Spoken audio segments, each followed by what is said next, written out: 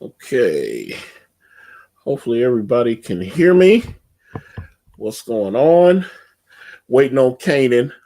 I just talked to him, so I know he is getting everything ready to go. And then he's actually going to draw a little for you guys tonight. But welcome. Appreciate you guys stopping by. Let me see. We've got 3 hours left on brand. And let me make sure. Pull it up. Yeah. 2 hours and 56 minutes. And then brand will go away forever. And but just have to get Caanan in here. But appreciate you guys stopping in. And we're gonna just try to close this thing out with dignity and get it going. But I see some of y'all in the chat. Hello, Kevin Splady. Let me see. Let me see Apex Comics. And I see y'all. Okay, so that's it. And then, matter of fact, I guess I need to tweet this thing out, don't I? Oh, there's Caanan. Okay, let me get Caanan in here. What up? Hey, let me check my screen, man. Let me see if I can get this to share it, because I don't think I've done it with this yet, if I can remember. What's going on, man? That's it. I don't know. It's here, man. The journey is at an end.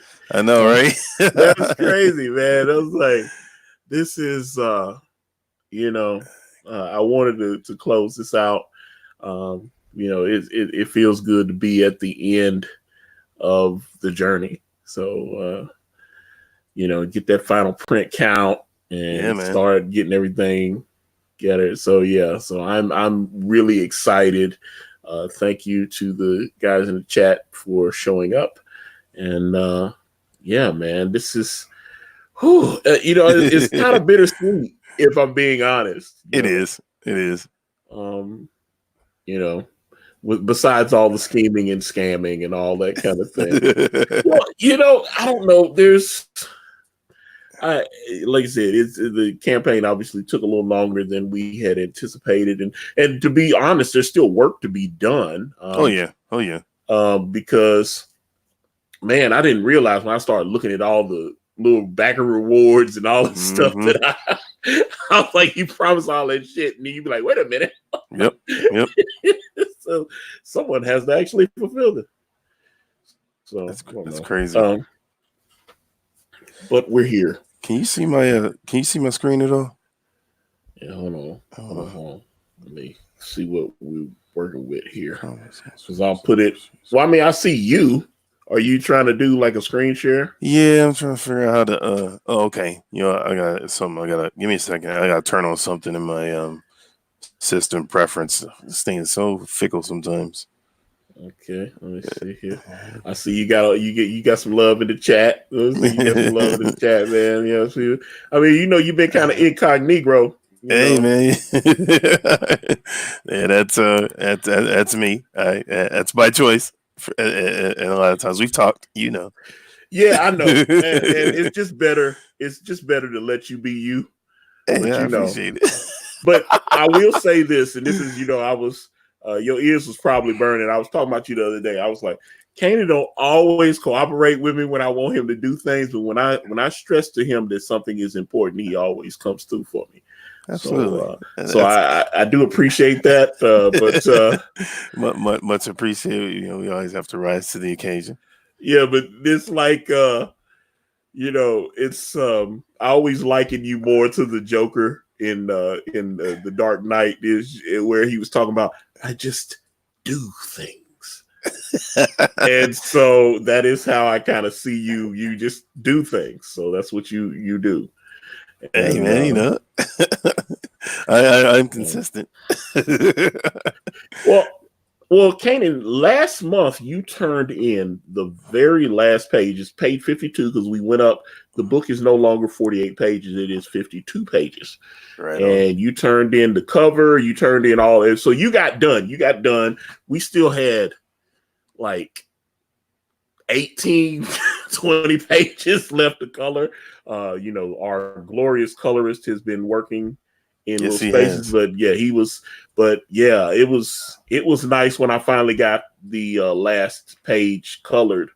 Still got to get all that font and everything added to the page, all the little sound effects, all that little stuff. Right. But these last few hours, I've noticed, a lot of people have been picking up the book, and which is appreciated. Yes, it is. But that's what you're sowing now will help us, because that's kind of what I wanted to talk to you about, Caanan. I've heard that after this book was over, that you and I were not going to be working together anymore, and I heard that. Is that? But I've seen what you are working on currently, so I'm not sure. What do you want to tell me about that? Are we not working together anymore after book one? We're done, Antonio. It's over. Our relationship. You gotta make it fake. Our relationship is not adequate anymore. And no, man. People love to. They love to stir up. Drama, and that's kind of the nature of humanity. But yeah, man. I mean, it's we got a lot of story to tell. I said, Way the Gun is already in production. Pages look pretty dope. Oh yeah, every page myself. you've been turning in. That's why I was like, I showed Ethan, I showed your boy Zach. Yes. So there's a few people who have gotten to actually see the first few pages of Way of the Gun. And matter of fact, I texted him to Ethan, and he texted me back. He was like, "Wow, it threw me off," but he thought these were pages from book one. So I was like, no, when that was one thing it was kind of funny. We were on the air. It was me, him, and Cecil. Okay. And he was like, "Yeah, I saw the pages you sent me." He thought those were still book one pages. I was like, "No, book one is done." Yeah, this is all too. Yeah, that's part. Yeah, that's the art, I should say. that's the pages I sent you, the new pages I sent Ethan were pages from Brand Way of the Gun. So it is. I'm really excited for it. I think we're gonna. I think the story I'm telling is going to be a little different than what people. Like I said, I think book one is going to be different. I don't know how people will respond to it.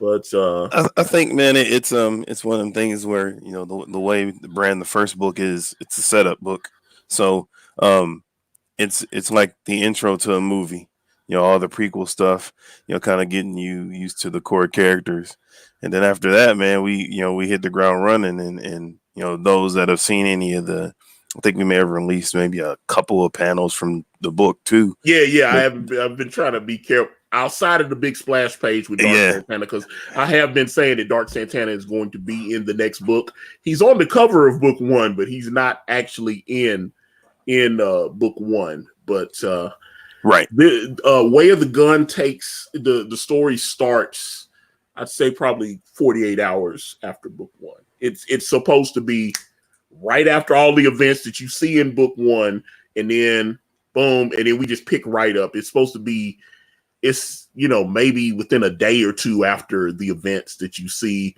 happen with our cast of characters. The main core story is the story with Jacob and William, right, and obviously David, and then so you see all that in there. It's but let me answer this question from Georgia Souza. He says, "Is it really ending tonight in 3 hours, or is it a 1 day? No, it is.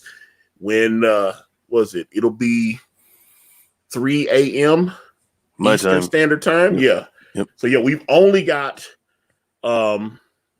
we've only got less than 3 hours left. So that timer is so okay, hold up. There's Mike. Okay, hold up. Hey, hold up. This is Mike actually now okay. Now he has, out of all the people that bought the join the cast of Brand perk, I think Mike more than got his money's worth. I think he's in about 5 or 6 pages of the book. Yes. He having to get in, because I was like, wait a minute, we got to keep drawing it. A lot of the other people, we just dropped them in a panel here, dropped them in a panel there. Mike actually was a character. Yep. Key character. Yeah. Well, key for that particular moment. For the auction sequence, he's important for that. So it's man, there's so many people in the chat. Hold on. I'm like, but yeah. So, but you will see Magic Mike XXL in the in the book there. So, along with what we had 13 people. Purchased that. I don't know if you want to do that. We'll see. We'll see. Talk about it. There's a lot of things because I need to go over some of the things that some of the possibilities. I don't know if we want to do everything kind of like we did it this time. We want to, just I think one of the that's it. I think like optimizing the most of our time, and like even just kind of already know like the pace of this book is a lot quicker already. I mean, you got those first sets pretty fast, and I like the flow. So I like, but that's the thing. When I originally tried to do the story, it was supposed to be a big book. It was supposed to be. When I read Watchmen for the first time, I didn't read it in 6 issues or whatever. How many was it, like 6 issues on Watchmen? It might have been more.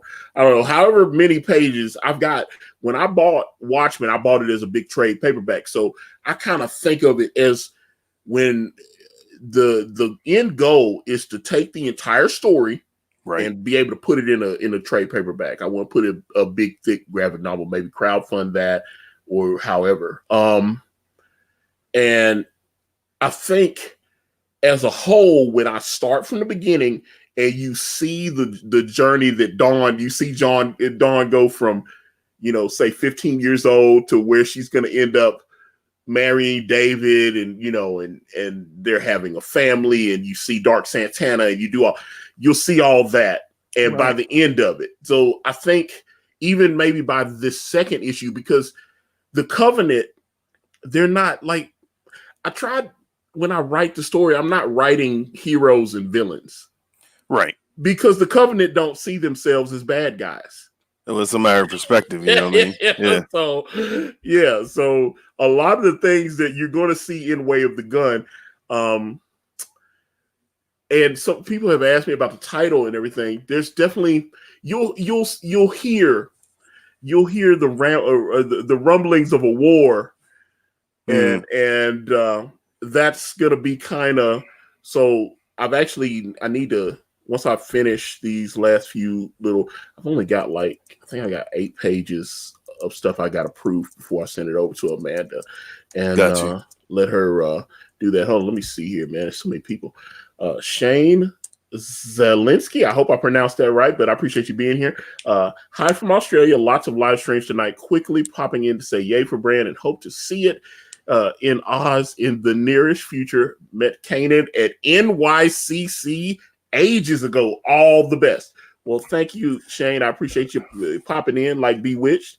And how you doing, Shane, man? Good to reconnect, man. Even like I said through the chat, that's I was like back in 13. I think there's YouTube videos of that. I remember when I said you had like a mohawk or something. Yeah. I was like, this brother is a little different. He gotta, my boy's sitting here with a mohawk on. Man, I dyed my goatee too. Yeah. I was like, okay, No, I mean I dyed it now. Wait a minute, what color is that? Hold on. I'm gonna get a close up on you. Hold on, let me get a close up. It's a little auburn in there. Yeah. Oh, I thought you was just having the gray, man. I didn't know what was going on. See, it's a little red.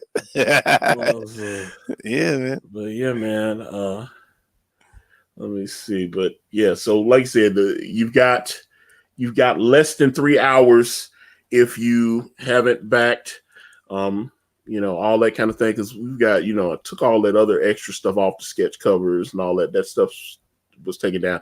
Like I said, I don't know how. Matter of fact, I guess we need to figure all that out once the campaign ends. But yeah.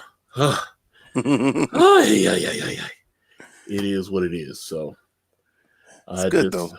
I mean, it's definitely been been a learning experience, man. It's been one of them, ups, downs, and everything in between, man. Of just self discovery and equipment failures and.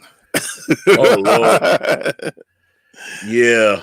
I just like I said, man, this is when I go back to the beginning, you know, my entire life has changed, from when we started this. Because when I started, I remember in October 2016, my mother passed. Yeah. And we went through that whole thing. And that's when I started doing a lot of soul searching. I was like, man, I can't. Because it was crazy. Like when the book started being successful, my ex-fiance, I was with her for 4 years, and her name was Dawn. But it was strange, but it was just a weird coincidence because I was telling her about Brand back then. That was like 2005 and stuff. Yeah. So when she started seeing that we were actually doing the book, she said, "Wait a minute, you used to tell me about this book while we were laying in bed together." And I was like, "Yes, this is the book." She saw that I collected comics and stuff, and she wasn't really into that. Right. She was just let's see. Hold on, let me see. Laughing Man says, "Caanan, what is your Twitter?" I know he is at CAP __ white. Yep. And that is how you find Caanan on the Twitter if you are so inclined. But yeah, man, like I said, this is well, okay, hello, me say Apex Comics, 2 mail card press. Hello. Well, hello. I always see you in the chat. I appreciate you coming. But yeah, like I said, 2016, mom passed. And I said, well, it's time to get off the pot. I've been talking about it. I was always talking and I wasn't doing. Yeah. I mean, hey, man, I know how that goes. So I was working at Amazon and I had some money put back. And I said, you know what? Let me actually start trying to do the book. And so I started looking for an audience. I started looking for artists. I started going on what's that?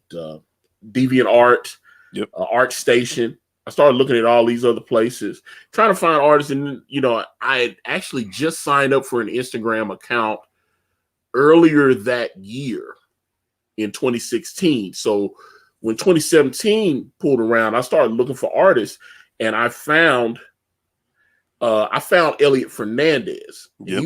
He was actually one of the first ones I approached. I approached him, and I can't remember the other brother's name. Sajad Shaw. That's him. Yes, Sajad Shaw. And he's done a little bit of work for Marvel. It looks like it's like promo star stuff, trading cards. That's how they always break in. There's a lot of artists on Instagram saying, "Hey, I work for Marvel," and you find out they did like trading card art and stuff. Right. I mean, which it's Marvel, but there's a difference between them hiring you to do promotional art for them versus and actually and doing yeah. You get published in a comic, it means something because a lot of people don't buy those cards, man. Right. I mean, but if your check say Marvel on it, it's like, because also I saw there was one artist I hired and he had done some of those card sets, but his checks say Upper Deck on them because it was like they had a deal with Upper Deck, the trading card company, to like distribute. I don't know how much of that stuff you've done or whatever. So I've done a couple of stuff for Upper Deck. I think, man, it was a while ago, but it was them through somebody else, so it wasn't like a direct thing.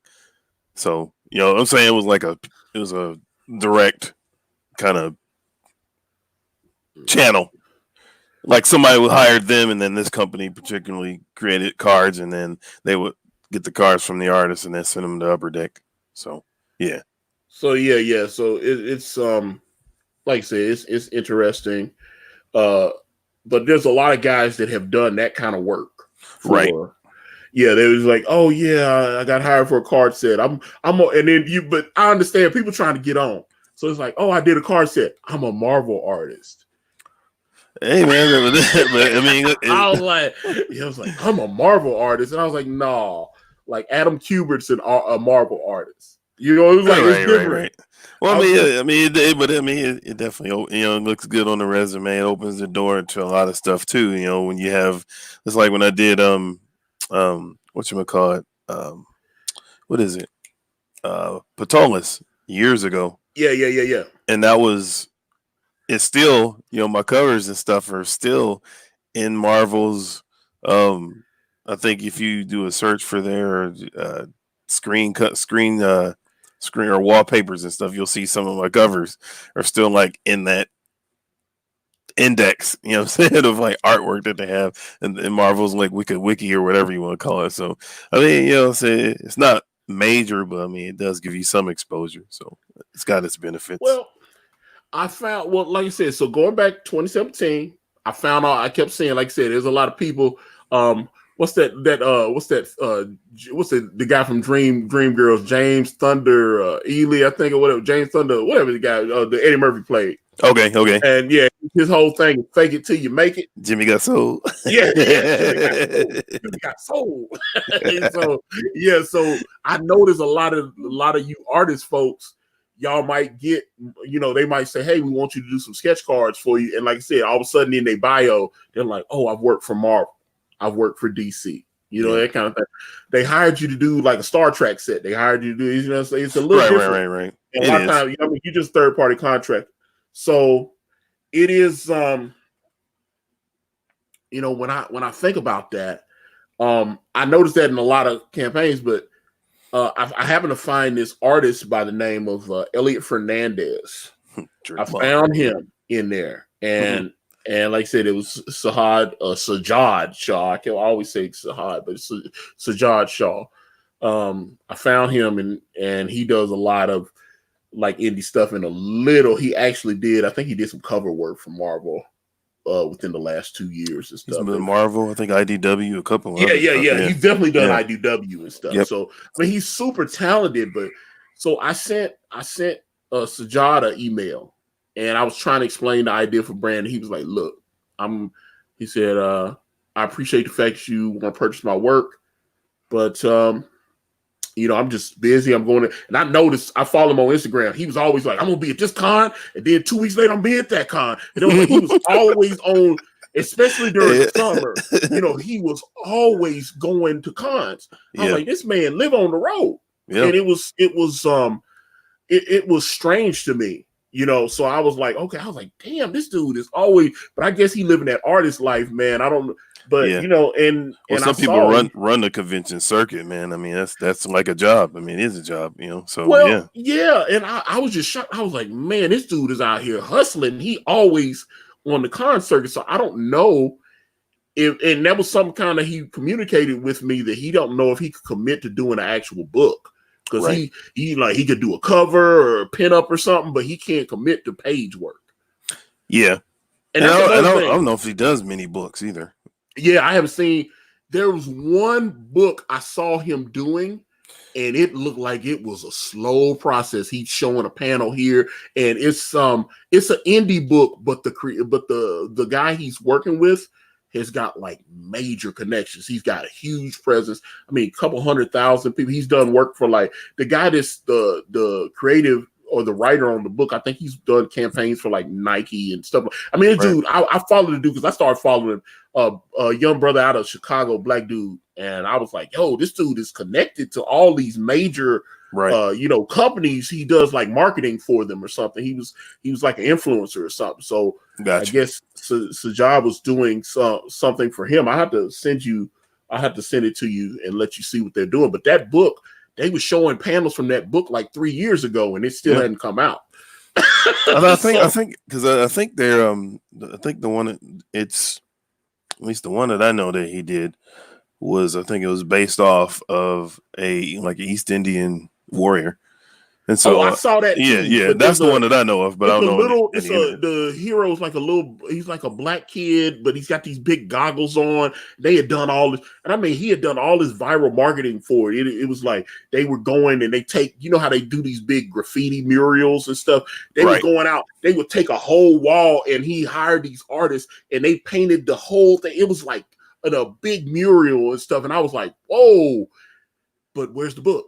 I was See, like, yeah, that's it, and yeah, so I don't know all the ins and that's outs. what I was saying. I still haven't seen that book because I was like, he was when they started doing all that marketing a few years ago. Maybe he's put it out and he just didn't. I'm assuming he didn't crowdfund it because, like I said, this dude's got a couple 100,000 people following him and stuff. He may have been able to get the book published. He may actually published it, as opposed to trying to crowdfund or whatever. Right. But I was looking, especially with Black creators, I look and try to check them out and see what they're doing, and at least be supportive, because I know that it's strange because I reached out to a couple of like social media people that they were like, hey, there's a couple of people that promote like Black comics, Black superheroes and stuff like that, and I got a lot of blowback on brand. It was really, yeah, they didn't like. It was some questions I got as far as why is there an interracial relationship being shown in the book and stuff like that. why? It was strange. It was strange to me. It was. I was because I never thought of it like that. I was just trying to do. I don't know. I just saw the story. The story just came to me naturally. You focusing on the characters. You weren't I wasn't. Their their I guess social status. I guess you're more so focusing on just two characters, so happen to be, what they were, and they're just their story. So, Yeah. And like I said, so I was like, okay, so I knew that, just marketing, because that's actually one of my kind of criticisms I see with a lot of like so-called Black comics.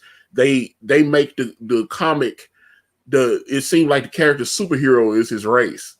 They make sure the character's got he got an afro, he got the dashiki on or something, it's just, and then you look and you be like, okay, so the guy's holding up a Black power fist and he's doing the whole nine.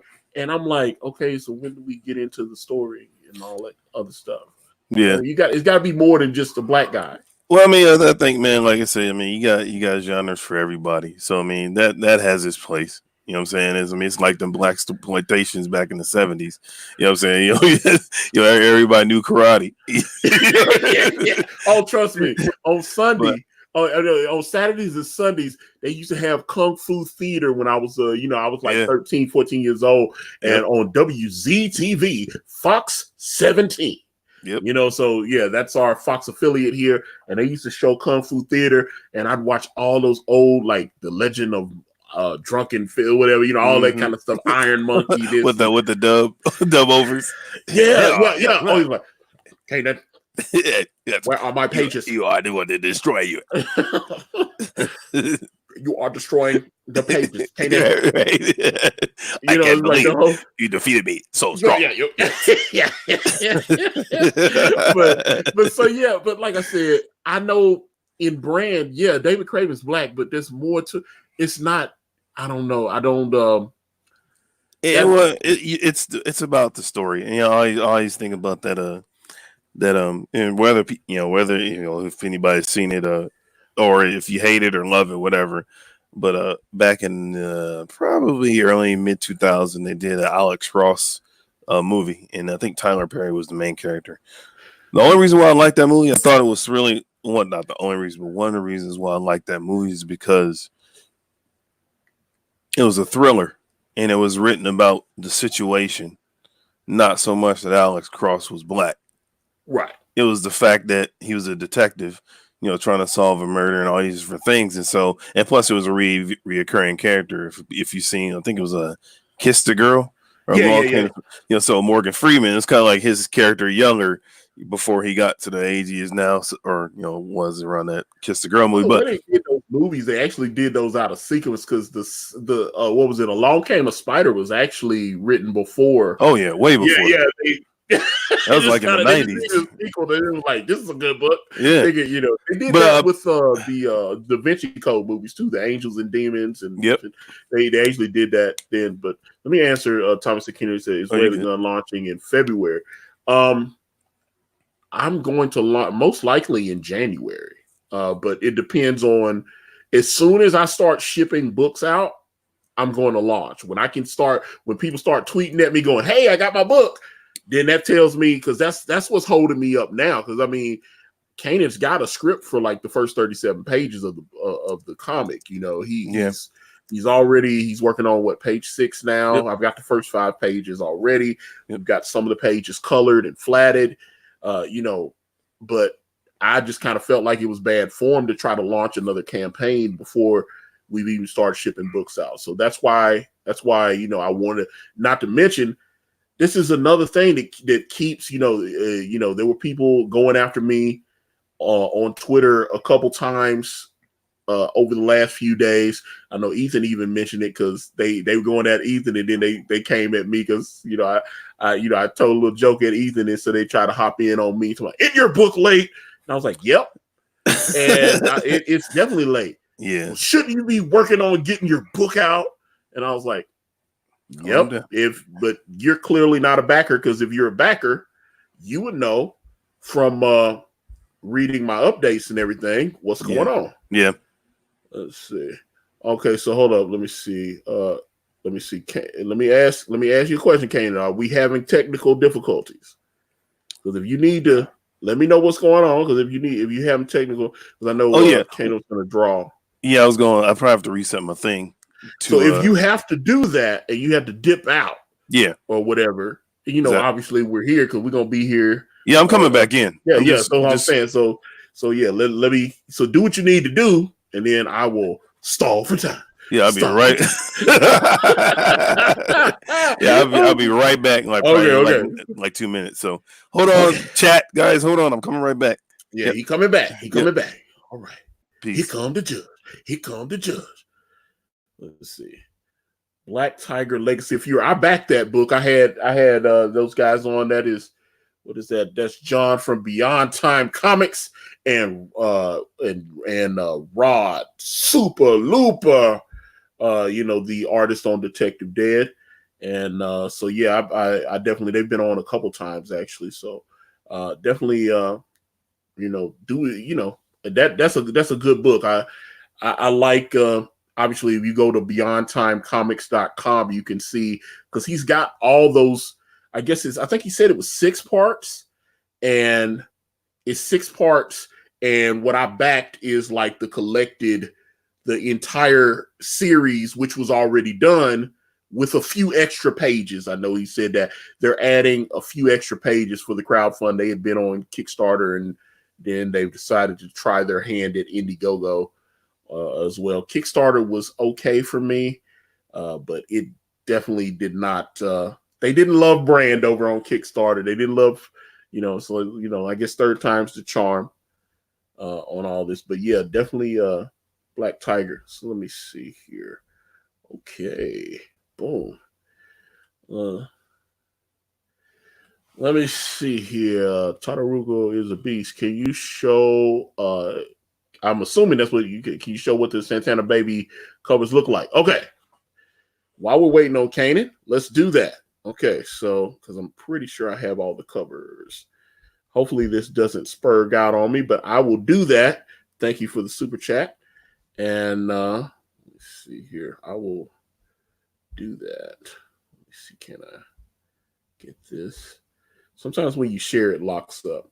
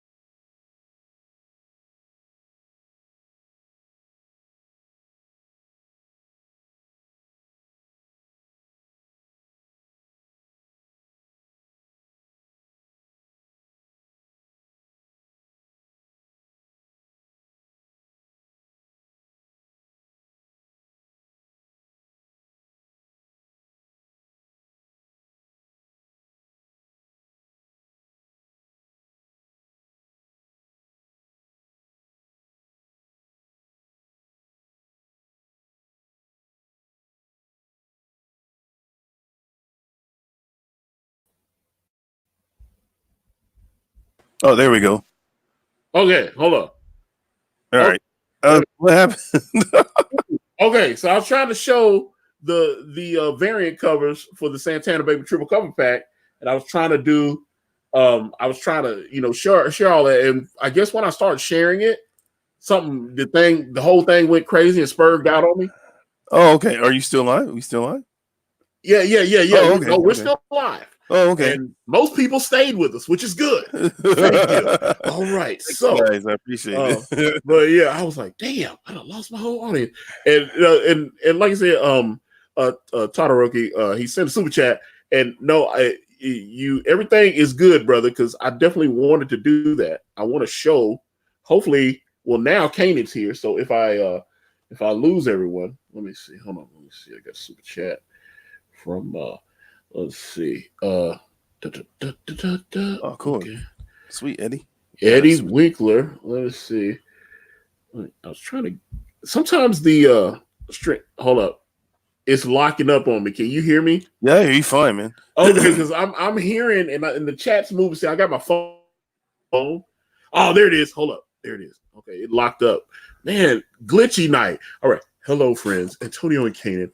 Love the book and love the wrestling stream. Gonna hit you up this week about a possible Caanan White pinup. Till then, first drinks on me. Have a good night. Well, obviously, yes. Please, reach out to Akari Press for all your artistic needs.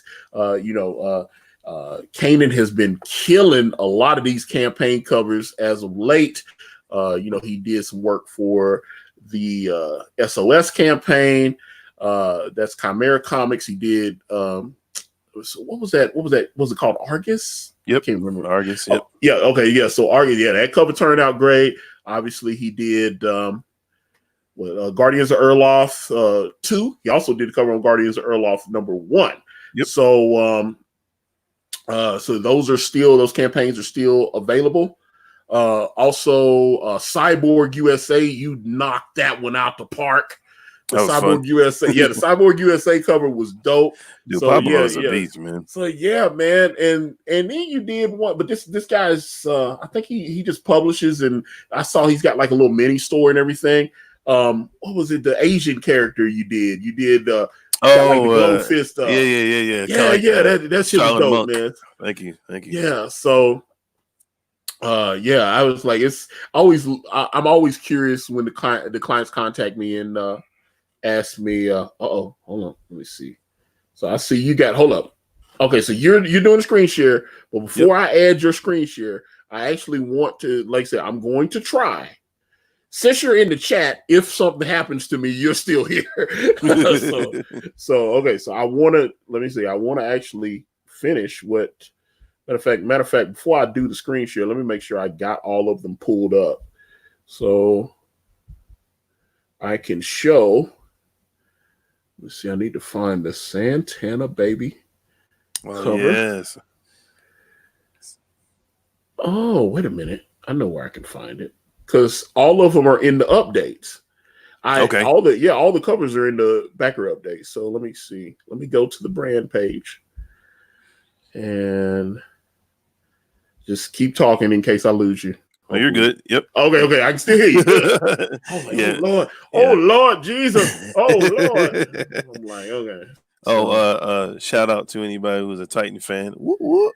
Oh, my God. I was watching that game. Elliot called me. Elliot, he had been with his, I know he spent Thanksgiving with his sister last week. His sister lives in another state.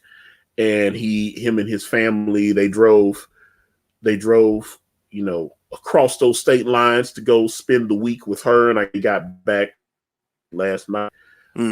So he was calling me because I texted him on Thanksgiving. I text a couple people and said hello and stuff. Right. And he called me and I was watching the Titans, and I was like, so proud of my Titans for winning. Because, although I was hoping the Patriots were going to beat the Texans today so that we could, they didn't settle it on the field since they beat the Colts. I was like, it'd be one of them situations. I mean, they still got, we You still there? Still I'm be still like here. a half, and they would have a small bit of bad. Okay, yeah, I'm still.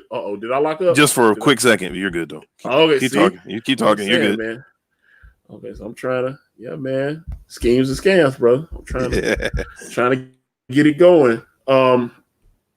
But yeah, I was hoping that we'd get a little help from the football gods, and that did not happen. So, but let me see. Eddie Winkler says, Caanan, how long have you been doing comics professionally? I started back in, I would say 2004. I actually I was working with a company called Dabble Brothers at the time, and we were working on a fantasy based. Um, it was basically a companion book with a board game that was supposed to be released called Patolis, and it was written by I believe he's the writer of a lot of the D&D stories. Not He sure if is indeed. okay, yep, He yeah. actually is. Yeah. Monty Cook was his name, and so yeah. So that was my first foray kind of into comics, man. Dabble Brothers gave me a shot, man. I was able to do one of the genres that I loved, which was fantasy. Actually, it was really funny. Ironically, um, the guy that did the concept art for the characters, because I didn't have to do a lot of the concept art, but the guy that did the concept art for the characters was Brett Booth. Aha. Yeah, man.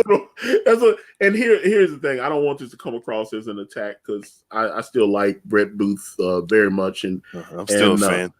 I'm definitely still a fan, and I can't be mad at him because he helped make me a whole lot of money.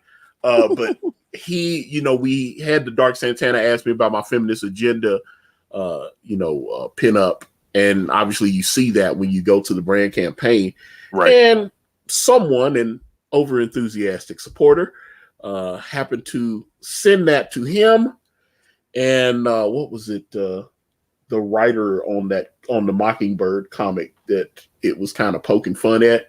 Oh, at the time, yeah, and it was because I think it was it Joel Jones is the artist, but he sent it to the writer of the comic, and I was surprised. I was like, "Why are you doing that?" It was strange to me. Yeah. But he sent it to Brett, and then Brett and his wife commented and said that it looked like I was calling for violence towards women, and that was definitely not my intention. Yeah, and honestly, man, and the sad thing about it is, I mean, that was one of them.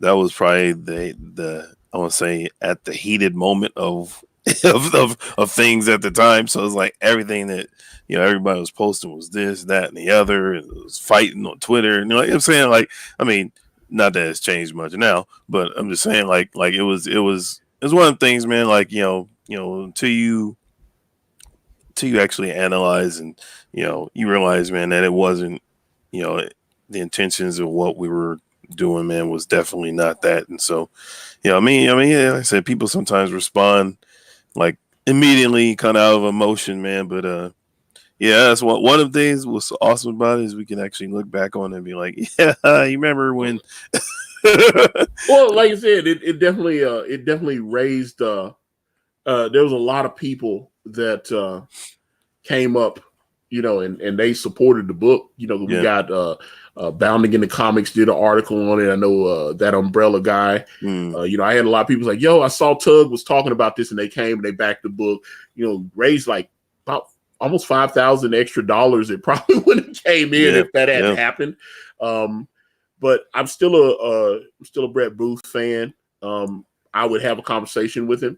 It sounds like we disagree on that particular incident, but I would still have a conversation. It would be civil. Oh, absolutely, man. He's still definitely he actually commented on something I posted recently, man. Gave me a thumbs up and a retweet. So I was like, yeah, it's Brett. But I'm not like pro domestic violence or any of that kind of stuff or any of that kind of thing. But people know. I mean, they know now. They know now. You know what I mean? It's like, so I mean, they know where we stand, and and it's cool, and that's what I'm saying, man. Like, I love just being able to create new characters and new stuff, with Brand. I mean, Brand is such a such a different thing than a lot of the stuff I've done. It's that hybrid of fantasy as well as urban, as well as martial arts, kung fu. It's a little bit of everything, man. And so being able to share that with everybody that's kind of going to get a little bit of something out of it. Everybody's going to get something out of the book. That to me is like the rewarding part, man. It's fun. I enjoy it.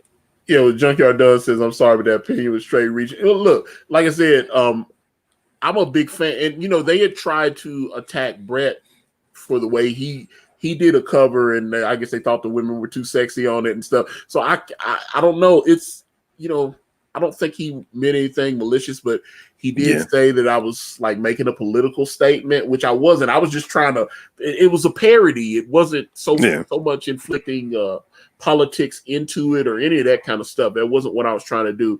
Right. Let me see. A card presses brand still in demand. Tomorrow I get paid. Tomorrow broke at the moment. Unfortunately, it is shutting down in less than 3 hours. 2 hours and 10 minutes. Yep. It is shutting down. Hopefully, depending on how many more comics we can sell, maybe we can overprint a few. Because right now it's looking like we got about 4,000 books to print. Wow. And so the people have been very supportive of Brandon. Absolutely. I appreciate it. And real quick, man, and I know all the backers aren't watching, man, but on the major like serious note, thank you like greatly to everybody who's backed Antonio and I our project, man. It's we say stuff, man, we talk about it, man, but honestly, man, sometimes words pale to actually reflect. Y'all know the story. You know how many times this campaign was launched, and and just to get to this point, the fans, y'all are amazing. Not just fans, but backers. Because honestly, man, I mean, I'm a fan too. Yeah, which is what why it drew me to the book. You know what I mean? I think true artists, man, are also fans. So I'm a fan of y'all. I mean that, man. I appreciate it. So that's my little commercial break. Go ahead. Well, let me see. King Crow said it was clearly a parody. And yes, it was a parody. And like I said, I didn't mean any malicious intent. That was one of the reasons I know when the person that he tweeted the thing out to the writer of the book, and she had felt like she had been harassed online and stuff. And that's why I was telling her, I was like, why would you send that to her when she's going out of her way to say she feels like certain people have harassed her because of the work she did when she was on the Mockingbird comic and stuff like that. I didn't really enjoy what I saw with the Mockingbird book, but I don't want to, I don't want to harass anybody. I don't want to harm anybody. I don't want anybody not to be able to work, any of that stuff. I want to be clear. So at the same time, I was like, I see a problem there, which is why Comicsgate exists. And so I see a problem there. So things like that are always going to get parodied by me. I'm sorry. Maybe I'm an asshole. I'm sorry. But no, not you, Antonio. Never you. Never. Well, like I said, and Junkyard Dunn was always pulling for this project. So glad that the backers on IGG recognized the greatness of this book. Well, Junkyard Dunn, I appreciate you. I've seen you in the chats several times, and I know you've been an early supporter. So thank you. I appreciate that. Well, let me try again. To do the screen share without destroying the entire stream. Okay, so it's sharing. Okay, are you still with me? Oh yeah, I'm here. Okay, so this is the Manasseh Johnson cover. This is the Manasseh Johnson cover. Okay, so and this is Caanan's. This is Caanan. We ended up having Caanan finish it because it was so good. But this is he drew this and we sent it to Manasseh, and then he did in his he did it with colored pencils and stuff like that. And like I said, it's always, you see this is clearly comic book art and everything. Like I said, I wanted something different, kind of in the vein of some of the Bill Sienkiewicz covers that he was doing for like New Mutants and all that kind of stuff. So I wanted someone that wasn't a comic book artist, right, to kind of do some things for us. So that's why I brought him in. So let me see here. Adds a different flavor to it. Yeah, definitely. Okay, so this is the second cover. This is the Santana Baby cover. This is done by Chris Bradbury. There's Dark Santana. Awesome. Okay. This was done by, like I said, it was done by Chris Bradbury. The original cover that we kind of parodied was done by Art Germ, Stanley Lau, who I love. He was under contract. He probably re-signed with him, but he had a series of him and what's the guy, Frank Cho. They all had these like DC exclusives where they would just come in and do a certain amount of covers for them every month. Right. And that must be a good gig because I know Frank Cho doing a cover is not cheap. So like, hey, do like 4 covers for us. Neither is Art Germ. Yeah. Oh, trust me, I know. And so these these guys, the Art Germ is definitely not cheap. So he did a Catwoman cover. It was a Christmas cover. It was right before the wedding issue, if I'm not mistaken. And the wedding issue. The wedding. And so it was he did a Catwoman. It's the exact cover. Okay, so the cover was Catwoman. She had Santa Claus down here tied up, and then she had his bag of toys, and this ornament here was a little ornament of a cat. And so this was, so it was Catwoman there, and I'm the same pose, the whole deal. So I showed Chris the cover, and I said, I want you to remake this cover. And I want, obviously to swap out Catwoman with Dawn. Right. And I said the little cat ornament can be Horus, because I was like, gotta have Horus. If you're gonna have Dark Santana, you gotta have Horus. Right. So obviously Santa Claus is replaced by Dark Santana, and there you go. So that's the second cover. So hold on, let me go up. So this is, if you're getting the Santa, so I've shown 2 of the 3 covers. So if you're doing the Santana Baby triple cover pack, hold up, I gotta go back down. Ooh. Yeah, that is at least the black and white version of the Dark Santana variant that will be part of Brand Way of the Gun. It's already colored, and shout out to Rob. Yeah. Rob Willis, Shinobi Sasquatch in the house, baby. He killed that thing. But this is Caanan White's cover for Brand. This is the main cover. Nice. This is it. Colored impeccably by my main man, Kid Icarus. Yes, sir. And he really nailed it. Oh, my voice is cracking, but man, I love these colors on this. And this is Caanan's cover here. I just and this wasn't supposed to be the cover. Nope. It wasn't supposed to be the cover. And it wasn't, and Caanan was going to draw another cover, and I was like, I think this is the cover. I kept coming back to it. That was actually a birthday gift. Yeah, Caanan did this, and that's another reason why this was special for me, because Caanan just did this out of love. He just gave me a birthday present. He was like, hey, I'm doing something for your birthday.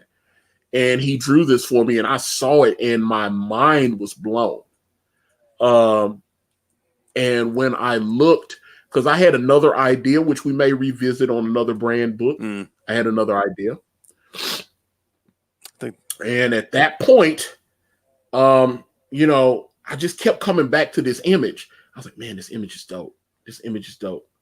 And I said, Caanan, I think that's the cover. And he said, yeah, I think so too. And I was like, okay, so let's put that other idea on pause, which I still think is a great idea. Oh yeah. But I think this is the cover. So once we decided on that, he inked it up, because I have the original pencils hanging in my home. And yes, you do. I think it's on the wall somewhere, ain't it? Yeah. Yeah. So, but man, this is what brand is. I've tried to tell people about the character so many times, but when you look at it, this is what brand is going to be. It's gonna when by the end of it, you'll know the full story of David and all these characters. This is everybody that has like had a big effect on David's life. Right here, you've got Horace, who you'll meet in Way of the Gun. Obviously, the main man, Penance, who, if any of you have read the preview, you've seen Penance already. That's Dark Santana, who will also be debuting in Way of the Gun. There is Dawn, who will become David's wife. And there in the front here is little Naggy B, Charo. Oh, man. I love Charo. And I stole that kind of idea for Charo from like George Lucas and R2D2, where it's like, she just talks and buzzes and David can somehow understand her. So just like when R2D2 beep, boop, boop, boop, what they call it, bit speech or whatever. Yeah. So and our letterer had fun doing this. So yes, you'll see Charo and the whole deal. So if I ever do a trade paperback of the collected edition of Brand, I'd probably like to recycle this cover and put it on there. That would be good for that. Like I said, because it has everything. It has Dark Santana, it has Dawn, has Horace, it has Penance, has Charo, and everything else is an extension of that. So even not having the Covenant on here, the Covenant is part of it, but the main focus of the story is David and Dawn. So once we actually introduce them to each other, right. So and then David will want to obviously connect with her. But let me see here. Okay, we're not the stream isn't destroyed. Okay, so that's all three covers. And Todoroki, thank you again for the super chat. So there you go. So I hope I have fulfilled my obligation. I felt I wanted to do that since you were kind enough to super chat, and I appreciate it. So okay, let me see here. Michael B, did your pledges change? I haven't been keeping up to date, but I no longer see 150 option, which is what I bought. Let me see. If that was like one of the sketch covers or whatever, I took all that stuff down. I took the t-shirts down. I took those down because we got to a certain place and Caanan and I, because I didn't expect to sell as many sketch covers as we did. And unless Canaan's going to like move in with me and be just sketching. Yeah, it was crazy. It was getting too much. So I was like, we sold I think 53 sketch covers. I think somewhere around there. Yeah. I almost thought, now this is what I actually thought about, maybe putting them up there I was like, why don't we close it out? And yeah. So, okay. If the sketch cover, like I said, it's just been listed as private. Anything you pledge, we're definitely going to fulfill those. Trust me. Right. Yeah. I just took them down. They're not for sale anymore. Although, like I said, I thought about. I was like, man, this is just the last few hours. Maybe put one or two people. But like I said, the t-shirts and all that stuff, I was like, I took that stuff down because I wanted to get an exact count. We sold like 200 something shirts and all this. I was just like, man, it's gonna get crazy. So. That's where it is. So, but yeah, you pledged, we got you. I promise. Yep. Yeah. So again, thank you for the support. I really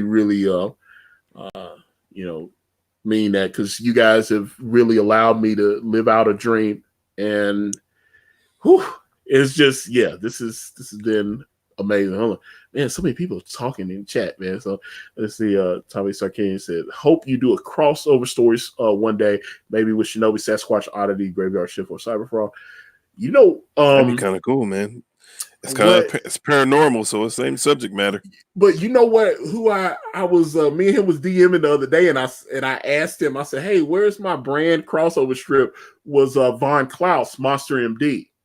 I really thought that Monster MD would really, but obviously Shinobi Sasquatch has got a big Sasquatch werewolf that would work as well. But I thought Monster MD really, because there is in Brand, you're going to see there's kind of this underground of these creatures, and they're doing, you know what I'm saying? So that seems like that with a doctor that works on these monsters and stuff. It seems like that would work. Matter of fact, I bet you would kill that. Or even that could be a project for Demetrius Miller, who is the new artist that is he is someone that I am working with now. He is going to be drawing the Fame book, which is going to be, it's going to be a little add-on for the Way of the Gun campaign. Yep. You can just like add it to your campaign, because I got to figure out the pricing points and everything, because there's going to be an early bird special for anyone that backs, that backs, I say, for the first week or so. Get maybe like that first book. I just, I'm really excited about what we're doing. So, and just this community has just been amazing. It really has. Hell Comicscape. So, yes, this community, like I said, has been so amazing, so supportive, so patient, and we thank you for it, because there's been a few that have not been so nice. But I mean, that's with the water, man. But I say 98% fantastic and just kind and patient and everything. So it's like, let me see. So so let me see. I see Brian Christgau in the chat. 6-gun Gorilla. Yeah. Let me see. Okay, let me see. Man, there's so many people in the chat. Let's see. What kind of gods exist in Brand?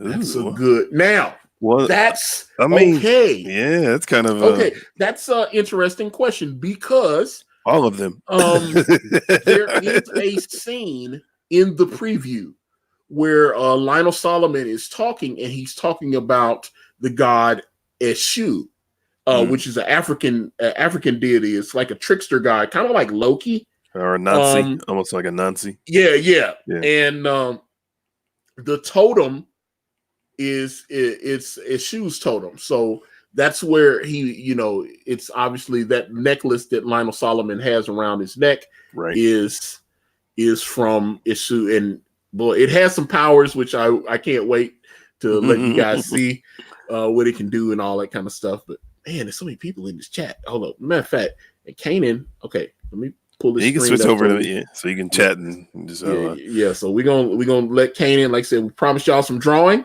So Caanan is drawing. Ooh, yeah. All right. So Caanan is drawing. And so we're gonna let me continue to field your questions. Let me see here. Michael B. Monster MD looks amazing. So does Shinobi Sasquatch. Some fantastic original stuff coming out over the past year from you guys. Absolutely. And I, like I said, back both of those projects. Obviously, I backed Shinobi Sasquatch. The Way of the Gun cover is hanging on my wall. And over here on my left, right above my light switch, is the original cover art to Shinobi Sasquatch. So, which I purchased, and since I bought another cover from Rob, he was like, "Yo, let me just go ahead and shoot that over to you, player." That was awesome. Yes. Well, I mean, yeah, it wasn't cheap, so I'm sure. It wasn't cheap, so I purchased it, and let's see. So I tweeted it, but I only have a few hundred followers. Tweeted out, y'all. Well, hey, that's sometimes you'd be surprised, man. You might have a friend, someone might be following you, and they have a few hundred followers. You know what I'm saying? That's one thing I noticed about Brand. That's one of the major things that really helped this campaign take off. Obviously, having Ethan's blessing and coming on his channel, having access to his platform, that was amazing. Yep. But it's the fans, the word of mouth, man. Yeah, because again, shout out to Dave T, Geek Out Loud. Yep. He was the one. He tweeted it out. I was on Kickstarter and we were dying. And that's another thing. So I go back to the first failed campaign, which I had on Indiegogo, 60 days, $95, nothing. And a lot of things went wrong. I had hired Chuck Dixon. Chuck Dixon was going to be the writer. I sent him, he said, send me an offer letter and all this. We had a deal in place, and he said, just start sending me all your notes and everything. I sent him the notes, and he was just like, I don't know if I could really do this story justice. He was honest with me. He was like, I'm looking. He said, I'm reading over your notes and everything. He said, it just sounds like, it sounds like you know the story you want to tell. Because my fiance was upset with me when I told her that Chuck Dixon was going to write the story. She was like, I thought you said you were going to write it. And I was like, well, yeah, I'm going to be like co-writer or something. Right. And she just, it wasn't the same. Hold on. Let me get the super chat here. Hold on. Let me see. From Brian Criscal. Let's see. Antonio, you have done so much for this community. You'd have so many of us on to pimp our books, and I'll still do that. P.S. Do you mind if I call you Sexual Chocolate? Apparently, that's my name. So, so I guess if I'm Sexual Chocolate, I guess that's what it is. But Antonio. Again, and of course, please back Six Gun Gorilla. Yes. It is fantastic. He sent me some of the floppies of it. Yes. And it looks fantastic. And I saw the little piece of art that Caanan did for that. And it was glorious. Did you see the colors, man? Dude. Did you see the colors for that piece too? Yeah. Man, bro. I had him on and we talked about it. We showed everything. So that was crazy. Oh man, there's so many people. Let me see. Hold on. I was like, okay. So let me go back. Let's see. All right. Let's see. Todoroki is beast. Will the next brand campaign will it have sketch cover perk or pages for sale perk? Okay. I think they will, but probably not as much as they were before. Yeah. They will. Like select scenes, I think will be pages to purchase, but they'll be like the ones you get will be like for example, I hope I'm not spoiling the farm too much, but if you've seen that Dark Santana we put up on Twitter, there's an actual traditional page of that I believe will probably add to the stack too. Correct? Yes. Okay. This is true. So let's see. Let's see here. Okay.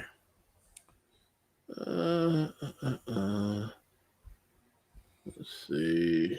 Brandon Monster MD would be nice. I agree with that. But like you said, that was just it's not anything official. It's just that I was telling Von Klaus that I thought that, because that's one of those that I thought our stories would mesh very well. Another book I thought would work with Brand was Iron Skies. Brian, really? Yeah. I thought Christopher Rue's book. There's a story I wanted to tell called Children of Man. You told me about that. Yeah, it's a gaming story, and it's set in like Victoria. Yeah, I guess it would. It's so it's set a couple hundred years in the past or whatever. It's set like in the time of like Charles Dickens and stuff like that. So more gruel, sir. And I was just, man, that would really, there's a story, but like I said, I still want to do that story. It's actually a Dark Santana story. It kind of details Gaiman's first encounters with Dark Santana and stuff like that. So dude, they're gonna love 8 Crazy Nights. That's what I thought out there. We gotta get to it though. I know, man. It's gonna be it's crazy.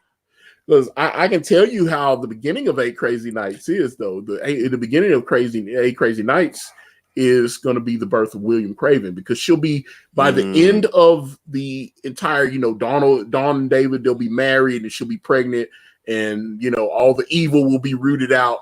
Right. But then that's kind of where we leave it at the end of this original, we go to Vegas, because I've said this a bunch of times, that when we get to the final, you'll know we're at the end of this first story arc. When we get to Vegas, you'll know, because that's where I have the final battle taking place. Right. So when we get to Vegas and we settle everything, and all the good guys are winning or whatever, and winning-ish. yeah. Because I don't know if you can. I don't know. I think David will win, but he never really wins. There's always something else coming up or whatever. But, David will be there with his wife and she'll be pregnant and they'll be expecting her baby. And Winning with the asterisks. Yeah.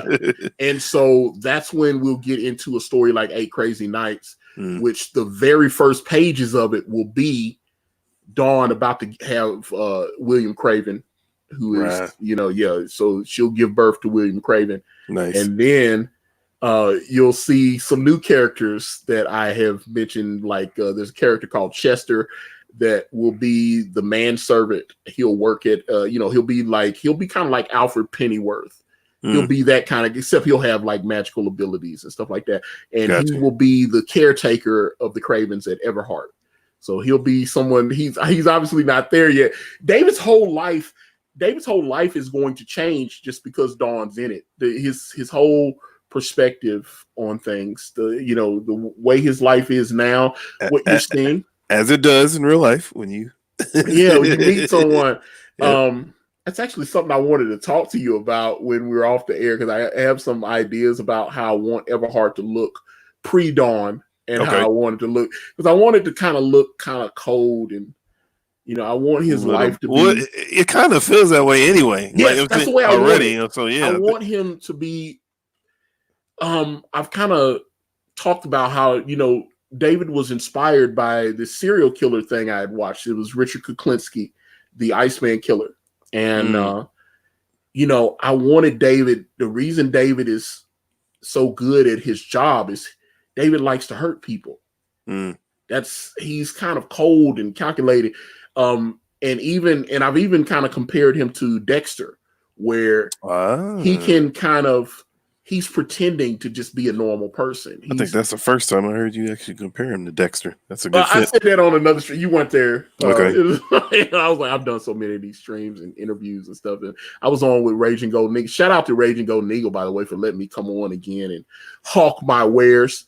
We did really well when Caanan and I were on a few months ago. And, so I appreciated him doing that. And he's got a book coming up. Yeah, his book is definitely a little manga flavored and everything. What's it called? Man, what's that? Blade Demon or something? I know someone in the chat probably knows what it is.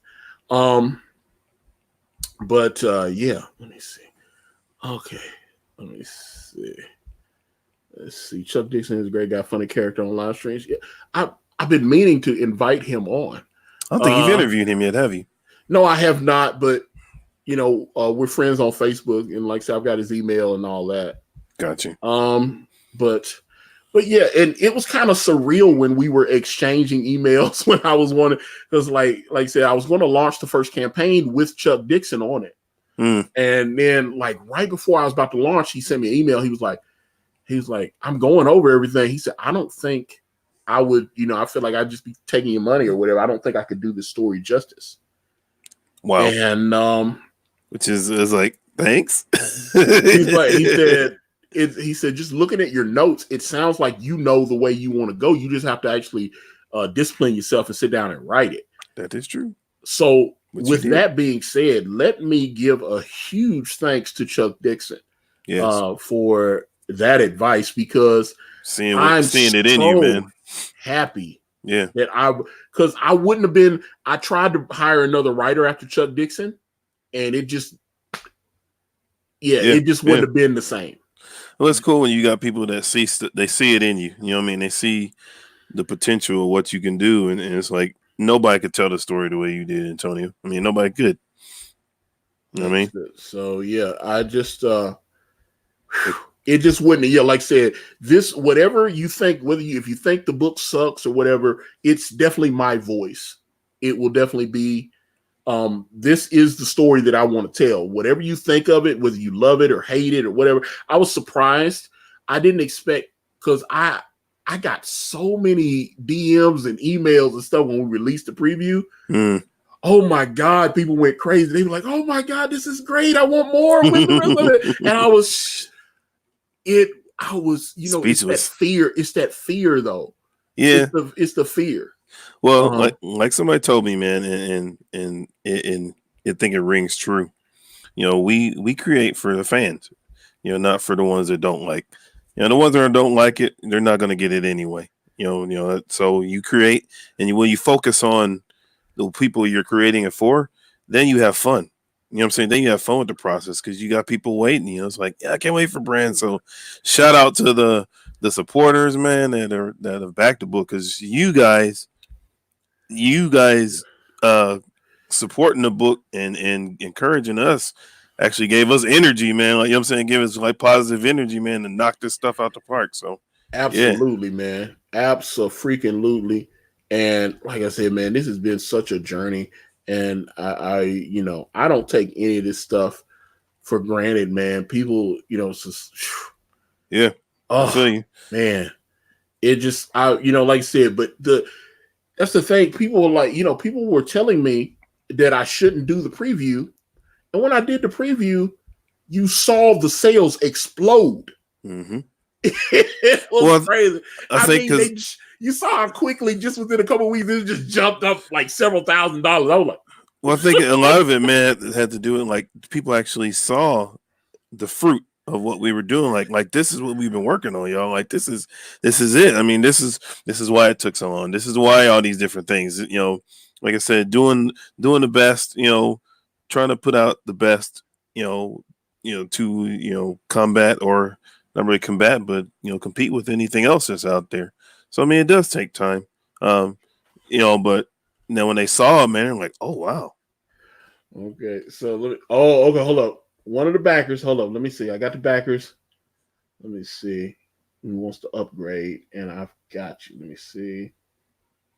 Okay, so Okay, so I had to kind of work on the fly, but I got you. I got you before the thing closed out. Hold on, let me get you. I got you. I appreciate you. So let me get you. Let me get you. So yeah. I'm definitely I'm gonna send you the link. I just have to find it, but since Caanan is drawing, I can kind of let you guys hang in there. And you're welcome, Antonio. Yeah. Okay, but I got you, because I was like, I'm glad I saw your message, because it's only got about an hour and a half before it shuts down. Wow. So about an hour and maybe an hour crazy. and 40 minutes. So, and then so we could I was thinking, man, we could start, since we are on here together, start that loosely start, I guess, that talk I was talking about, from the artist to the writer, with the various perspectives on how and who and how he did it and all that stuff. So I'm waiting for you to actually hop on the damn plane and fly your ass down here, because we can do the commentary. We can actually do it, because I'm really looking forward to having that conversation with you. So that's gonna be fun. Absolutely. And so everybody will see my point of view and understand what why that I was right. Why you put a tattoo on my 15-year-old and all this stuff that you did. Oh God. People thought I was joking. That really pissed me off. I was like, the tattoo really pissed me off. I was very upset about the tattoo. I was like, well, maybe I love Caanan. I said maybe he's just like really upset. I thought he was like, well, maybe he's just like Justin there, and he's like, dang, he actually didn't like it. Okay, I'll take it off. I mean, you gotta try some stuff. Yeah. Like I said, I get it. But boy, I was really upset when I saw the tattoo. I was really upset. I was like, what the hell is this tattoo doing here? I was like, why she got a tattoo? And you know what? It was weird. I had some people go, hey, just have your colorist erase it. I was like, nah, and I was like, that's a whole ass move, man. Here's the thing with my colorist, I don't want my colorist doing anything that would, disrespect Caanan's work, and I wouldn't want Caanan to do anything to disrespect the colorist's work. Right if there's going to be a change, I feel like we should talk about it.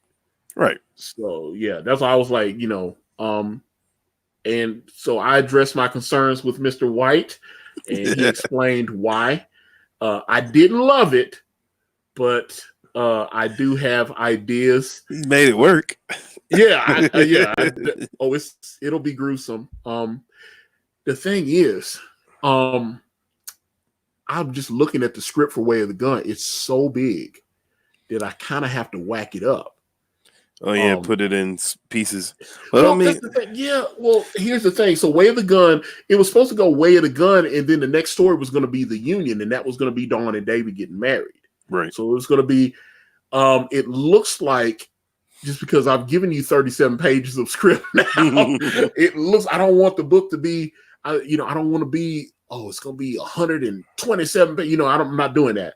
So at that point, yeah, that's what I'm saying. So at that point, I just feel like you're kind of like in the George Lucas scenario, man, where you got this major epic and you just got to pick what the stories you want to tell. You know what I'm saying? Like what part of the story is going to, for one, appeal to the fan base, and then two, like really get out what you want to say. You know what I'm saying? Like, it's because there's a lot. Brand has a lot to it. They got a lot of meat, a lot of substance, goes a lot of places. They see a lot of things, and so on and so forth. So, and the reality is, I have so many stories for Brand. Yeah, I was like, as long as people are willing to support Brand, there's no reason why they'll be tell like, it all. Working on. Yeah, that's what I'm saying. So I don't have to limit story. It just you just like, okay, tell it all. Yeah. So yeah, me and Caanan own Brand together, and we'll just keep telling the story. Yep. And so now, after Way of the Gun, there'll be a story which I'm right now calling Rain. And because you'll know what Rain is by the end of book 1. So book 1 will kind of set you up to know. So you'll get Way of the Gun, and then book 3 would be called Rain. And then, if I do my job correctly, next book after Rain would be The Union. Got you. So that would be the wedding issue, because there's a little spoiler here. There's a war, and there's a war, because of some of the decisions that Akala has made. And yeah, so that's, man, I can't wait till you get to those, some of the stuff that I'm working on now, Caanan, where we actually, we'll actually show Akala going back to Simbazi trying to fix some of the damage. Yeah, because of his choice of who he decided to kick it with and whatnot. So yeah, it's just it's interesting. So I just I really want to tell those stories, but there's so much. I'm like, we'll see Wither, we'll see. Yeah, there'll be so many. There's so many stories that Wither was dope. Oh man, man, I just love, like I said, I just love everything, and I think no one can deny, like, just showing off the new preview covers for the second book. Especially salute to Billy Tucci, for allowing us to use she. Yeah, man. When because they didn't, when I contacted them originally, they didn't say no right away. And then so I just kind of thought that was what it was. I said, okay, I asked and they said no. And so you just have to respect it for what it is. Right. And at that point, couple weeks had passed, and then I got another message. And I was like, and it was from, Billy's wife, and she contacted me and she was like, hey, maybe if we can work this out, then we can reevaluate the situation. And, we negotiated, and it ended up working itself out. So they were like, okay, well, brought Billy in, and he was agreeable to everything. And that we made a business move. So I appreciated the Tucci's for, because I think that really is gonna, that cover was fun, man. That cover was fun. Yeah, dude. It really was. I'm like, yeah. Dawn is such a I want to say not polarizing character, but she's such a, what am I trying to say? She's such not only the fact that she's a looker, but she's striking. Like when you see her on the page, just the color scheme you picked, kind of just like really like flows well together, like aesthetically, man. Like she looks good on the page. And so anytime anybody's with her, it just makes them and her like shine even more. Does that make sense? Well, here's the thing. I've got so many solo stories that I just want to tell with her. Yeah. Man, that's and Todoroki, shit, I'm probably saying that. I'm getting you the link now. I'm getting you the link now. You should be getting it within the next few moments. You're right. I've got it. Yeah, I had to make sure. You're saying his name right too. It's Todoroki. That's from My Hero Academia. Shout out to My Hero Academia and Plus Ultra, the All Might fans in the audience.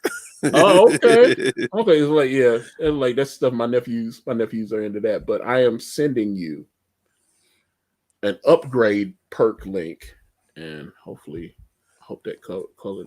So I'm about to send you, and when you click on the link, okay, I got it now. So I'm about to send you this email, and you will have it in mere moments. And once I get, hold on, so.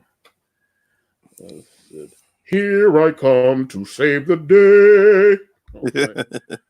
I would let me see here, because I've got your email, and now I'm going to reply to it and send you this link so that you can upgrade to the triple cover pack. The triple cover pack.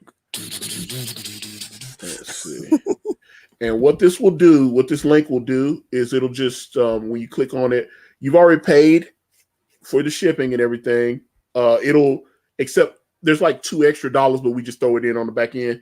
So it'll just combine the difference. And that way, when I go to shipping, boom, you should have it now. It has been sent to you. So I've sent you the link now. So again, I appreciate you backing. And there you go. Whew.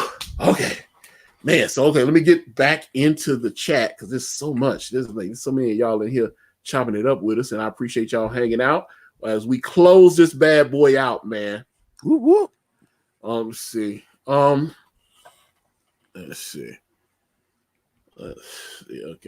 If it's coming, Antonio and Caanan, you two are fueling my fire to continue working on my first Comicscape project. Well, let's get it. That's us. All right, that's it.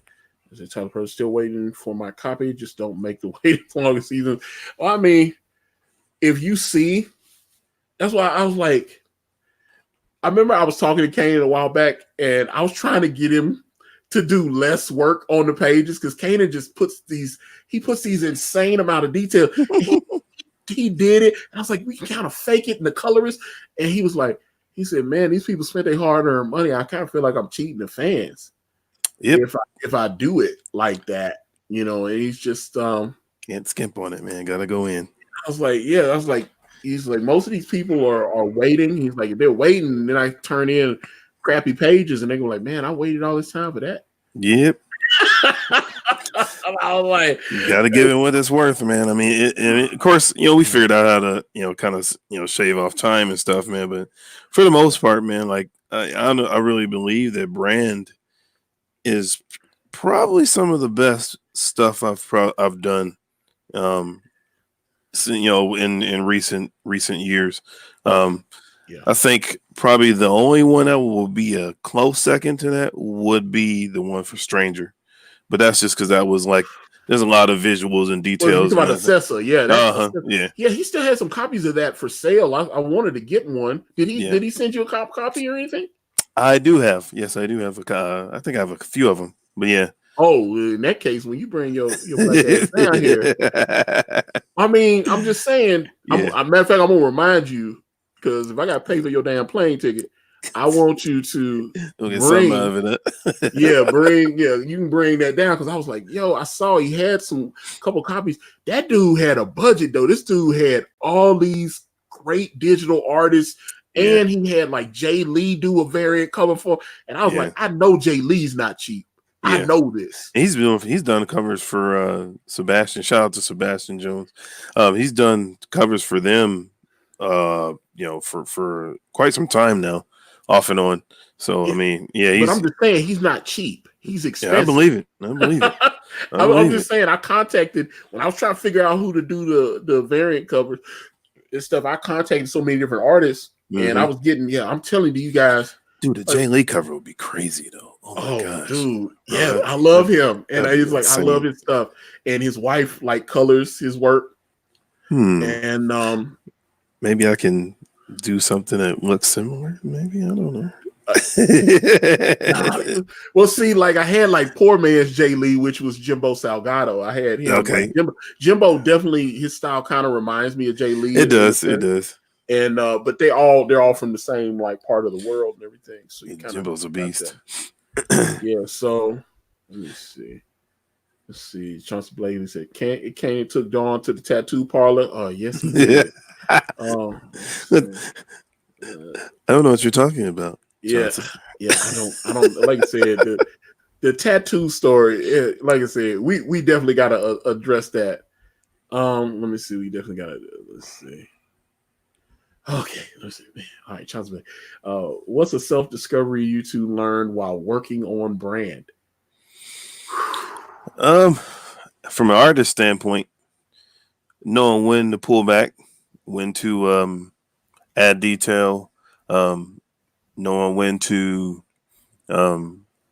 let key parts of the story stand out and let others basically, shine later. When you don't have to put everything into a piece. More so, it's funny because when you're doing the storytelling aspect, it's necessary to hold off on showing a lot of detail. But, for covers and things like that, you can throw your foot in it. I mean, you can go all in. But for storytelling purposes, sometimes when you have too much detail, it's hard to follow. So with my style, because it's heavy shadows and a lot of rendering and cross hatching, a lot of times my backgrounds will be pretty much line art. Very, very little shadow, and just really leave it open for the colors to do a lot of stuff. So self-discovery, knowing when to pull back, when to and then also when your workflow. I mean, learning when you're creative, when you're not. So, well, my self-discovery is I'm an asshole. That's my self-discovery. I noticed you ain't saying that. Hold up, man. No. Oh, damn. Okay, Kane. No, I thought she was going to elaborate. I was damn, Kane. No, I was like, what? Man, you just twist the knife in there, bro. You was like, no comment. Wait. He's not like, no, you're not, dude. No, I mean, I think the accountability is always necessary. So, I mean, I don't even see, if anything, man, I was more difficult than you were. You had a little diva mode a few times. I will say there was Diva Caanan exists, but I love Diva Caanan. I do love Diva Caanan, but Diva Caanan drives me nuts sometimes. He's not a diva. He's just misunderstood. No, it's just no. Oh my god. Oh, okay. So, and Brian Christgau said, would Caanan be interested in doing another 6 Gun Gorilla cover? We might be able to work that out. We obviously enjoy your product. Absolutely. But yeah, we would have to you can do the DM thing. Slide in my DMs, which we follow each other. That should not be very difficult. And I enjoy drawing him. Yeah. I think it would be cool. So yeah. But matter of fact, let me see how much time do we have left on brand, because it is getting close. It is that time. I like the little ticker at the top. Did they add that, or you added that? Well, see, that's the thing. I contacted them because I stole it from Kyung Lee. He did it. He was like, he was so nice. He was like, they put a little timer at the top, and so I emailed them, and they said, okay, we'll shut your campaign down. And the dude wrote me back, and he said, okay, he said, I've contacted the team. They're gonna shut it down on December the 2nd. I said, okay, cool. Okay. And I went looking on the page, and I was like, hey, I don't have a little timer. And then so I emailed them again. I said, hey, can you guys put that little timer that you guys put? And they emailed me back, and they go, yeah, no problem. It was like, yeah, December the 2nd, we got you. And then I went back and refreshed the page, and the little timer's on it. So we've got 1 hour and 19 minutes left. It's crazy. For brand, yeah, man. And we're at let me make sure because it's showing. Well, it's already over 77,000. Let me see where we're at. $77,543 is where we're at right now. Thank you guys. And yeah, but let's see. Is Caanan doing a cover for Cash Grab and the Frogger book? Not to my knowledge. I have not been contacted about Mr. White's services. Yeah, but that's new to me. I am definitely looking forward to backing Mr. Cecil's book, Cash Grab. And I will say, the stuff that he showed, I didn't know Donald could draw like that. And I backed Vestige. I backed Vestige, and but I saw some old, I think Donald had done like a webtoon or something. It had been like a web comic. It looked like it was set like in outer space with it kind of reminded me of Space Ace almost. That's what that's why I was like, I always love like Don Bluth animation. It kind of looked like Space, and that was from years ago, I guess, at least 3 or 4 years ago, this little webtoon thing or web comic that he did.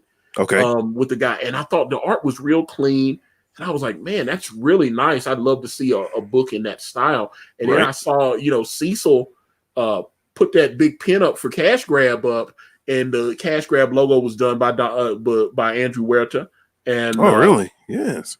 Yeah. I asked him, I said, dude, I was like, this shit is dope. Who did that? He was like, yeah, Huerta did the logo, and he actually the promo art that Cecil showed was actually colored by Andrew Huerta too, which I did not know. I know he's a colorist. Yeah, I knew he could color. I was like, yo, because the colors, I was like, man, the art looks, he showed like 2 pages. They were doing the Jack show or whatever, and I know Ethan was on there. And that's what's up. It was I don't think I've seen that yet. I haven't seen that yet. Dude, I have to send it to you because he showed some of it online. And that's what's up. But yeah, it's dope. It's like he's sitting on the bike, he's sitting on like a motorcycle, and ass crack is showing and stuff. It's like it was hilarious. Trademark Cecil. Yeah, it was real funny. So I was like, yeah, I was looking forward to that. So I've been, I'm glad that Cecil's doing Cash Grab again. After everything that happened last year, and it's good that hey, I think, like I said, you can look back and smile. Yeah, absolutely. See, congrats, guys. I backed it late, but at least I backed it. Hey, thank you. We appreciate it. No fan left behind. I'm still in Billy Tucci's thing. But yeah, Cash Grab, I think Cecil's going to make a grip on that bad boy. So, yes. Yeah. So, they've been waiting for it, man. People have been biting at the bit for a while. When it didn't happen, because I thought just hearing some of the idea, we were all in the private chat. And that was when Nurkic was still in there. And like they were talking, it just sounded like they had, Cecil and Nurkic had some really funny ideas. I'm assuming Cecil just scrapped anything that he didn't come up with and just rewrote it however. I mean, because it sounds like he just went and decided to just do a brand new story. Probably. So, it's probably the best anyway. Yeah, absolutely. Start fresh. And but I mean, they had some funny ideas. I think him and Nurkic were supposed to be like detectives or something. It sounds like the pages that he's shown now, it didn't look like he went with that idea. They were supposed to be like detectives investigating people, and it was it sounded really funny. He mentioned some of that stuff on streams and stuff like that. And I was just Cash Grab sounded like it was hilarious, and then obviously everything happened and everybody went their separate ways and whatnot. But I think timing is everything, man. It's probably needed to come out now anyway, Well, Cecil's very funny. I was like, he's hilarious. That dude's hilarious. I did not know he watched my wrestling podcast because we were on Ethan's channel the other night, and he was like, "Yeah, I saw you got the wrestling show," and I was like, "Oh, okay." Which that's we've been enjoying doing that. The Wrestling Council, which we do that every week at 10 p.m. Eastern Standard Time on Thursdays. Thursday night, 10 p.m. Eastern Standard Time. It's myself, Boogie Bentley, Yul Carter, and Comic Book Bob. And Comic Book Bob is hosting the show. Nice. This week. Yeah, it's going, he'll have it, and it'll be him. So yeah, man. Comic Book Bob will be hosting the Wrestling Council this week. Now, is that your brainchild or just kind of collaboration of everybody? No, Boogie. Okay. Boogie contacted me. He was just he didn't even think I'd go for it. When I was talking to him, he was just like, he had seen me on Ethan's channel and he'd heard me talk about wrestling a few times and stuff. And he was like, "Hey, nice." He said, I'm going to start this podcast. And sometimes people ask you to do stuff and you look and they really don't have no. I saw something in Boogie. I saw Boogie has a work ethic that I really respect. He's got that hustle about it. It's awesome. And so I saw he's got another show that he does called Vols Talk, where he talks about the Tennessee Volunteers, man. He talks about their football program, and I think they're even talking about basketball and other things, Vols that. But originally it was supposed to just talk about the Tennessee Volunteers football program. Gotcha. And which I'm an Alabama Crimson Tide fan, and they got rocked by Auburn on Saturday, and I was praying that they could slip into the Final Four because they were sitting at 5, and I was just like, maybe somebody will lose and we'll get to go back up to number 4, and no, that didn't happen. And then now when the Monday rankings come out, now Alabama's got 2 losses, so it's horrible. They are definitely not going to be the national champions this year.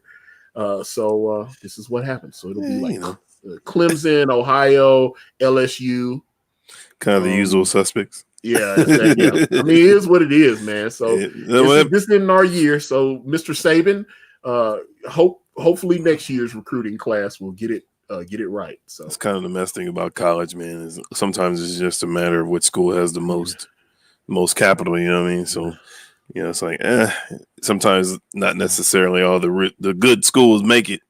It's just a matter of who's got the biggest bank. So but yeah. I'm a Husker fan, man. Yep, I am. Yeah, well, there you go, man. Brian Chris Gal, you don't talk enough about the Shockmaster, Antonio.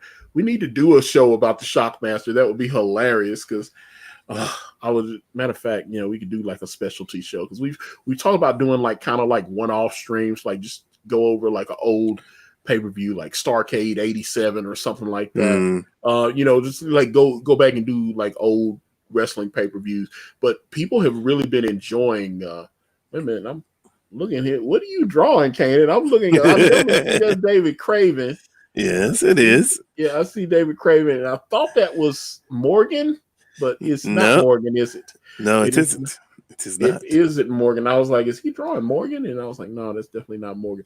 Morgan and Morgan for the I was like, let me see. You shall see, Mr. Antonio. You shall see. Let me see. Ron Crossman says, I told you before, Brand is one of the books I'm most looking forward to. That includes books from the Big Two. Well, that's the thing, though. I've tried to tell people about Brand, and they would tell me how stupid the idea was and all this kind of stuff. So sometimes people dig what you're doing, and other times people don't. And you just kind of have to roll with it. Yep. I don't know if make it anyway. Let's see.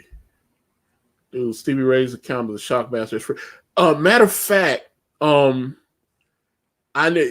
a new video that I saw. It popped up in my feed, and I put it on my watch later thing because Booker T has a radio podcast or something, and I'm subscribed to his YouTube channel, and that is, he talks about these old wrestling stories and stuff like that. Man, I'm really curious about what you put down in this drawing, man. I was like, "Whoo, man!" You shall see, sir. Yeah, man. It's like, okay, I guarantee you'll enjoy it. Let's see, Man and Lucy. As a Texas fan, I'm disgusted. How does everyone manage to rebuild faster? Well, like I said, Alabama's got a lot of talent on the field, but it just didn't seem to work the way I thought we were going to be able to, maybe, since we didn't win the championship over the last few years. It's only been like 3 years, but I was just like, one of these classes of all these top, we always seem to rank in the top 1 or 2 or 3 of recruiting classes and stuff. Like USC, Texas always gets a big, but in the last few years, Clemson's been getting a lot. Like Clemson is in great position, although Ohio State looks dominant. I was looking at them, and I've watched a couple. Man, the way they just wrecked Michigan on Saturday, the Ohio State. Oh my God, they beat the brakes off of Michigan. And that's actually, I know Ohio State fans are happy about that, but it's kind of bad. That's one of their biggest rivals, man. If it's not even going to be competitive, it's like when Alabama and Tennessee used to play. Alabama and Tennessee used to have rivalries, and I don't think we beat Alabama in. Let's see, Alabama hadn't been beat by the Volunteers in football in at least about 10, 12 years. Dang. Yeah, I was like, it's like they would play Florida every year, and it took them like 9, 10 years to beat Florida again. It's like Florida will beat us 3 or 4 times in a row, and then might get lucky and beat Florida, and then they beat us 10. I mean, they beat you like 9, 10 years in a row. And that was one of the things, like, because I watched Peyton Manning when he was at UT, and he played 4 years, and every year that was always his downfall. They were undefeated, and then they went to play Florida his last year because a lot of people thought that the Tennessee Volunteers were going to be the national champions that year. Played Florida, knocked them out. It was a Not wrap. so much. And then he went to the pros, and then T. Martin took the team over, and they won the national championship. Wow. It was 1998. T. Martin led the Tennessee Volunteers to an undefeated season, and they were the first BCS champion, even though we don't have the BCS anymore. It's college football playoff. But they were the first BCS champion was the first BCS champion was the Tennessee Volunteers. So and then Alabama won a couple of them boys, which I was like, yeah. But I'll root for Alabama. I will root for Alabama, and I will root for Tennessee. But if Tennessee is playing Alabama, of course, then I root for Alabama. I mean, I was born in Alabama. I was like, when I look on my birth certificate, that's just the way it is. But yeah, like I said, it would be nice if Michigan was a little bit. Michigan was a little bit because you got Michigan State, and you got Michigan, Ohio State. Those are big games. It big would rivals, be good. Yeah. It would be It's like when I was a kid. You had like Michigan State, Notre Dame. It's like some, Ohio State, USC. A couple of Texas. You got to throw Miami in the mix because they was tight back in the day. The University of Miami. Miami was that's point back in the day. Yeah, the Hurricanes haven't been. That was another one, man. I remember everybody had those starter jackets. They rocked the 90s, bro. Man, that was Ray Lewis days. Yeah. Well, like I said, Warren Sapp went to the U. Ed Reed went to the U. Oh my God, Michael Irvin went to the U. Hall of Famers, bro. There's so many Hall of Famers that went to the U. I was like, Jeremy Shockley went to the U. I mean, there's so many. I remember Jeremy Shockey, dude. He could have been way better, dude. Hey, he won a Super Bowl. I mean, what you gonna do? Yeah, he did. I mean, he won a Super Bowl. Some of them was just kind of retired quietly, dude. It was like, oh, he's gone. He definitely faded. He was someone that you thought was going to be a big star, and then he got injured and kind of faded. But I know he was on that New Orleans team that won the Super Bowl, which I was watching that game. I went over to my homeboy's house, and they're going to surprise a lot of people, man, because they're kind of like under the radar because of San Francisco. You know what I'm saying? Not really getting a lot of the, glitz and press unless you follow them. They always kind of do that anyway, though. New Orleans. Yeah, but I was surprised. I picked the Ravens to win today, and they put the work in. Man. I mean, they won by a field goal, but hey, they won. Lamar Jackson, bro, is ridiculous. And so now if you look at what happened now, okay, both the Ravens and the Patriots are now, because the Patriots lost tonight, they're both 10-2. Yeah. And in head-to-head competition, the Ravens have beat the Patriots. So all the Ravens have to do is just stay the course and don't lose any more games. Yeah. And the Patriots will have to come to Baltimore. I think, man, if the Ravens do go this year, this will probably be the best team they've ever had. And I'll say that because they have offense too. Not just Joe Flacco was all right. I mean, he's okay. Joe. But when the Baltimore let him go, I was actually mad at the Titans for not making an offer to Joe Flacco. I thought I was like, man, yeah, because I thought he still had a little left in the tank. He went to Denver, man. Oh my God, that was just. I was like, okay, that's why I'm not working in the front office of a professional football team, because I'm looking on the screen. I said, I mean, because I played with Flacco a few times on my fantasy teams, and he got that arm, and he was always putting up good fantasy points. Sometimes putting up fantasy points ain't got nothing to do with winning games, man. Yeah, I mean, and a lot of that too, man, is like he kind of threw the team under the bus too, so that didn't help none.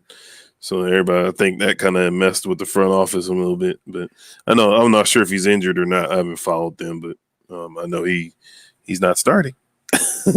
Yeah, so like I said, man, it threw me off, bro. So I was like, damn, okay. I was a little surprised by that. So I don't know, man. What's we call Tannehill, man, is kind of showing his chops. He's won. He's 5 straight, man. Yeah, I would say 5 or 6 straight. Yeah. Yeah, he's only lost 1 game since he started, and that was the one where he came off the bench, where they was like, Mariota is stinking the place up. And I just don't think we're gonna make the playoffs this year, because we got to play the Texans, and I think we got to play them in Houston. I have to look at the schedule, because I know we've already had 1 game with them. I don't know what happened with him, man. It's like dang. I mean, the way Derrick Henry's playing right now. Oh my gosh, bro! Oh my god! You know what? But it's funny though. I always tell some of my fellow football, and excuse me, chatting for talking sports, but that is also one of my. Put it on mute. That's one of my passions as well. Yeah. No, but I always said Tennessee functions better with a big back. They always have. Eddie George, Chris Johnson, Chris what's his name? Chris it may have been Chris Brown, actually. I think that was his name. Before Chris Johnson.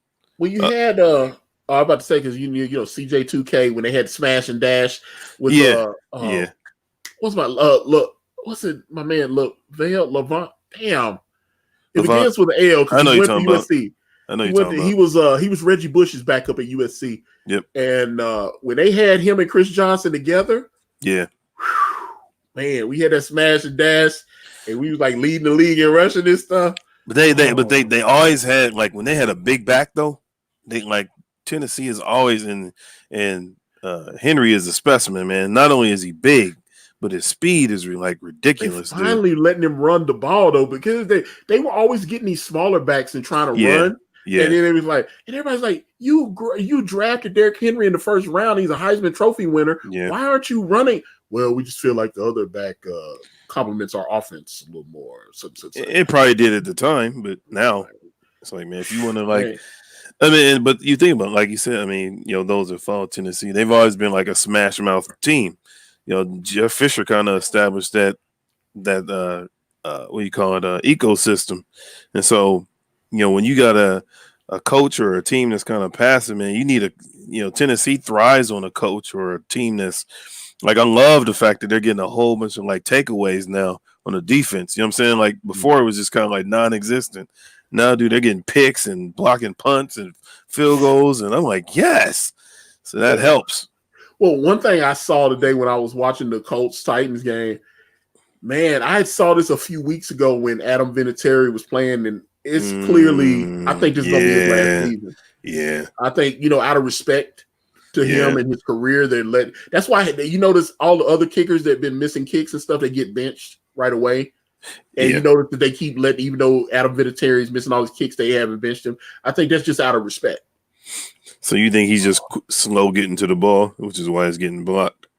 Yeah, I was like, he just, I think this is his last. I think he'll retire, and they'll, give him that respect. And that's he's looking like Reed Richards on the sideline with them white temples.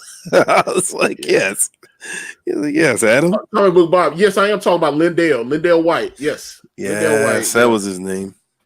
Lindale. Yes, smash and dash, man.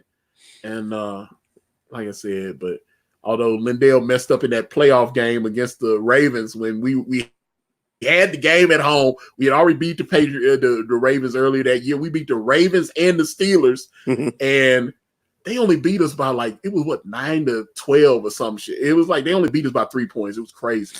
And Lindale had the ball. He running, and he didn't protect the ball. He stuck his arm out, and the guy came up behind him and poked the ball. Yep.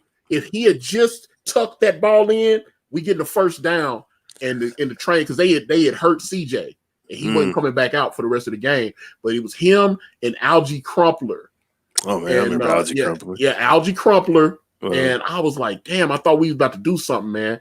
And I was just, I don't know, man. It takes teams years to recover from stuff like that.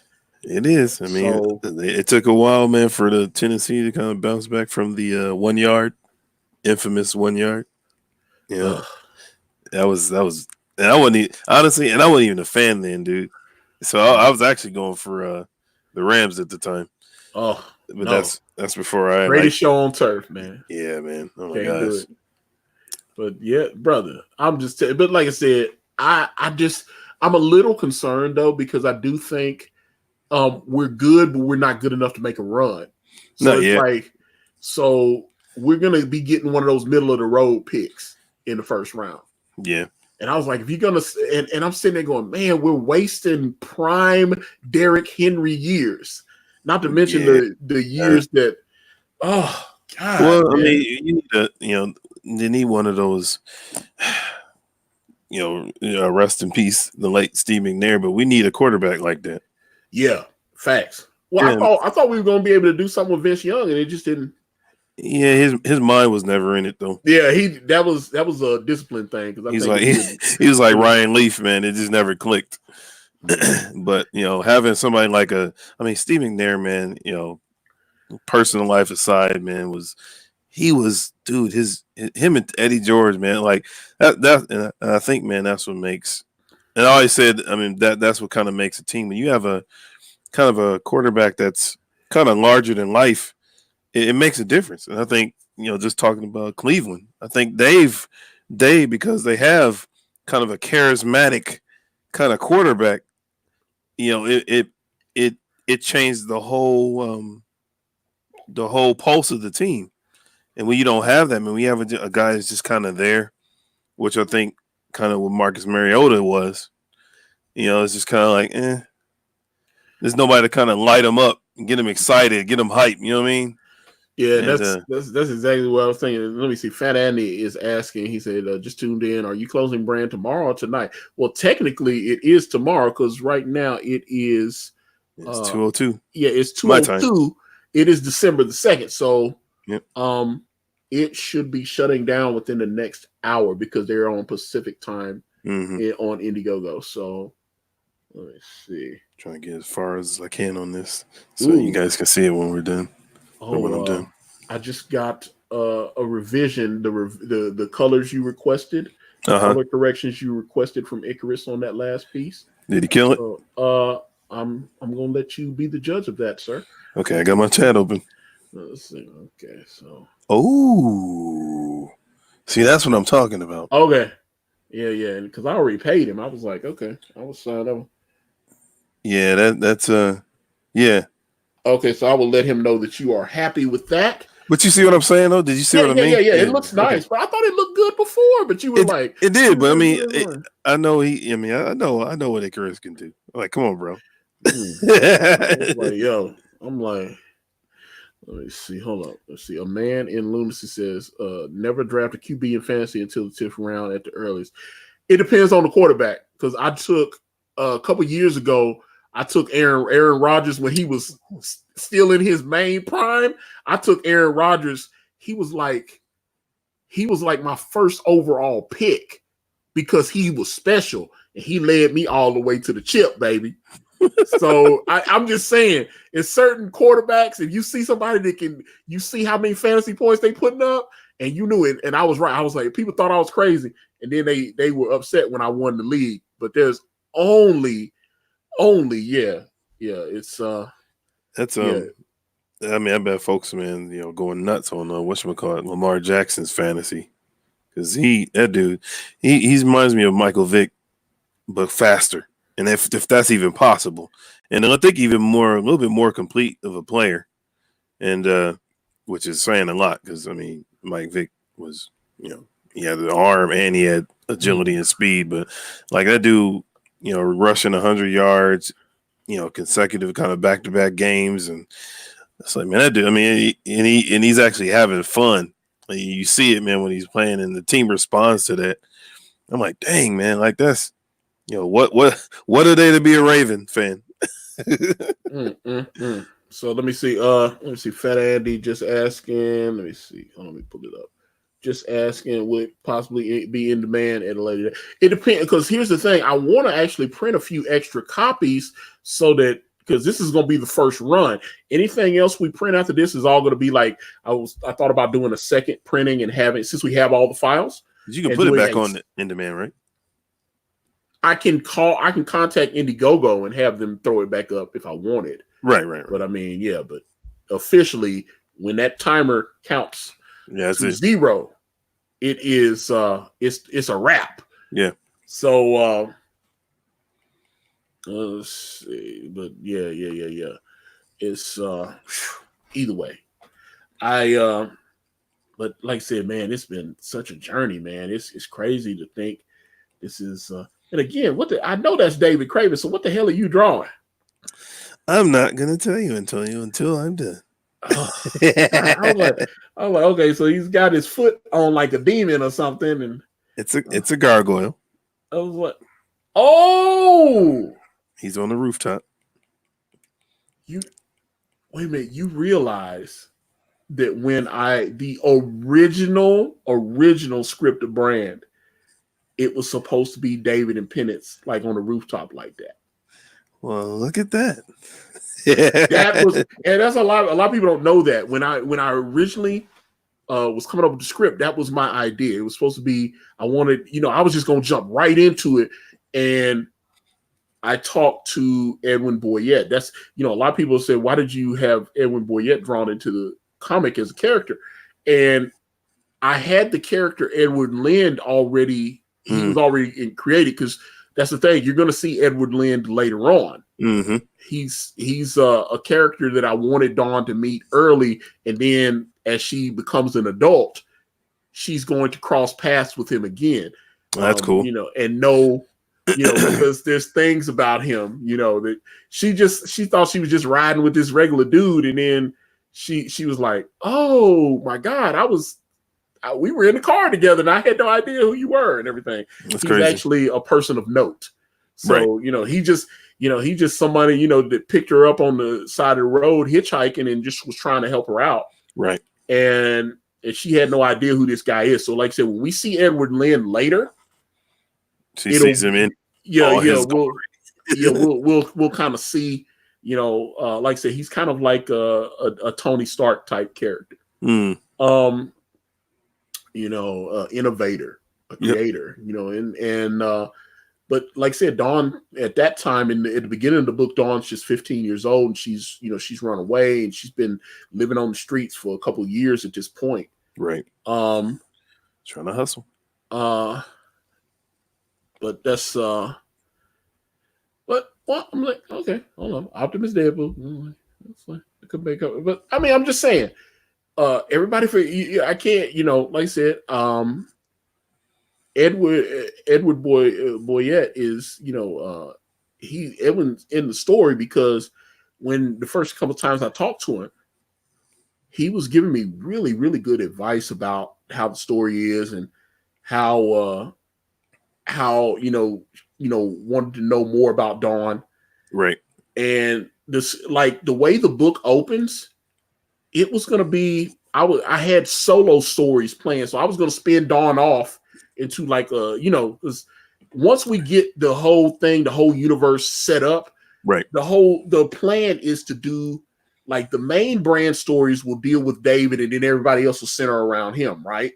Right. And then we'll do Dawn Craven stories, and David will be like Robin. He'll be a sidekick. He'll be there, but the story is going to focus on Dawn. Because the hunters generally, when they get assignments and stuff, they go out and do these missions on their own. Okay. Unless they need backup, and then David will show up and like save the day and stuff. Although some of the ideas that I have for solo Dawn stories would involve Penance, because I just like the character Penance, and I feel like David, if he's not on a mission, he would send Penance to help Dawn and make sure she gets home. So that would be a different interaction with him and Penance. her and Penance too, which would be kind of cool. Yeah, and I've got stories like that where Dawn's hunting. She got sent an assignment or whatever, and she obviously takes Morgan out on assignments with her. So it's like it's Morgan and Penance and Dawn, right? And those are, that's kind of what, yeah. And I just like I said, Edwin gave me some really good ideas. And so I said the stories, some of the backstory that I had planned on telling in like other stories with Brand, I just added them into the original story. So you have the opening, which I thought Caanan, that's one of my favorite pages in the book, the way the book opens. That, especially that one big panel down at the bottom where we actually see Dawn. Oh, walking in from yeah, you kind of get the emptiness of kind of where she's going, Yeah, and then you see and I remember that was the thing, because a lot of people hadn't seen it before I started showing it, and I remember I sent it to Doug Naple, and he was checking it out, and he's like, man, that overhead shot is great, that's awesome. He's like, Caanan just killed that, and I was just, but you were still kind of, that's another thing. Like, a lot of people get this twisted and everything when they talk about it, because like I said, this is the third campaign for Brand, and they go, you guys have been working on this book for over a year. And I said, no, the campaign started in August of last year. This is the third campaign, started in August of last year. Yep. Caanan, you were under contract and you were fulfilling your obligations. Yep. So you weren't really able to start the book until after the new year started. So even though the campaign was going, and you did lay out some pages because you were late, but you were still doing Assessa. Right. So you laid out a few pages, and then, so I could show them to the backers and everything, but you really weren't able to start because you were still finishing up that book. Right. And you were doing, I know you did some Zenoscope covers and stuff like that. Things were going on. And so then the new year came, and then the production picked up a lot more once the new year was over, because you were done with assessing. Then you was like, all right, let's get into it. You start laying out more pages. Right. And I always love when you lay the pages out, because I worry about that. Story wise?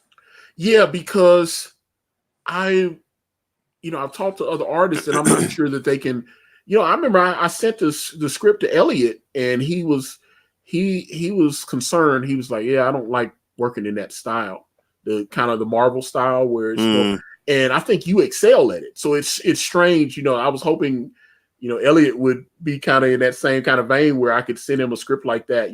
It's very detailed. It kind of lets my mindset when I'm writing these pages and stuff like that. Right. But at the same point in time, it kind of gives you the freedom to create.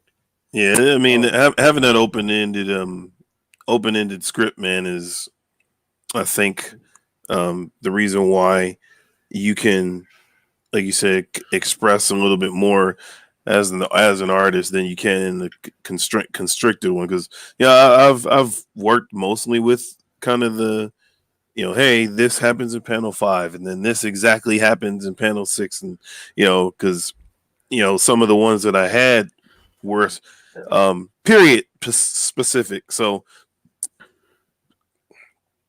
certain things had to be there. Certain things had to be, they had to look like this, or they had to be in this location, or they had to be. So I was used to the major detail. So, doing Brand was kind of like a breath of fresh air. And actually, it turned out to kind of be my favorite type of script to work from. I like the liberty. Yeah, I see Mike Murphy in the chat. I just wanted to salute him. I appreciate you stopping by, man. Hey, Thank Mike. You. Yeah. But no, man, that's I think you've excelled, because that's, Elliot said, I think it was probably, divine intervention that you and Caanan found each other, because he seems like he excels at taking your script, and it just worked out. So let me see. Ron Crossman, when will Way of the Gun be launching? I want to make sure that people are sending me photos of them holding our book first. The first one, yeah. When I start getting photos of backers showing me that the book is launched, that they've actually received what they paid for, when that happens, because I've got a kind of a page, but I've got to add the perks and everything. Matter of fact, that was me and Caanan. They have to go over what does he want to do, what doesn't he want to do. I kind of because Caanan can be a little finicky. And, whatever. I'm speaking facts. Yeah, facts, bro. Facts. Finicky. What? Yeah. So yeah, that is But yeah, I just either way, this has been such a journey, man. I'm so happy that like I said, Elliot's right. It's probably God, man, it's great. Yeah. Oh, hold on. Let me. No, you're good. Hold up. Icarus is. Yeah, let me see. Yes. Well, he's in an alternate version or something. He's asking me how I want him to file the new pages because they're not brand, they're brand way of the gun. So I get what he's saying. He's like, you probably need to because I'm all messy and disorganized. He's like, yeah, you probably want to start another folder. And then so let me that's what I had to do. That. Yeah. So because at least on my laptop, when I have the new brand pages, I have a way of the gun folder. Got you. So all the new covers and everything. Matter of fact, when we get Elliot Fernandez, because Elliot said that he would come on and he would start drawing the cover because I explained to him the cover that I wanted. We just have to schedule the time because he started drawing on Doom Kicker and he showed me some of the pages. Oh, okay. Different than the ones that were in the promo. And yeah, I saw. Although, he just sent out a backer update. I don't know if you saw that. I didn't. No, I didn't. Okay. Yeah, and well, I saw some of what he showed me was in the backer update because I saw that before he sent it to other people. He was just texting it to me. Oh, okay. So yeah. He was showing me. Yeah, I'm talking about the actual pages. I think that was a couple weeks ago. He was about 6 or 7 pages in. Nice. And look dope. Yeah, I was happy with it. Nice. But yeah, the book's 100 pages though. So I was like, Jesus, it's 100 pages. Because it was supposed to be just 48 pages. And Doug was like, we should make it 100 pages. And Elliot was like, yeah, we should make it 100 pages. Because he was like, damn, but then he started going, okay, well.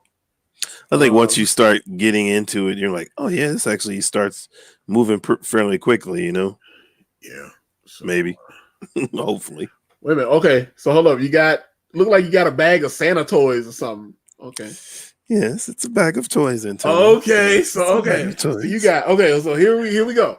Okay, we setting the image up. So we got David Craven kind of like in a Batman type pose on the roof of a building standing on a gargoyle. Yes, and he's holding a bag of goodies. Bag of goodies for the children. All right, so that's awesome. Okay, wait till you see the snow. Oh, it's gonna be. Oh man, that sounds dope. What if? Although Christmas will be over by the time, because like I said, it's gonna take a little second to get everything back from the printer. But I was like, what if we included this? That'd be dope.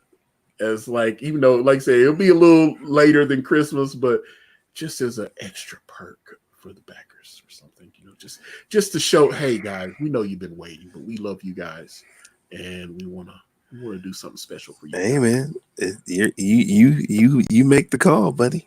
I'm just saying, I'm liking how it's turning out so far. So yeah, we got 44 minutes left. 44 minutes left, and then Brand will shut down. And shut the factory down, dude. There's so much cool stuff. Oh, see, there they go. I should have said that off the air, man. Because I don't. Yep, please. There we go, please. Because like I said, I'm already digging, and I know, like I said, I know Icarus will put some colors on it and put his stank on it. Oh yeah. Oh my God. Now wait a minute. Let me ask you this: is Dawn going to be in this, or is it just going to be? Dawn is not in this one. There could be one where she is in it, but right now this is David. He just riding dirty. He riding solo. Man, he's representing. You see me rolling. Hey. He's like a tech businessman now. I really? saw that. Yeah, dude, he does. I can see He that. he didn't blow all his money. You know how these dumb rappers, man, they buy all these gold chains and put all these weird gold teeth stuff. The dude invested in like stocks and stuff See, and tech firms. that's what people understand though. Like a lot of the hip hop artists are a lot more business savvy and intellectual than people think. Some Like, of them, not well, all some of of them. No, them. Yeah, I was about to say some of them. yeah, yeah, some of them. Like I know, like they said, like for example, like Lil Wayne man was like top of his class. As far as like education and stuff. Now you Yeah, wouldn't think of it if you looked at him, but I mean, he was always in like advanced classes, and he graduated. I'm saying he he graduated took high beginner honors. classes, but he also took a lot of lean. Well, Those are facts. I mean, I'm just saying that's where he had that like heart situation. He was kind of yeah. had like a little seizure or something because they was. Well, I mean, I'm that was when the syrup was popular. oh Lord, but I was like, yeah, but like I said, I Yeah. understand people do what they do, but yeah, he definitely. Matter of fact, I used to work with a woman at Amazon, and I think he was at the University of Houston, Mm, and she was taking classes there, and Lil Wayne was on the campus with her. That's where he was going to college in Houston. that's awesome. And she ran into him on the campus and talked. It's funny because someone took a picture. Nick Cannon's in school, and Mm, he was taking, what was it, last year? He was taking a couple of classes in Atlanta at one of these colleges, okay. and a student, Nick Cannon. I mean, he was just in class trying to just get his learning. Get his on. work. And they took their phone out and took a photo of Nick. Hey, Nick Cannon's in my college class, and they snapped it and put it on the internet, and it just went viral. Everybody started sharing. I was like, is that a scandal? The man's at college trying to get a degree. Well, see, a lot of times, man, they put that stuff on hold because they blow up so quick. I mean, when he did, what was it? What was the show? Nickelodeon. Well, he had so many of them because The one that he's most famous for, though. Not because was he on All That, or what was Is it no? Is it the one where they like roast each other and they do like skits? Wild And, Wild Out. Yeah, that was like the one that kind of like really put him in. But I knew him from Nickelodeon because he was on Nickelodeon. Right. And I think he was on was it All That or one of them shows on there? But I know when they did the All That reunion, he was on there. Yeah, he was on there as the host or whatever. So I think that's where he started. I think, if I remember.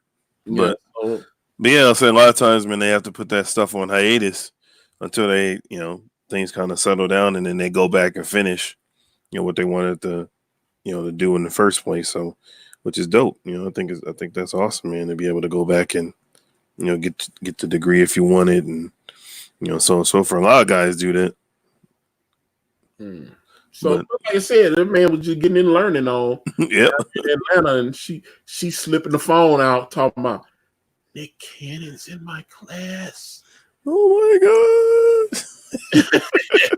Like, he's in my class reading a book. He's taking notes. It's awesome. Yeah, it's crazy. So, like I said, I was like, you're that famous that just going to college will become a news story. Yep. I mean, he had been very open about it. He's like, yeah, I'm trying to, learn more about business. I have a company. I'm trying to, get more business minded. So I was like, hey, man, I heard folks do smart stuff like that. But like I said, that's one of the things I talk about Chameleonaire. About when I heard that he was like a tech investor, I was like, wow, because he hadn't made any music in a long while, right? And so he took his music, he took the money he was earning from his music, and he invested it in like tech companies and stuff, and end up making decent money. That's awesome. Yeah, he was at the Golden State Warriors game. He was like, and people were zooming in on him, and they were like, "Hey, what happened to him?" He just kind of felt like he ended up popping up on a radio station or something. Yeah, everybody thought I just fell off and I was broke, and they didn't understand that I'm not doing music anymore. I just took my money and I invested it in other things. And so maybe that was actually the whole purpose. You know what I mean? Like just to get some cash, and then eventually go about his business and do what he wanted to really do, which is, like you said, sounds like tech and trading, and well, it's another example of that is someone like Marshawn Lynch. Marshawn Lynch, he made over 40 something $million in his career. Yeah. And he didn't spend any of his money while he was in the NFL playing. He was just living off endorsements and stuff. That's awesome. Yeah, he was getting so much money off commercials. You know, he had a Skittles endorsement. Mm-hmm. They was paying him. So he was just like, I'm making money off my endorsement. He said, I haven't spent any of my NFL checks. That's crazy. And so now when he retires, you know, he's just like, man, he's got these little companies. He's got like clothing company and all this. Mm-hmm. Like, that's how you win right there. All these dumbasses, they sitting there buying big cars. And I remember The Rock. I watched his show Ballers, and he was like, he said if it sells, drives, or something, he broke the game down. He said, lease, don't buy, because as soon as you pull it off the lot, it depreciates. Yep. You guys spends like $300,000 on a new Lamborghini, and then as soon as they drive off the lot, you done lost like over half the value of it. Yep. You know, so that's why he was like, it's smart to just. And I actually knew a friend, and he made a lot of money, and he leased a new car. He leased like a BMW every year. That's what he did. My dad used to do that. Just leasing it. You know, so he was just like, and then he'll drive that bad boy. He drive it for a year, put some miles on it, drive back to the lot, upgrade to the new model, drive it back to the lot, and that's what it was. So that's awesome. He was making money like that. He was doing like attorney and stuff like that. So he's making good money. So he could afford to do that. So I was just like, he's like, yeah. He said, he said, I like these nice cars and everything, but he said, you know, when you drive them off the lot, they depreciate. Right. I was like, I always try to accept, you know, when folks that got that bag, they try to give you the game. You should listen, man. Yeah, they're there for a reason. Well, I was like, yeah, it's crazy because I know a couple. You know, it's strange. You know, I know a couple people that actually have money.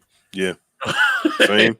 You know, it's like, and I mean, they make good money, and I know they got a lot of money put back in the bank. You know, at least $600,000-700,000. Yep. Oh, just that they, you know, it was like I had a buddy of mine. He showed me his bank account. He had a couple hundred stacks in there, and I was like. I couldn't believe, you know what I'm saying? Yeah.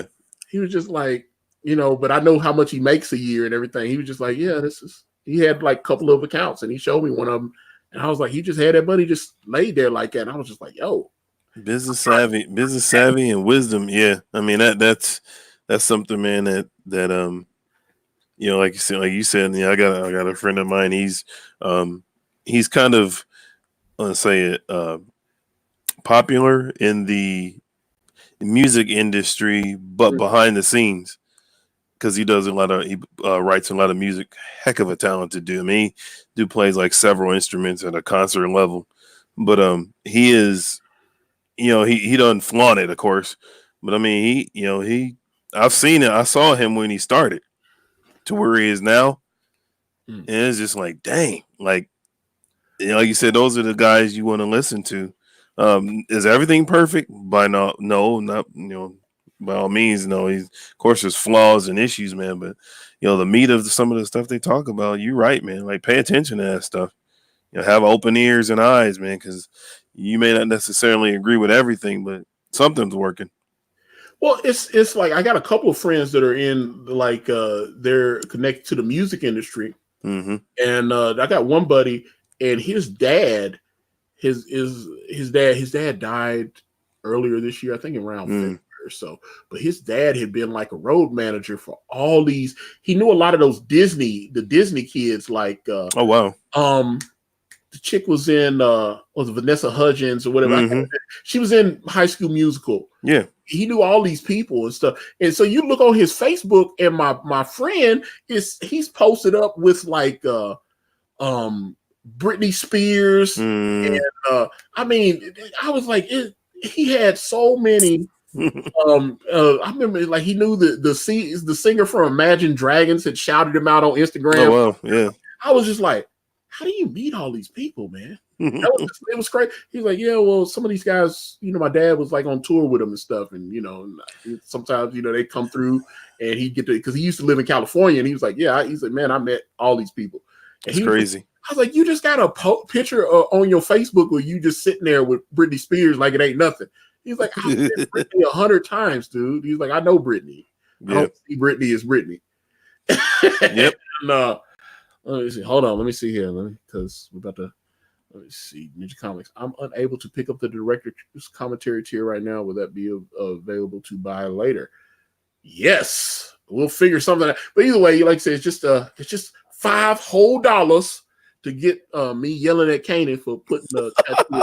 I can't wait till we record the director's commentary. For expressing his artistic prowess of adding the tattoo. Yeah, Caanan to be an artiste.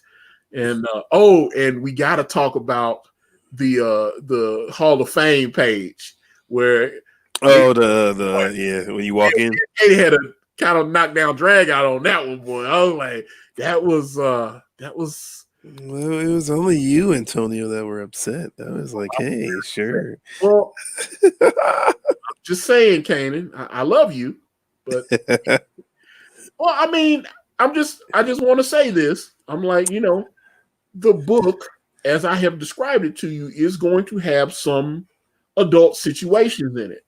Absolutely.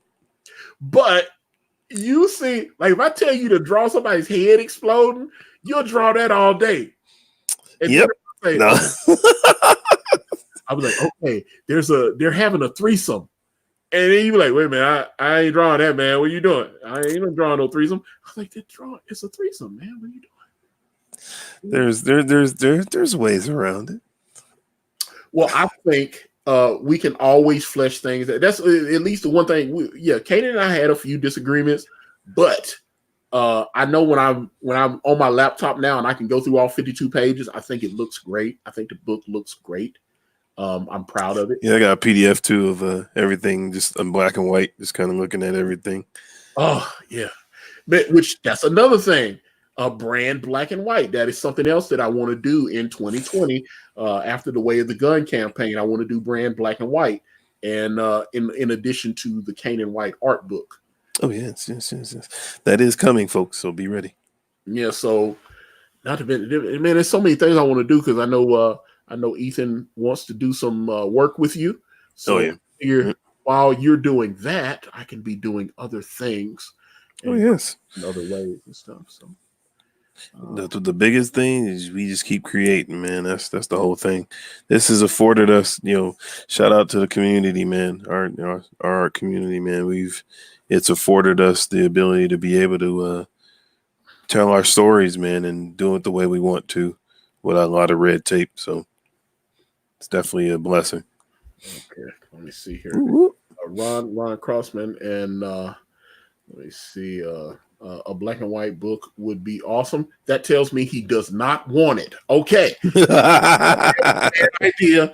But I mean, I'm like, since we got all these files already, I would our letterer to just add the lettering back to the thing. And I was just like, oh, okay. We can just do that. So it'd be a cool poster. I was just thinking about when I was drawing his cape here. Dude comes some type of homage to Spawn, and said instead, but it's David, kind of in this kind of the same pose. It would be like one of the Spawn. I don't know if you remember when they would draw him on the rooftop and how the cape was just like all over the place. That'd be cool to do something like that for David, man. Just like he's in the dark. Yeah, because I'm trying. People were like, "So okay, the bees are flying out of the cape," and I was like, "Yeah, the cape is like I stole that from like Cloak and Dagger. It's a pocket dimension. Yeah, it's a pocket. There you go. You understand." So I was, and you know what? That's why I know you were the right one because I poke fun at Elliot all the time. I was like, you know what? I asked you to draw Brand before I asked. I didn't know. I found you off of Elliot Fernandez's Instagram page. You had liked a photo, and or I think you commented or something. And I started going, well, okay, I'm definitely not going to get Elliot. Elliot, to the point I had sent Elliot an email, and he was like, yeah, he used to live stream on Instagram all the time, and I used to go and watch, and that time he had like about 45,000 people following him. He said like 125,000 now, right? Yeah, but at that time he only had like 45,000. And he used to live stream on, which he's getting back on that now because that was something I was telling somebody else. I was like, Elliot was talking. He was like, I'm weak on Twitter. I'm actually not that established on YouTube. He said, I'm really strong on Instagram. Yeah, he is. So I think he cross streams that with sometimes his Twitch or Discord, one of them. gave up on Twitch. Right. Yeah, he had done it. Yeah, because I said, you ain't done the Twitch. He's like, man, I don't understand what was going on there. I just had to walk away from it. So at that point, but he's streaming, and like I said, you got that many people following you, and they're, especially when you do the live, like all these, being able to have these live streams like this, and you see people in the chat, and they're asking questions, you're able to answer them and stuff like that. Yeah, that's how you build interaction. Yeah. You're not just a face, but you're actually a personality to the name. Yeah. And so that helps people get to know you a little better. And I agree. And so there you go. So yeah, dude, we got 27 minutes left and this thing shuts down. So let me see. Ninja Comics. Was looking through your Twitter and saw a Fame book. Is that like an ash can or a backup story for Way of the Gun? Now, Fame. I'm gonna live forever. All right. So the Fame book is going to be done. I wrote when I was writing the way, like I said, that's one of the reasons I said the Way of the Gun script is way too big. If I really sat down and did Way of the Gun, it'd probably be like 160 pages. That's crazy. Yeah. I mean, and so when I first wrote the first like 20 pages I wrote about Way of the Gun, the way the story was going to pick up, it was going to start immediately with Fame, because people were asking me about Fame. So I was like, okay, let's it was supposed to start, I wanted to go into his backstory a little more, kind of explain how he ended up in Detroit pimping, all that, 10 toes down, locally respected, nationally protected, internationally known, from the Big Apple to the Pineapple. That's how he gets it in. The whole spiel. Yeah, man. Yeah. And so you could put Dawn like under his arm or something. I don't know. That's just weird. Oh. I feel like they should be together. Either way. Here's Dawn right there. Yay! But never give me what I want.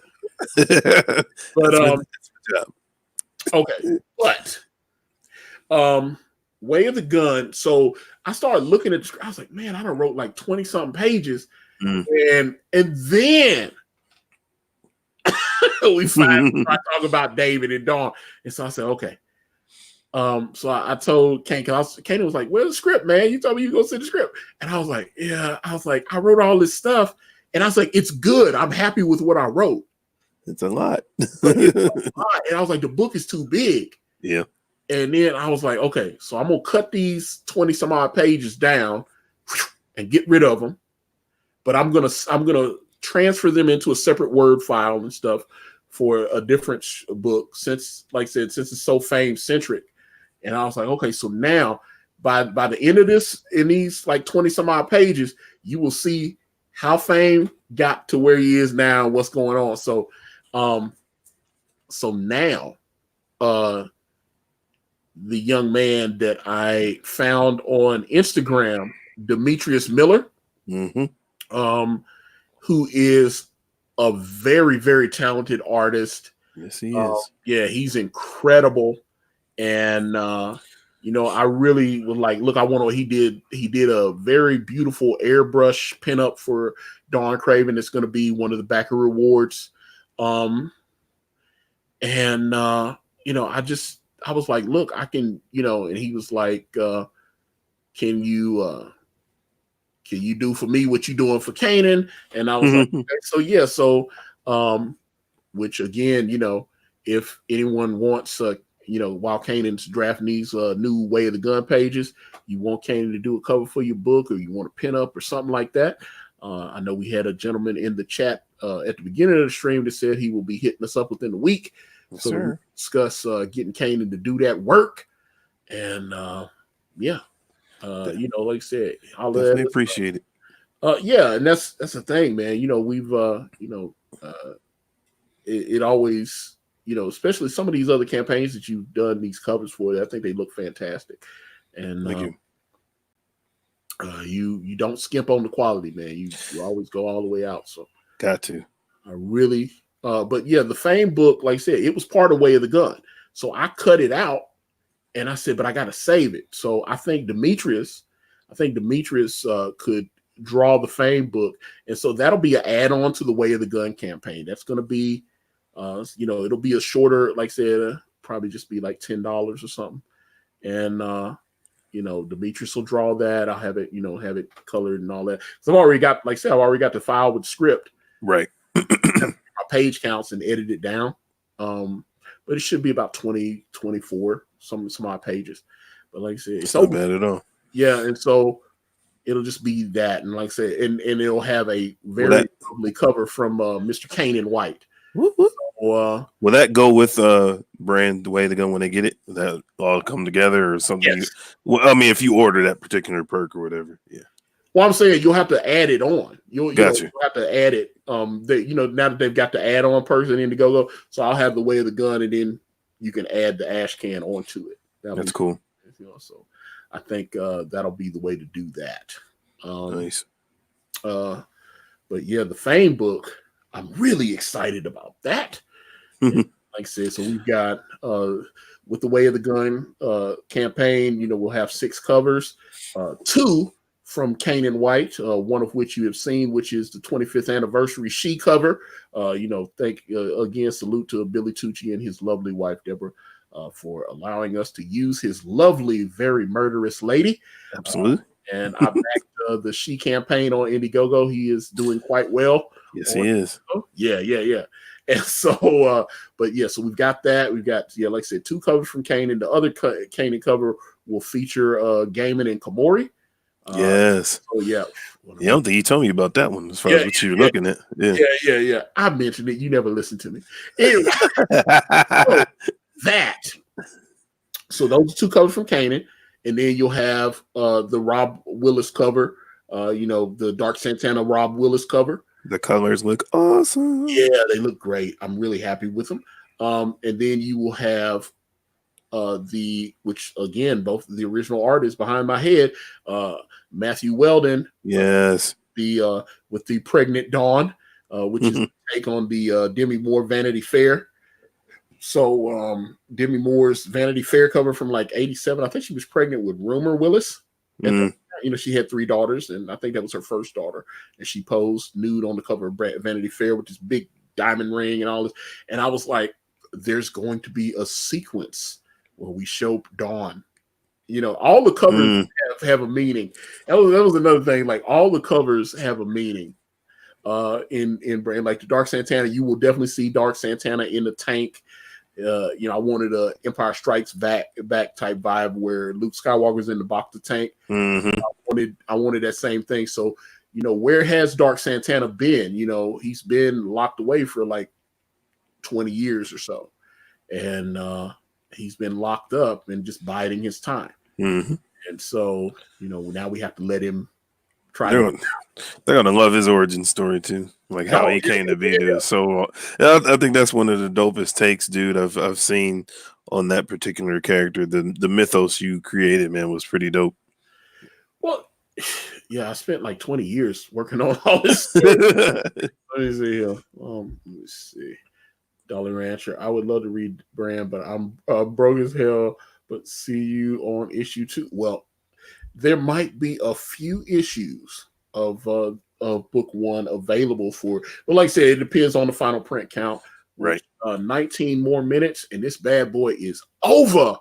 Let me see. All right, Ninja Comics. How many pages is Way of the Gun? Looks like I'm leaning towards maybe 80 pages. Yeah, I can see that. I don't want to scare Caanan. But that's the cool. That's that's the cool thing about the Way of the Gun, man. Like it is. How to say? Yeah, we will be building story, but in this one, man, the whole tone of this book is going to be different. It's going to be grittier for one. Oh yeah, and I mean, and the action and the battles and the fighting and just the different things that are going to take place. So I mean, it's 80 pages, but I don't think it'll feel like that. If you get what I mean. I don't think it'll feel like that. Like it just because I mean you laid out at least what about 8 or 9 pages that you showed me.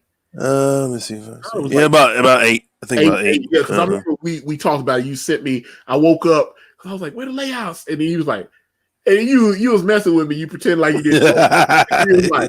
He was like, I'm just playing. And then all of a sudden, all these layouts showed up, and I was like, oh, and I could see. And that's the thing. It's like doing a movie. When you go through all the layouts, it makes sense. You be like, oh yeah. Yeah, but have you noticed how fast the pacing is? Yeah. Well, I wanted this first sequence, especially those first couple pages. I really wanted to let people know. All right. We set everything up. Now we ain't playing no more. Yeah, I mean that's what I said. That's what I was telling you from the tone of the first few panels, man. You already know that this book is a lot darker, dude. When I'm telling you, like I trust like Richard. You'll see it. And Richard. When I sent Richard, I sent Richard some of the pay. He was like, man, I know Richard wants you to draw something for him. He was like, he said that on the stream. He said, I really like Antonio. He's nice, but he keeps sending me all these pages. And he's like, I don't want to like end run him or something. He said, but I really would like end run. That's awesome. Wow. And I was like, hey, Richard, don't be stealing my dude, man. But yeah, I mean, if you want a pin up or something, holler at me.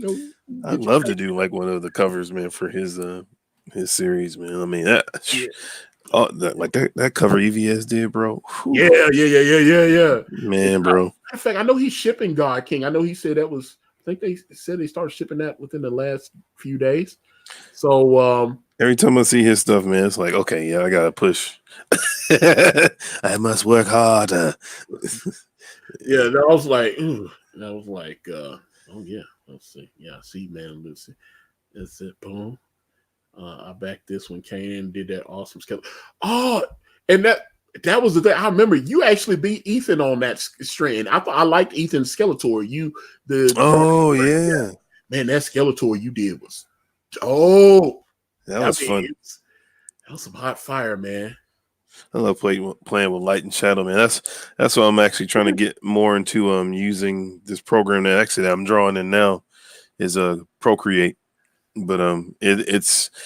I think I found some tools in it that allow me to achieve kind of the same look and feel that I've been using with Clip Studio, because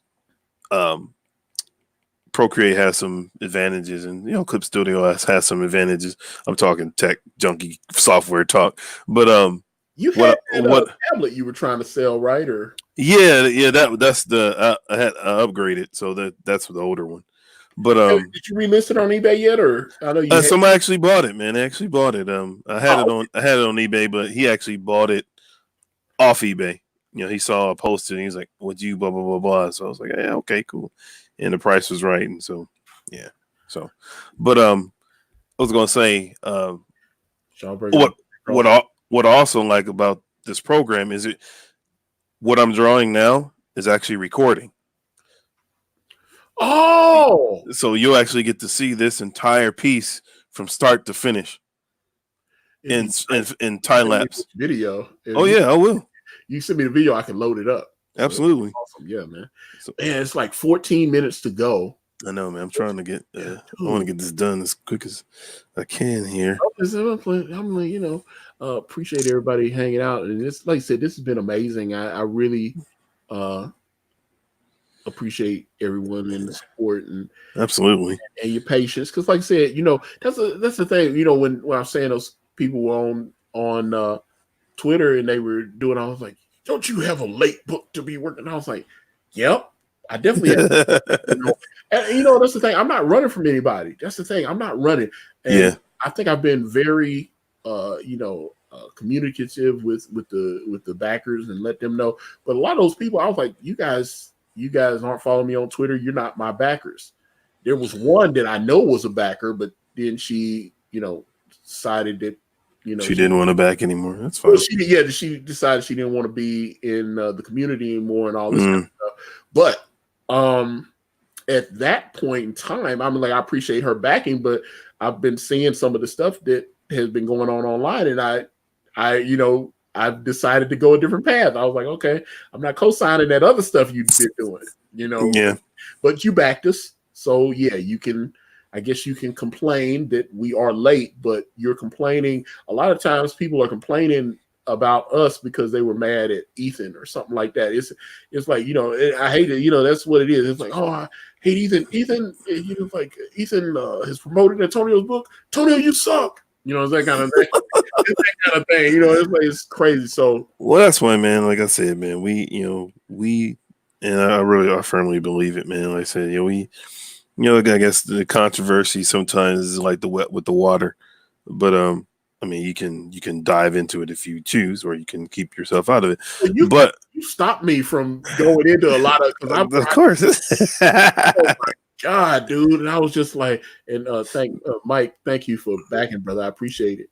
Because that's not to me, that's wasted energy, wasted creative time. As a creator, writer, whatever, trying to battle with somebody on Twitter. You're not going to convince somebody of something very rarely via, social media. I mean, you'll make them think, man, but at the end of the day, people are going to do what they want to do, and that's okay.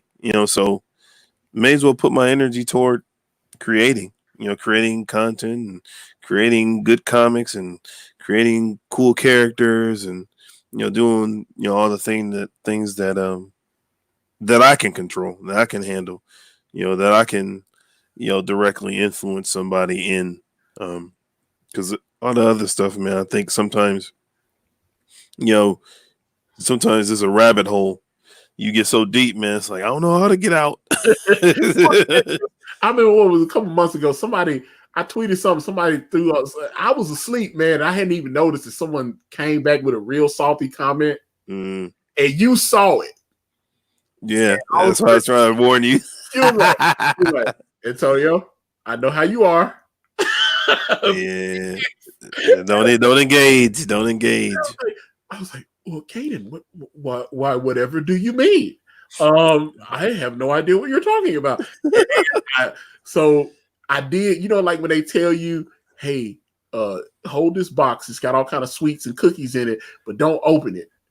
Of course, you gotta find a way to open it without right. And so I went on Twitter and I found what I was like, oh. and I blew up, and then I realized, I was like, God damn it, I shouldn't listen to Caanan. Yeah, I mean that is that. Well, to my point earlier, I was saying basically our fans reflect us. I just like, man, you guys, you in the chat and people that are listening, you guys are the focus, man. And I know, the community that we are in garnishes a lot of controversy and stuff, but you can guarantee from me personally that I will always bring nothing but positive stuff. That's just me. And so, whether it be art, creativity, what'd you say, man? I mean, we ain't doing positive stream right now. Hey, man, I exude that, dog. That's what I do. No, but I mean, it's we're gonna make good stuff. I mean, and you guys will be able to, keep rocking with us, man. Keep rolling with us, man. You'll definitely, you won't regret it. So, I'm excited, man. We doing what we do. All right, so let me get this question from my man in Lunacy. Says, does Caanan plan on finishing Way of the Gun before taking on new projects? What are you planning on launching? So, since he is actually pretty knee deep in Way of the Gun right now, like I said, we've got pages laid out, and I have on my computer 5 very awesome pages of the project right now from Caanan White. Yeah, I mean it's as we do, in the midst of pages and things like that, commissions and stuff like that. But Way of the Gun will always take first on any of that. So I mean, will I do any major projects? No, not that I know of. As of right now, I said, Way of the Gun is my will always be my number one focus. And we do, like I said, we do commissions and stuff like that. But Oh yeah. Oh, we're this one is definitely flowing a lot better because I mean we know each other. We know how we all work. We know what to expect and stuff. So and the good thing is, unlike last time when we launched, there's going to be pages. We didn't yeah, that's what I'm saying. Yeah, we didn't have anything before. So yeah, Yeah. we should probably have at least 10 or 15 pages done when Yep. I launch. So that's good. Caanan's giving me a couple pages a week, and Yep. and like I had to tell him, I was like, man, I'm really proud of the way. Hey, I had to give it up if I'm gonna say something to you when I feel like, hey man. Yeah, right. Yeah. So when I gotta give you your propers when the good stuff happens. So Well, I appreciate that. yeah, brother. I'm like, people don't understand. I was like, I love Caanan. That's my brother, man. I was like, they just don't understand. But yeah, I can kind of be a dick too. So I was like, I understand that. So, I'll just smile and draw. No, no, no, you're not, man. I think you just, you push me, man. That's good. I need that. So, I mean, that's what I'm saying, man. I think that's what happens when you get the successful team ups. Where just you feed off each other, man. You have your days, and then you have your days that even if you have those days where it's like you bounce back, keep rolling, keep creating, man. And I told you, man. I'm like, well, it's like Captain Bucky, man. I'm with you to the end of the line, man. I always say that. So let me see. Ninja Comics said I was there with campaign's first month of funding. It's been a long ride, but the end product will definitely be well worth it. Well, I appreciate that. We got 6 minutes left, and this bad boy is shutting down. Let's see, Apex Comics. I would not miss this book closing. This is comic book history in the making. Yes, sir. Here. Let's see. Oh, yeah, okay. Optimus Deadpool. My co-host got dog power for liking a tweet of someone from War Campaign, so we can relate. Yeah, trust me. Yeah, trust me. Yeah, trust me. So I love you guys. Just don't ask Caanan which R&B groups were better. It might end the show. Oh Lord. Oh, you already know. Here we go. All right, let's see. Does 80 pages mean the way of the gun will be square bound? I personally prefer saddle stitch books. Yeah, people are telling me to do square bound. I think the trade paperback will be square bound. If I can do saddle stitch, I like saddle stitch. That's the classic style, right? Yeah. I like saddle stitch. Square, although like Graveyard Shift and Jawbreakers came, and they were square bound, and those were great products. Print Ninja did a really good job. I mean, based on the size, I mean, I guess it depends, right? Like how it looks all together. Because I mean, because I know Perfect Bound can be a little bit more expensive, also. So, right, that's true. So yeah, so I just want to make sure get the best for them and us. So that's cool. Yeah, let's see. And boom. All right, so let me see. Yeah, man, I'm surprised. Caanan, you're a ratings juggernaut, man. You bring the views in, man. People. Oh, thank you. I appreciate it, y'all. Yeah, man. So I still want to do, like I said, and I wasn't talking about the commentary. I was talking about the thing we was talking about, the actually doing a show where we just talk about artist writer perspective and how they interact. I mean, other than the little, the commentary, but I think that'd be cool, like a cool little thing, man. And I think we'll definitely do the director's commentary again on book 2 because I am you just don't understand. I am very much looking forward not only having you come down here and actually being able to kick it with you for a few days, right? Get these covers sketched out. Right. It is. Man, well, yeah, it's gonna be a lot of stuff. So let me see.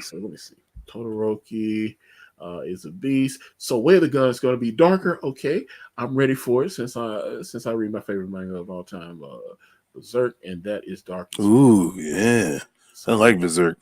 Guts rules. Hey, let's get it, man. Let's see. Can you draw on a new page right now or a separate? This is just a separate art piece that we've got the layouts for the next few pages, but yeah, he just gave me a page the other day, which I kind of want to show y'all. I just got I want to man. Come on, man, tease him, man. Tease him. Give him something. Oh Give him man. something. Give him something. I'm like, I do want, I mean, like, cause I love y'all, but like, but I just, I don't know. I'm trying to be good, man. But I mean, like, the first page, we just got colors back on the first page of Way of the Gun, so I just really excited about that. But you want to tease that one or no? You gonna say that one for later? I think I'm. You can tease at least that one. That one give a lot away. I was like, no, it won't. No, you're right. Damn. All right, hold up. Let me see. Hold up. Let me see here. Reno with super chat. Thank you, sir. Hey, you slick Mars. Don't just sit there like bumps on the law. Give those people those links to brand Indiegogo. Give in to peer pressure and buy the book. Well, you got less than 2 minutes to get brand, and then it will shut down. Although I don't know. I've seen some of these other campaigns where like it takes like a couple of hours to actually shut down. Yeah, it doesn't just shut down right away. So, you put the Santa Claus cap on it? Yeah, man. Oh, here we go, man. Yeah, man. You already know. Hilarious. Okay. So you put the Santa Claus cap on it. But yeah, thanks, Rito, for the super chat. Man. Okay, so I'm curious. Okay, because let me see where we're at. Is it over? Hold up, I might be behind. Hold up, it may be have shut down. Did it? You see, yeah, because I'm looking at the timer on the thing. It might be shut down. Wait a minute. The timer. Okay, the timer has reversed itself. It is over now, and now it's showing like it has an hour or something left. It's crazy. What does that mean? Or it's actually showing 23:58. So I don't know if it's just let me refresh it again. So it's gonna do the glitch thing. So and it is definitely well hello Mike. I see Mike in the chat. Let me see. I didn't do anything for Black Friday. I didn't do anything for Black Friday. I probably should have. I couldn't think of anything, and I was like I said, the campaign's been up forever, and I just like I said, I think that's a glitch. It was supposed to. It was supposed to shut down. It's probably done. Then it just hasn't taken. Then you think? Well, yeah, I don't know what's going on because. That's interesting.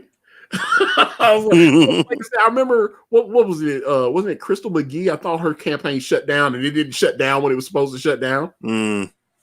It took a couple hours and then it shut down. That's all. I can see that. It's probably just the system trying to reboot or whatever it has to do. I was like, it was going so perfect and stuff, and I was like, okay. So I don't know what's going on with it because it was so. I don't know. I'm confused now because I was like, I was getting all excited, and I was like, okay, it's gonna go and it's gonna say closed, and now it's talking like it's got like 23 days and 56. Oh wow. Yeah, it's not behaving appropriately, so I don't know. I thought, I'm a little, but that's a little anticlimactic. I was like, oh damn. I don't know. Now I'm concerned. I don't know why I thought it was going to shut down. So, yeah, that's damn. What do I do now, Caanan? Check back, man. Just kind of see if it's still up or not. I would think it's actually probably just going through its progressions or whatever to finally finish. This is the first time you actually had anything shut down, so it's like you don't really know how it's supposed to. You know what I mean? Yeah, it had the cool count. Well, it still got a countdown timer, but it added more time to it. And I was like, it's supposed to shut down. And, it's supposed to say closed. And Does it actually either say way. closed? No, it does not. It says in demand, and it's got a 23. I guess 23 days or out. I guess I'm assuming that's hours. No, I'm saying, is 23, it supposed to say closed? Does it 55. usually... Yeah, when the campaign actually shuts down, it'll say closed. Oh, okay. So that's Yeah, I don't know what that one interesting. is. You got Yeah, me, because we only brother. had 1 hour left. It was like we only had an hour. Then it showed 10. That's strange to me. I was like, well, I mean, hey, I thought it was going to shut down. Although I don't know, maybe it'll still be open. I know because Ethan was talking about doing like Cyber Monday or something. Maybe it's still open. Maybe I can hop on Ethan's channel or something. That's strange. It's supposed to be shut down now because everybody saw it. I didn't. That's not me. That's the Indiegogo. So whatever. I don't know what happened. But watch someone will tell me I tried to buy something and it wouldn't let me buy. It's actually shut down. Like, yeah. It's just not refreshing yet or whatever. I'm like, it's gonna piss me off. So I don't know. Well, Todoroki, what I had to do was contact Indiegogo. You have to email them and tell them to shut it down. Yeah. So you tell them, I say, hey, I want to shut it down on this date. Oh, let me check Tugs because I know Tugs shut his down the other night. Oh, really? Let me see. Let's see. Okay, so the Lilith umbrella. Let me see if he has actually said shut down.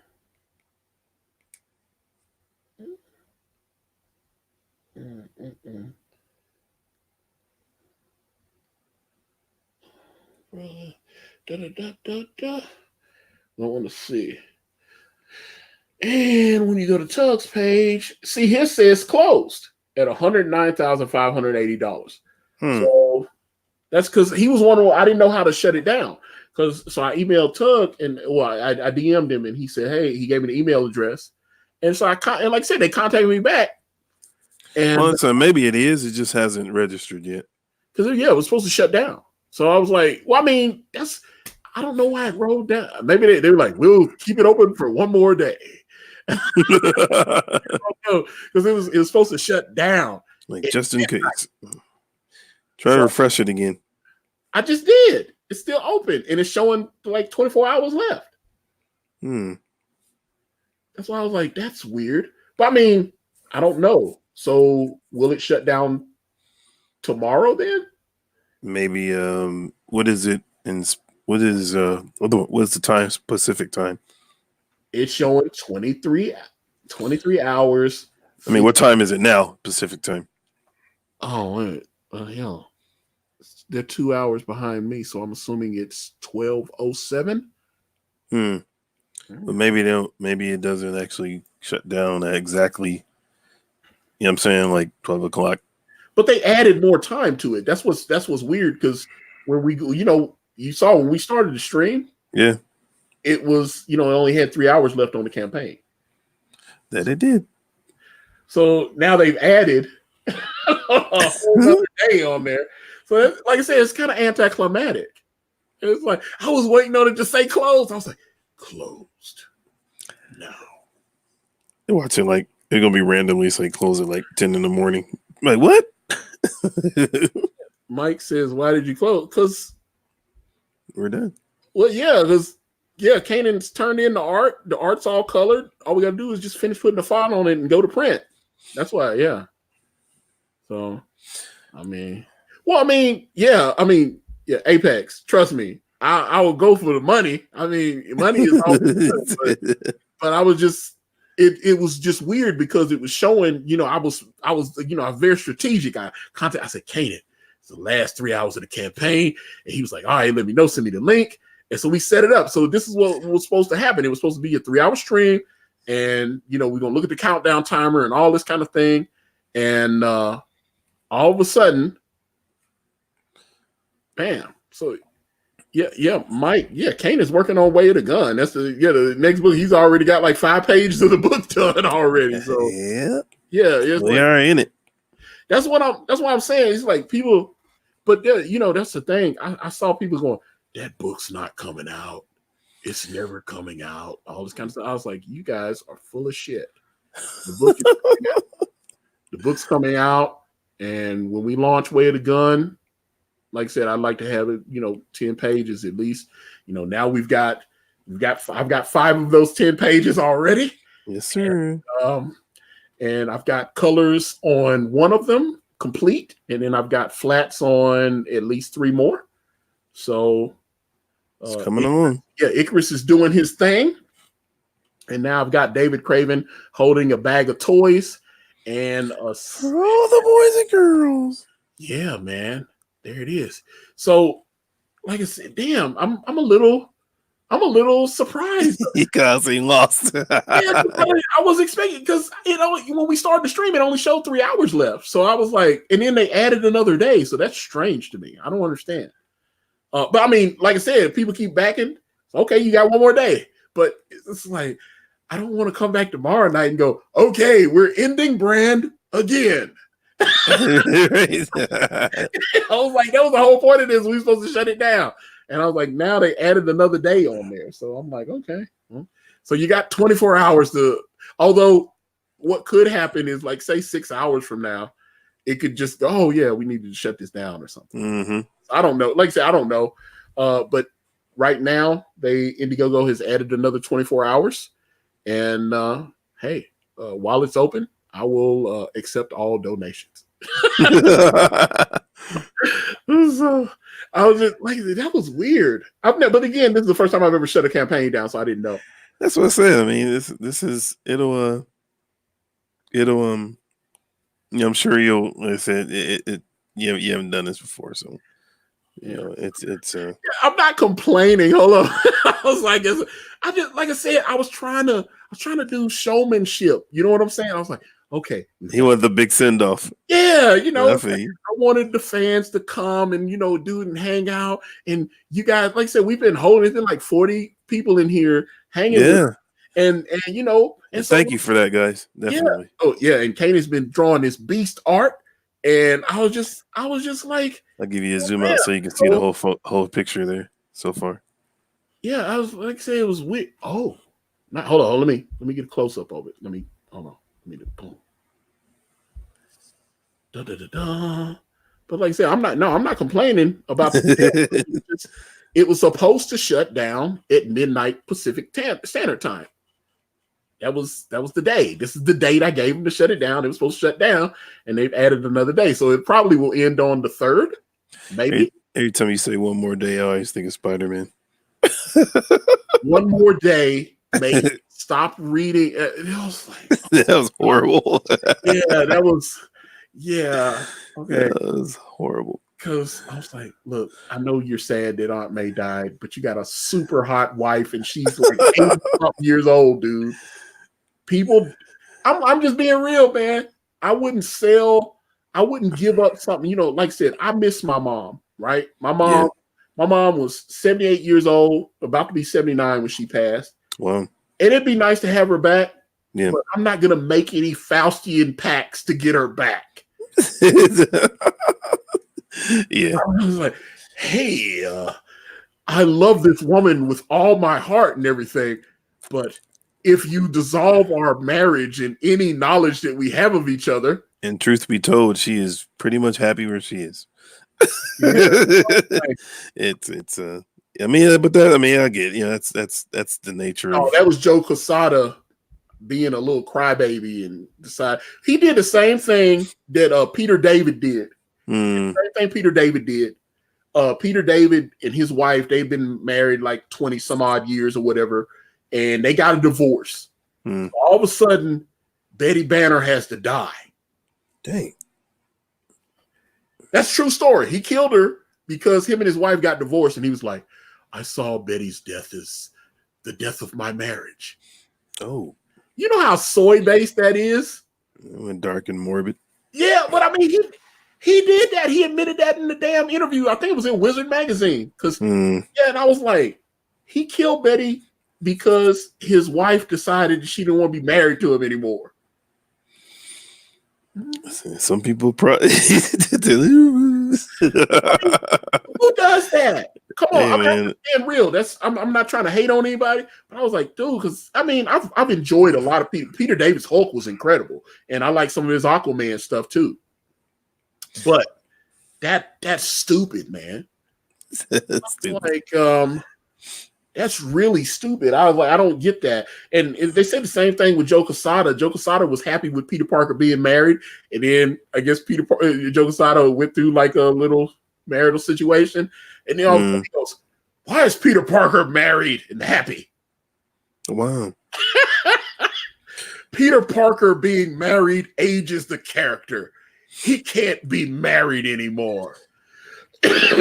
That's like but see, man, that people don't think that stuff like resonates, man. It does. Like, it's like when they tried to split up the not really split up, but just redefined Superman and Lois. It was like, what? Wonder Woman, huh? Yeah, I saw they were doing that. They were like, "Hey, let's kind of separate Clark and Lois." Yeah, they're kind of trying. They try to do that, man. It's like they're like trying to like make him. They're trying to make him kind of like that new today kind of thing, man. Where Superman doesn't understand her. I don't know. It's like, I guess they're working it out in the comic, but it's just kind of like, I saw that panel. I saw because people were putting pages of it up online, but she was like, "No, you love me. You don't need me." I was like, "What's it like being at Brian Michael Bendis' house?" yeah, I'm curious because he's been married for a good while, and they've got kids, and yeah. he adopted a few children, and I was just like, okay, that's why Miles Morales exists, because he adopted a young girl that was part Black and part Puerto Rican. Yeah, I've seen the pictures of them together. Yeah, beautiful family. Yeah, and he specifically made Miles Morales Puerto Rican and Black because his adopted daughter was Puerto Rican and Black. So which I understand. I mean, so she can see somebody. What I'm saying? That's what he said. Yeah, but and that actually worked. That was a good decision. I mean, Miles is the bomb. Riri Williams. Well, whatever. I don't know. Yeah, it's there's characters that are made with a purpose, and there's characters that are made gimmicky. And to me, man, when they're just gimmicky, and it sounds like, man, you just trying. That's the thing, because you look at, like I said, I go back to Peter David, right? Okay. The Hulk is a tragic figure. He never seems to have any real happiness, even though, and that's why, and I thought Ethan really nailed the Amadeus Cho Hulk. He said, "I'm the Hulk, but I'm totally awesome." I was like, that's the Hulk. Yeah. The Hulk is supposed to be a tragedy. And that's why it was called that, though. The Totally Awesome Hulk. Yeah, what up, bro? Let's eat some guacamole. I'm the Hulk, dude. Yo. I'm like, what? Well, that was the name of it. Totally Awesome Hulk. Yeah, but do you realize, if you understand the Hulk's character? Ethan has broke down a couple of these characters, and I thought Richard has a pretty good sense of how Batman is. Even I really like Man of Steel, and then Ethan explained why Man of Steel was kind of wrong. Well, yeah. And he's right. Superman, the people should not be afraid of Superman. When you see Superman, you're supposed to be like, "Hey, Superman's my friend. I can trust him." Oh my God, Superman might freak out and zap me with his laser eyes. Oh, yeah. Well, he's supposed to be an endearing character. I mean, that was when I think I can't remember who it was, but they were talking about when they designed Superman, he was supposed to be like a father figure. That was the whole, so which is why, a lot of the Justice Leaguers and stuff, they look to him. And I think the way Alex Ross draws him captures that. Yes. It's like he's really, and that's something Alex Ross said. He's like, I wanted Superman to appear timeless. Like, his suit never gets old, because it's like it's not from any time period. You know what I'm saying? It's like it always is. And I think, man, that's the strength and the nature and the power of Superman, is one of the reasons why, man, Christopher Reeve was such a powerful version. And then to me, that's why Henry Cavill to me, earned that role. Not so much what happened, with Jonathan, because I had issues with how his dad responded, because Jonathan would never say that. Don't save me. He would never. And then the undue destruction of Metropolis was ridiculous. I will say this though, I don't want to be phony. When I saw it, I'm gonna say, it was dope. No, when I saw Man of Steel, I walked out. I was like, "Holy shit, that was badass!" No, I saw it. I was like, I was telling people, I was like, he just snapped Zod's neck, and I was like, "Whoa!" And they were like, "Superman killed somebody?" Yeah, and that's when I started realizing that there might have been a small. Superman is so anti-killing people. Yeah. I mean, that's what I'm saying. He would have never let what happened in Metropolis go down. Like that would have never happened in the comic book. Oh. He would have took him to a remote location and fought there rather than fighting, in the heart of the city. I was like, oh, okay, that's different. That must be the Kingdom Come Superman when he was young. But Clark, my invincible son, even though you have the power to save me and this dog, right. So you can learn a lesson to never help anyone. Right. Yeah. Oh, hilarious. Yeah, I mean, but that's what it felt like. It was like, why would you not? He would always say, son, with, I mean, it's like he said, and I think the way that they portrayed Paul Kent in the original movie, and he remember when he was talking to Superman, he was like, I don't know why you're here. He said, I don't know what you have these powers for, but I know you're here. You've been sitting here for a reason. And he's like, and I was like, that was Paul Kent, and that's how he should have responded. And I had issues with that in the movie. I was like, well, he would never say that. Yeah, but like I said, I like the score. I like the score, man. I did too. Was it Hans Zimmer? I thought the score was dope. I thought it was shot beautifully. Absolutely. The special effects were great, but they were different than what I was expecting when they did the kind of weird nano it kind of looked like one of those little Etch-a-Sketch magnet things from when I was a kid. Yeah. Or almost like the you ever seen that it's like a little case and it has little metal pins in it, and so you can put your hand behind it and it'll move. Yeah. It'll form the shape. That's why it was cool, but that definitely they did some interesting visual thing. And like I said, I thought Man of Steel was dope. I was like, oh wow. But like I said, when Ethan described what Superman is, I was like, he's actually right. That's true. Yeah. And I was like, yes, Superman, you don't want the people, because remember, I love the Bruce Timm Paul Dini Superman the animated series, and you notice when Darkseid corrupted Superman, and that was a John Byrne story. Actually, they actually did that in John Byrne's run, where Darkseid made Superman attack the Earth, and then he conquered. I don't think he attacked the Earth. He conquered some other planets or whatever with the Darkseid's banner. Okay, go in my little graphic novels and check, because then they erased. It was Orion and some of the other new gods. They erased Superman's memory because they knew he wouldn't be able to live with all the people he had hurt. And so matter of fact, did they ever pick that storyline? Because that's a storyline. I would have Superman all of a sudden start having flashbacks of all the, how they do in the movie. Sometimes somebody had their memory messed with, and that happens for real. You know what I'm saying? Like when traumatic stuff happens, and sudden stuff just starts flooding back like a trigger. You're like, oh snap! Oh no, I'm seeing all this stuff. Like, did this happen? Did this happen? So yeah. So I'm like, so they did that. John Byrne wrote that story, and it was John Byrne's man. Like when he was on Man of Steel and transitioned into doing the Superman books, he wrote some incredible stories. That's awesome. I'm like, why didn't they pick that up? Because that's the story I want to tell. I want, because they did that with what was it? The Batman, when the Justice League erased his memory and he started realizing identity crisis. Yeah. I'm saying do that with Superman when he starts going, wait a minute, why am I seeing myself like harming these people and killing people? And you have him, and then when he realizes what he did, because the Justice League doesn't know, nobody knows. They just know he was gone for a while or whatever. Right. And they don't know that Darkseid corrupted him like this. So it didn't seem like they ever dealt with it. That could have been a major storyline. I'm like, why didn't they ever play with that? They just said, Orion's like, he's too noble a hero. We must erase his memory.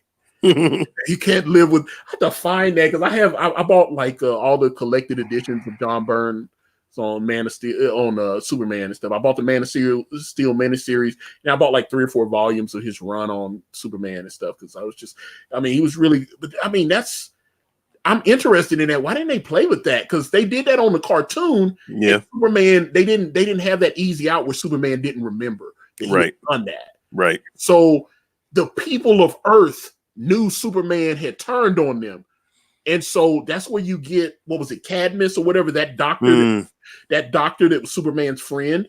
Yeah. All of a sudden he's afraid of Superman now. And that is what I thought was brilliant. That's true. That's what I like. So I'm sitting there going, John Byrne was just like, oh, let's just erase his memory. He can't remember what he did, and he's too noble. And then they just let him go on about his life. So you're telling me no one in the galaxy told Superman, hey, man, you led armies to destroy.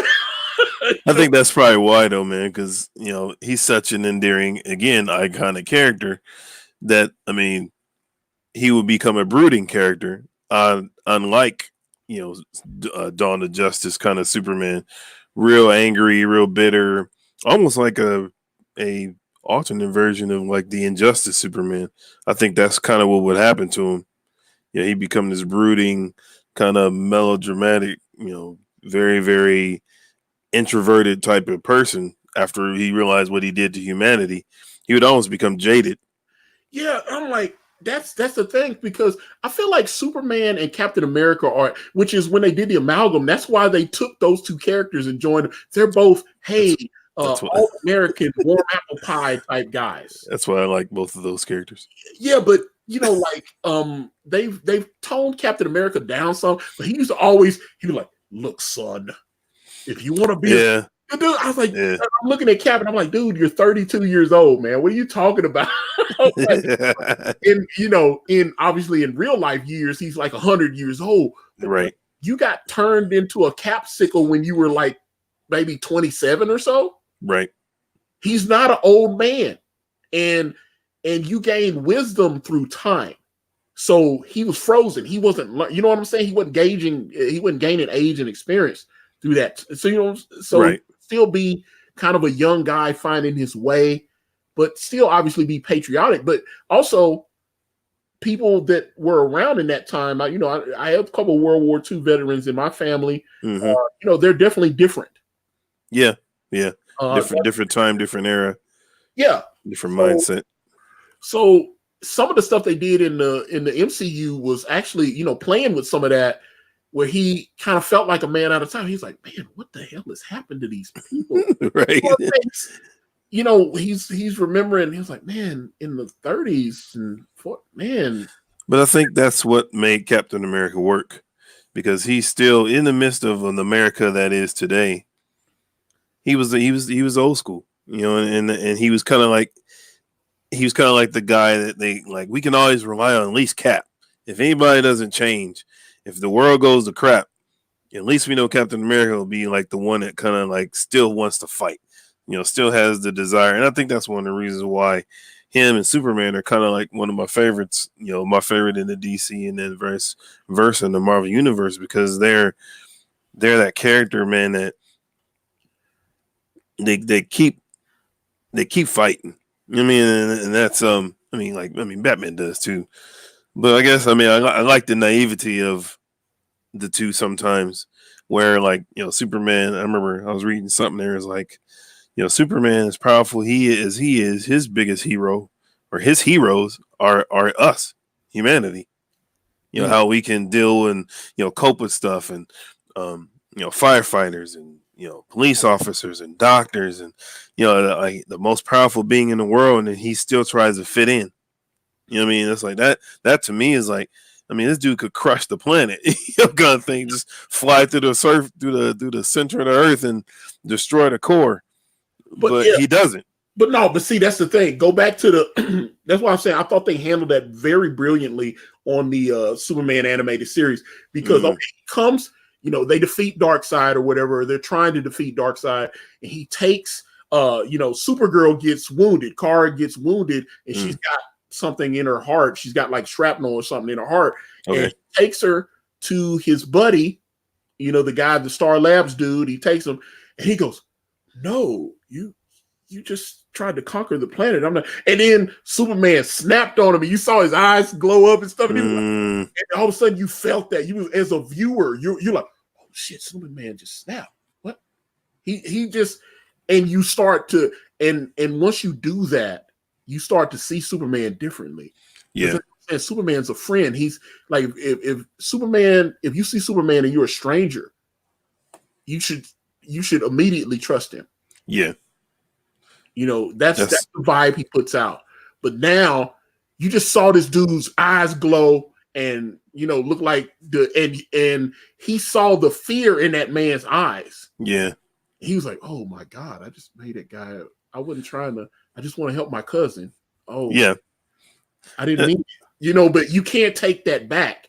And so he's like, Superman's dangerous. We got to stop him. But that's why I think you gotta be careful with like kind of playing that role with him, with his character, just because of the nature of who he's supposed to be and who he's supposed to represent.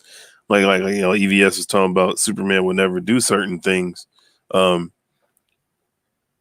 You have to do those stories, but kind of do them sparingly, which I think is why Injustice worked so well, because it was so left field of what Superman was. Like Superman, the overlord, the conqueror, the dictator, the world ruler. And then the reason why he did what he did was simply because he lost Lois.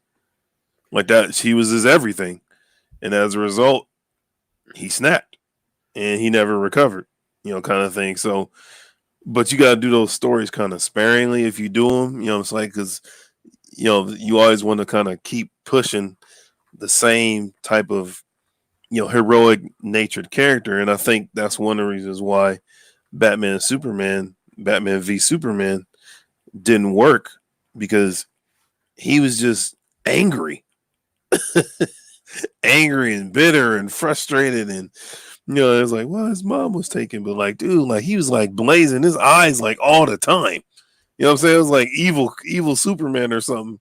Just kind of hovering in the dark. And, it's like, man, he's literally like almost on par with Batman, as far as the dark and brooding nature, man. So, but yeah, I think it works, sometimes. Well, like I said, I really enjoyed Man of Steel when I saw it, and I liked Watchmen from Zack Snyder. However, I didn't like that they changed the ending. The octopus. You was waiting for the octopus to show up. And people's like, no, that would have been stupid. And I was like, no. Yeah. If you make it look like an interdimensional being has crashed into New York and destroyed all of a sudden every country in the world. Oh my God, there is life. There's other dimensions. Oh, yeah. All of a sudden, whatever wars and everything, they're going to be wanting to send people to the United States to help us. Mm-hmm. They're going to be wanting to study it. They're going to be, and it would unify. It's like what they said in Independence, where he was like, we can't just be holding on to our prejudices anymore. These aliens are trying to destroy us. They don't care if you're black, white, Muslim, Christian, anything, And so when you think about that, that's why it worked. That's why Independence Day worked, because the aliens weren't just attacking the US. They were attacking the everywhere planet. Yeah. And so everybody's like, whoa, I may not like Jewish people, but we need to work together.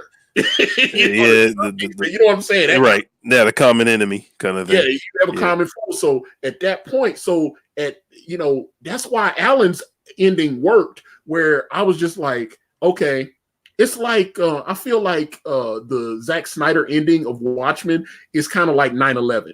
Because it's like, oh, it's a tragedy, and they feel sorry for you for like a couple of weeks, and then they're like, oh, and they just go back to hating you again. Yeah, I see what you're saying. So that's why I'm like, oh, it's just, yeah.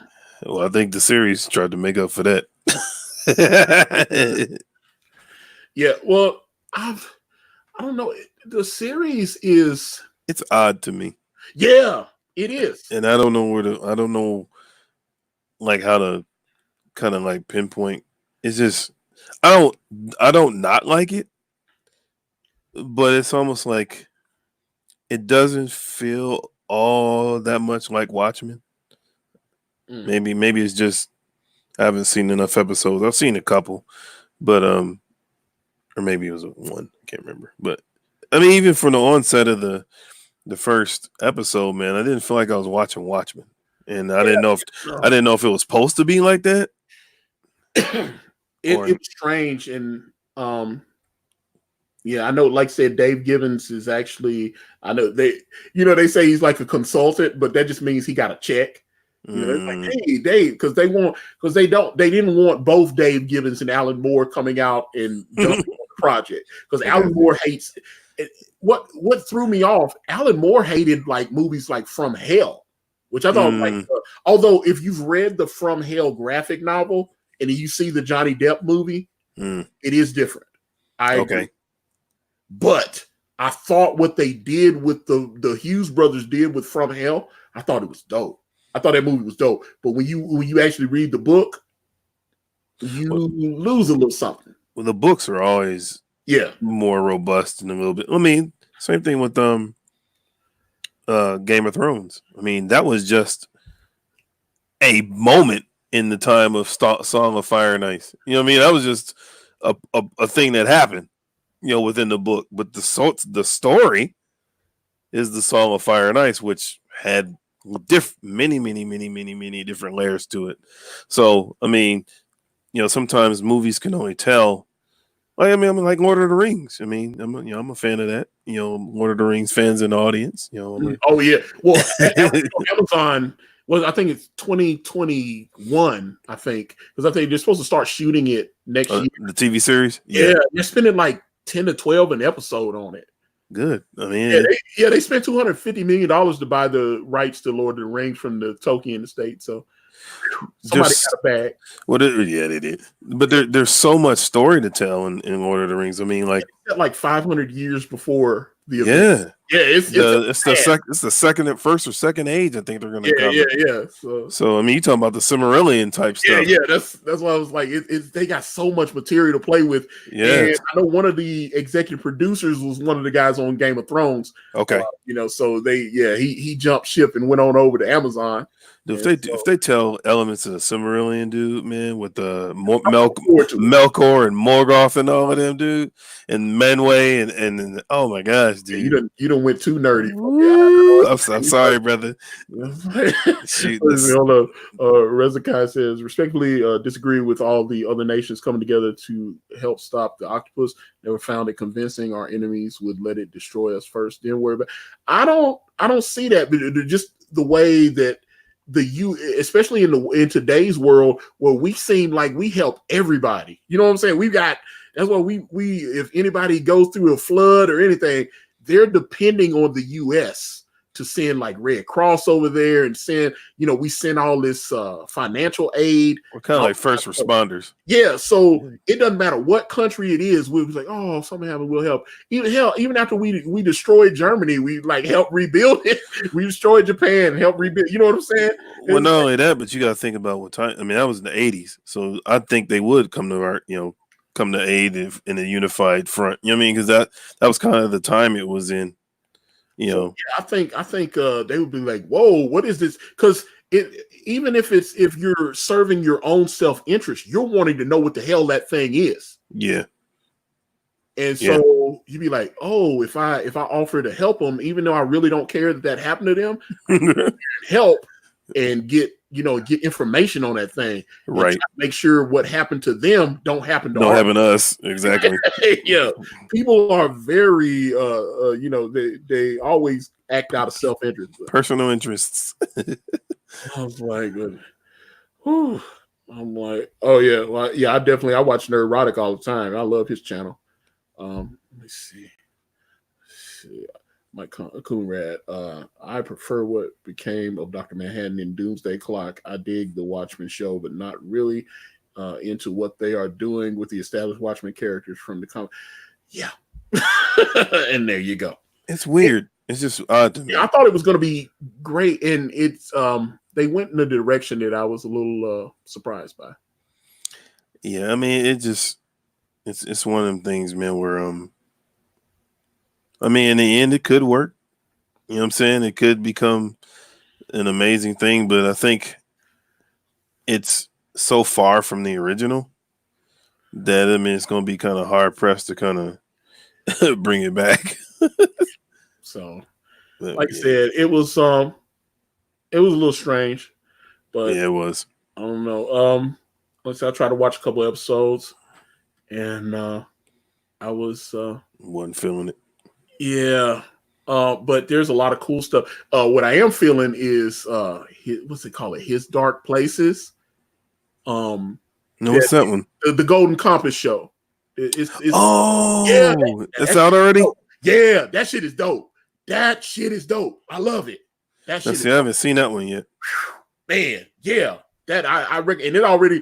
Matter of fact, it's so dope that it hadn't even aired an episode yet. HBO picked it up for another season. Wow. Yeah, they were like, "This is really good." Man.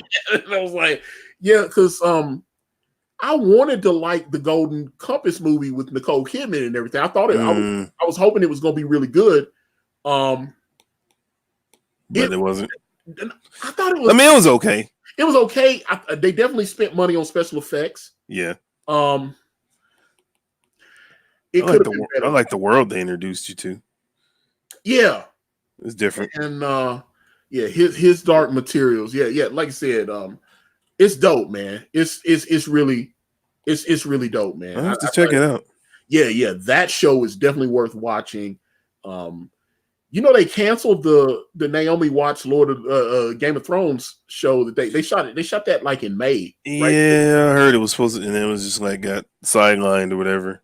I don't know. Well, they shot the pilot episode, and then HBO watched it. They was like, okay, this is garbage. So I wish they would air it because I let the fans decide. I don't know. Maybe they think it's just trash though. They were like, this is awful. It might be that bad, man. Yeah, it might be that bad. Like, you know, them Game of Thrones fans, especially how they were reeling over the final season episode. Well, now the actors are all coming out talking about their feelings are hurt, that everybody's talking about how bad it was. I was like, dude. I didn't think it was bad, though, but that's just me. You did. Well, hold up now. I don't know if we can keep working together. Hold up now. You telling me that you thought season 8 of Game of Thrones was good? I'd say maybe the whole season. I haven't watched it. I don't think I had a couple of little moments in there. Like I thought when I saw the season premiere when they went to Winterfell and like the second episode. And then the third episode where they did the battle, okay, it was good, but then the way the Night King went out, I was like, well, the Night King. I mean, I get that, but I think for me, what I liked, I guess, John to give him that work. You don't understand. Yeah, that's what I was waiting on. I wanted John to pull out Longclaw and give him that work. That's what I wanted.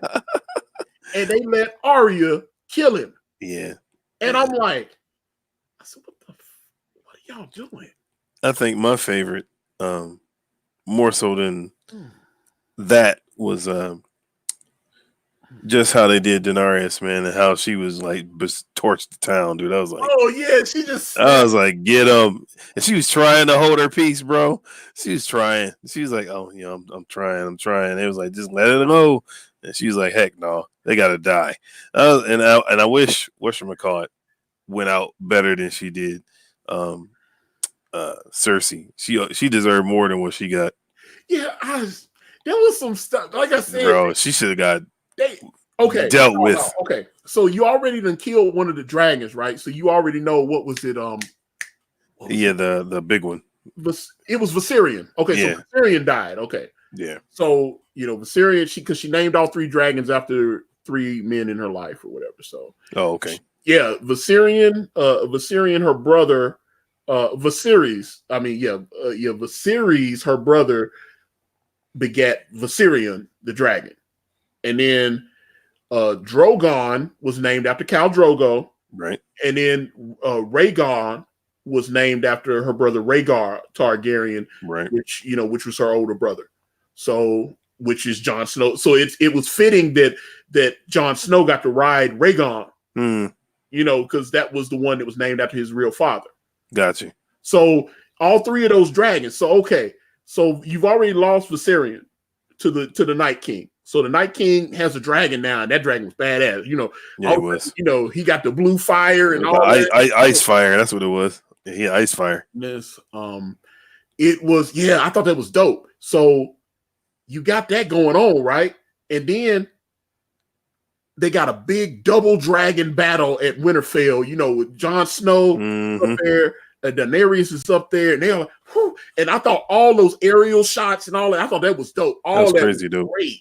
It was great. No, visually, you cannot. And I mean, they were spending $8-9 million on these episodes. Yeah, they were incredible. All the episodes. HBO was throwing money at them. Like, no, you don't have to end it. No, we can. And they were like, no, we must get out of here. No. Yeah, we're done. Yeah, and even George R.R. Martin was saying he was disappointed. He was like, I thought we could have went, 10 seasons, 12 seasons. I was like, because there was so much material that they left out. There's so many characters they never played with. There was so much stuff they could have done. They didn't have to rush it like they did. Because season 7, I like season 7, but it was rushed. It was really rushed. It was like the dragons they put a warp drive in the damn dragons. I think everybody was just ready to move on. No, not everybody. They were ready to move on. Who's they? Dan and Dave. What was it? The DB Weiss and Dan, with David Benioff. So yeah, DB Weiss and David Benioff. They got tired of doing Game of Thrones, so they let George know, "Hey, we want to get out of here." And he was like, "No, I'm making money. Why are you trying to get rid of the show? What are you doing?" He makes more money off the show than he does off the books. It looks like. I believe it. Yeah, the licensing and all that. So I'm like, and all the merchandise and all in the lunch boxes and all that stuff. Yeah. So, and all the con appearances and all. I mean, yep. Although that I just tweeted that out a couple hours ago that he says that Winds of Winter may finally be out by the summer of next year, which will be incredible. Yeah. Now, what's that? I haven't followed a lot of the books. That's book 6. It was supposed to be the final Game of Thrones book, but it's so big that he says that he had to come up with book 7, which is A Dream of Spring. But it's taken him like 5 years to write Winds of Winter. I was at Amazon packing the Dance with Dragons. Wow. When I was at Amazon. So, and then you thought Winds of Winter would only take him like 2 or 3 years. And then it was like, it's been like almost 6 years. And it's starting to look like the book ain't gonna come out. And, so now he's like, he's going to some big con, I think they said in Australia. To announce it. Yeah. He said that when he goes to the con in August 29th is the first day that he said if he don't have the book in hand. So that tells me right there, because he wrote a blog post. I follow his blog, and he wrote a blog post a couple months ago talking about that by December of this year, he was supposed to have like manuscript turned in or something. So I'm hoping that's what happens. I hope that he stuck to that, and because he goes to a lot of shows. Yeah, he does. So at that point, like I said, I'm hoping that he does that. So that he actually, because like I said, it sounds like Winds of Winter was massive because he had to hack it in half. And it was, and so that's why we get A Dream of Spring. So he's like, Winds of Winter was supposed to be the last book. Gotcha. But it's Winds of Winter and then it's A Dream of Spring. So I'm looking forward to the next 2 books. But he says that the ending that we got was very close to what he told David Benioff and DB Weiss. So that he's going to do. Okay. Yeah, i.e., what Bran is going to become the king. Yeah, it was interesting.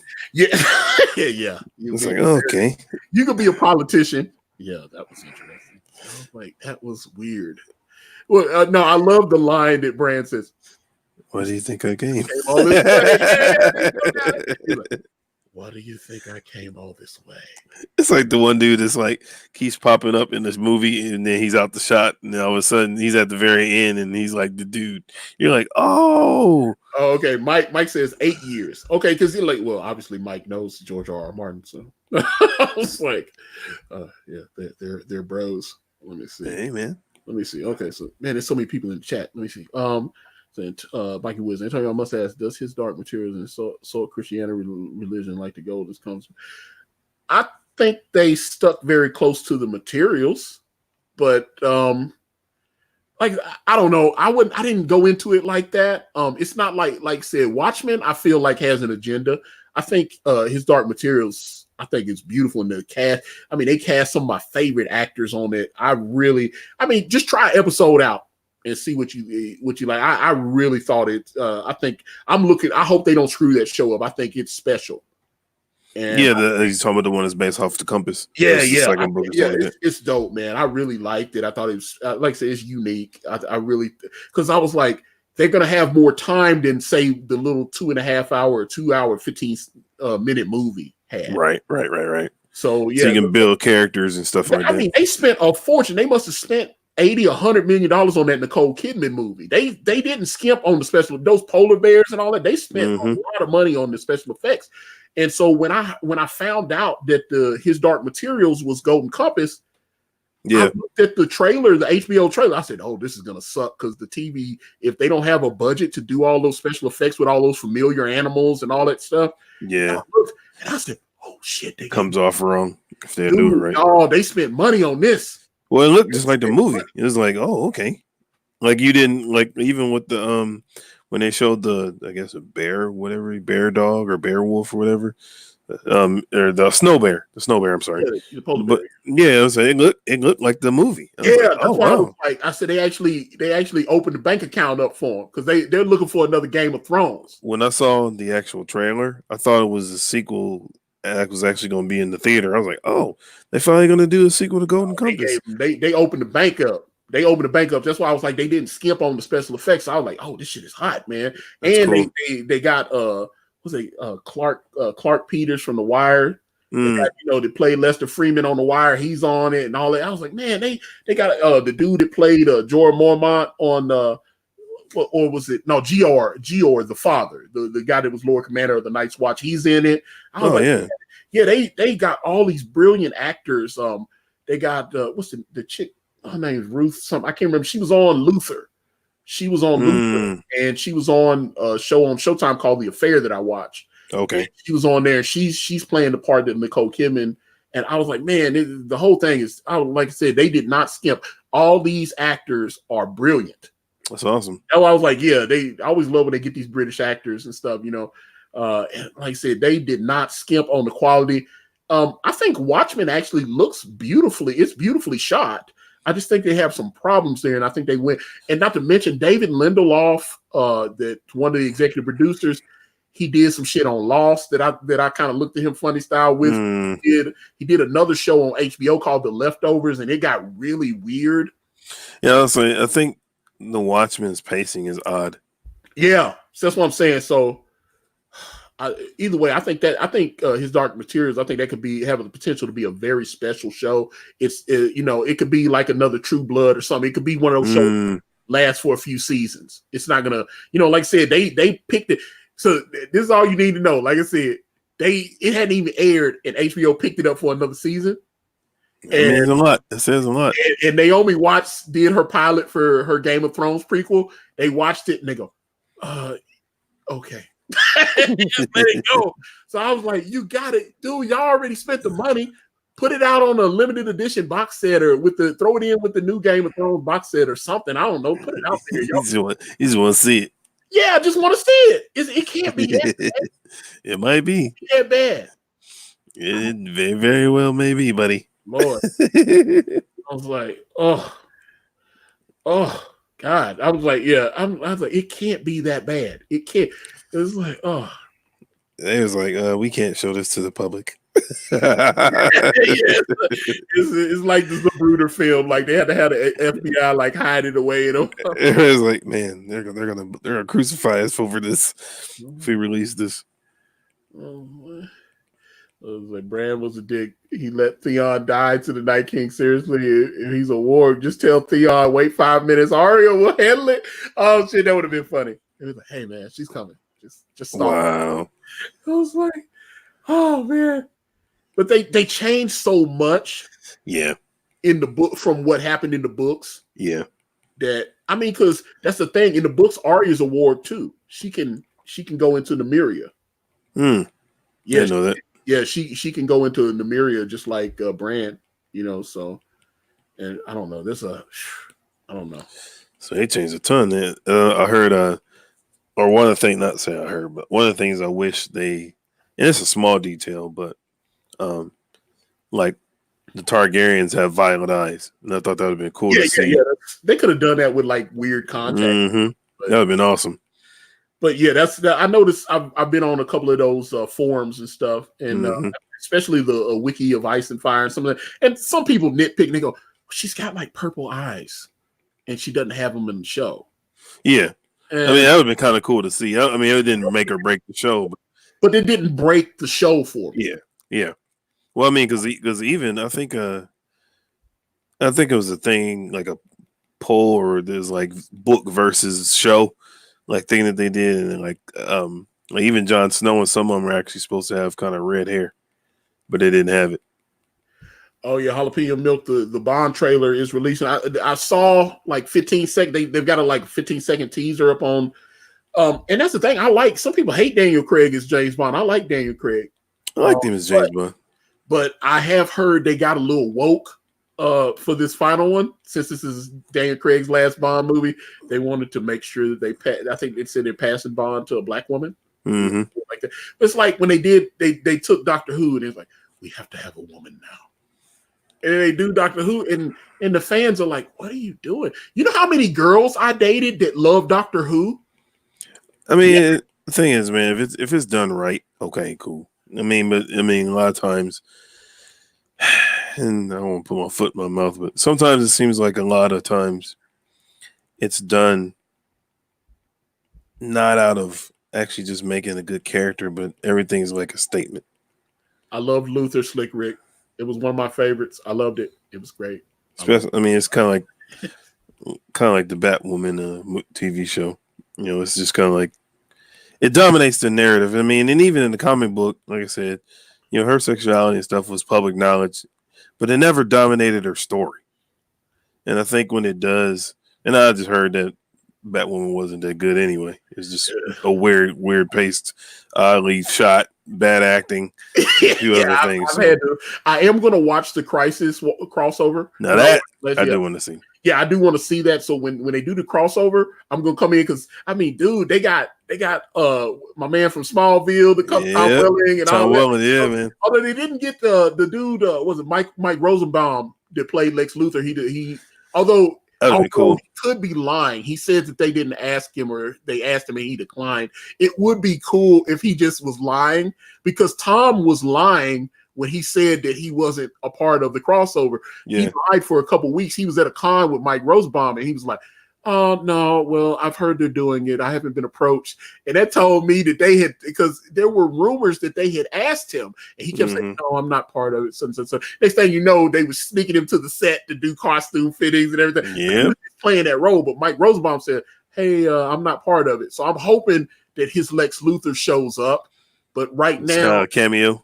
But somebody would have leaked those photos already if he was in there. Yeah. You know, that's what they do. You can't keep anything secret now. There are no secrets in the internet age. I think it's cool that and I know people had issues with the Brian Roth version of Superman, but I like how he is Kingdom Come Superman, but from that movie. Did you ever, it's like the suit is the same? Yeah. Because that's what's the name? Brandon Routh. Yeah, I was like, he's being Kingdom Come Superman, but he's Kingdom Come Superman from that movie's Superman. It's not like another alternate version. Like it's like even the suit and everything looks like the Superman Returns Superman. So he's Kingdom Come. He's that Superman, but older, which I thought was pretty cool. But it's strange because is he still? I stopped watching Legends of the Tomorrow. Did they kill off his Adam character? Yeah, I think. Yeah. Okay. I was like, Ray Palmer's dead. I think. Oh, okay. Because that's right. They said that's another thing. They showed the actor. They're doing whoever I can't remember the character's name in DC Comics. They put him in the Injustice video game. The Asian guy, the Asian doctor, that's the new Adam. He's going to be in the. Oh, okay. Yeah. So they've cast. I thought I tweeted that out the other day. That I can't. Who's the new Adam? I forgot he took over for Ray Palmer. He was Ray. He was one of his assistants or whatever. Mm-hmm. Yeah, but they're gonna have him be the Adam in the Crisis crossover. Oh, okay. And then Brandon Routh is going to be Kingdom Come Superman. Dude, they're gonna have I should have been Tom Welling as Kingdom Come Superman. Is it? Yeah, he would have been better actually. But they brought Erica Durance back to play Lois Lane. They got she can't, so instead of killing her off, let him just be Superman from that universe or whatever. They got whatchamacallit that did Batman for the animated. He's Batman Kingdom Come, the one that did the voiceover. I think he's playing Bruce Wayne. What's his name? The guy did voice for Batman. Oh, Kevin Conroy. Yeah, he's from the animated. Yeah. He's from the Batman the Animated Series and Batman Superman Adventures, all the video games. Yeah, I think he's actually going to be the Bruce Wayne. I saw. Yeah, I was like, that's cool. They said he's like Kingdom Come Batman. Yeah, I'm looking forward to that because that voice. I would love to if they could work Mark Hamill in some form. As the Joker, bro. Yeah. Or at least the voice of the Joker or something. Well, he was a trickster on Flash, so Is it Ryan Chen? I was like, man and Lucy. That's why I was like, oh, okay, Ryan Choi. Okay, Ryan Choi. Okay, so that's because I've got the Injustice 2. He's a downloadable character. I got the Ultimate Edition, so the Atom. And I was like, wait a minute, so you're doing the Atom and it's not Ray Palmer. That kind of pissed me off that they did that. I got to be honest about that. And I'm a fan of the Atom. Yeah. And so when I found that, they was like, hey, it's the Atom. And they were. And I thought he's better than Ant-Man. But here's the thing. They were specifically, again, trying to get woke points because they're going, we're casting an Asian Atom. And I was like, so you're admitting that you're only picking that character based on racial traits and stuff. That's identity politics. Yeah. It's not gonna get any better, sadly. I talked about this a couple weeks ago when I had Sweens and Indy Dave on from the Oddity campaign because I had just watched the Avengers Endgame and the direct commentary. And they admitted, because people were like, well, Bucky should have got the shield. Or Sam. I agree. Shield. Well, hold up. But I thought that I was okay with Sam getting the shield because he has 40 years of history with Cap, just like Bucky. I know Bucky's his dude. Dude, I was never down with Sam Wilson getting the shield. And that's just because I think I'm one of them character purists. Even in the comic book, man, I couldn't rock with it. I was like, okay, really? But they admitted this that really pissed me off that they felt they were making a statement that a person of color. Well, that's all they do now. Could be Captain America. And I was like, so you didn't pick him because of his history and relationship with Captain America. You picked him because of his race. Well, see, I was talking to my brother-in-law about that over Thanksgiving. Man. I was like, like you said, they did that to basically, have a person of color as Captain America. Do the truth. Do Isaiah Bradley. You know what I mean? Like, That was Black Cap. You know what I'm saying? You know what I'm saying? If you want, for back of a better term, use him. Cap, by the way, I haven't seen him in the chat in forever. I miss Black Cap. Does he still even? I don't even know, dude. Do you remember Black Cap? Because he used to be in my chat. Mm-hmm. Yeah, he's coming all the time. I haven't seen him. I haven't seen him in Ethan's chat or anything. He used to be in these chats all the time. He might be working or something. I don't know. But yeah, like man, like get Isaiah Bradley, man. Bring him out. The truth. You know what I'm saying? Like give him a film. I would dig that if they would do Isaiah Bradley. I thought that that's a didn't John Romita Jr. draw that story? Yeah, I think he did. Yeah. Okay. I thought that was okay. So Brandon Routh is leaving Legends. He's supposed to be both Ray Palmer and Kingdom Come Superman. And like I said, I'm definitely gonna watch that because I thought last year's was pretty good. So I'm willing to give it a chance. But I will not. Supergirl is awful. That show is terrible. I haven't watched it in a while, so I don't. Bad. I stopped watching it like 2. It's so bad. It's so bad. And if it could be way better, man. It could be way better. But it's not bad because she's a woman. It's bad because it's fucking awful. It's awful. Yeah, that's what I'm saying. Like it could have been so much more, but I think it's lost its identity, kind of. And so, I mean, instead, like honestly, but real, she really doesn't have a road gallery. I mean, Yeah, her rogue gallery is I thought Superman's about that. villains. That's one of the biggest mistakes I thought Supergirl. Once you have to start bringing in all of Superman's villains, Yeah, dude. She you're never in had trouble, one. dude. You're in trouble. Yeah. I mean, think about it. She's never had a rogue gallery. It was always Superman's Tried on villains. some of these solo runs to create villains for her. It just doesn't work. It doesn't. They come off cheesy, forced, and it's bad acting. So it's like, you know, they have to bring in Superman as a redeeming factor instead of like, but I mean that extends to the comic book. I mean, she just doesn't have a rogue gallery. She just doesn't.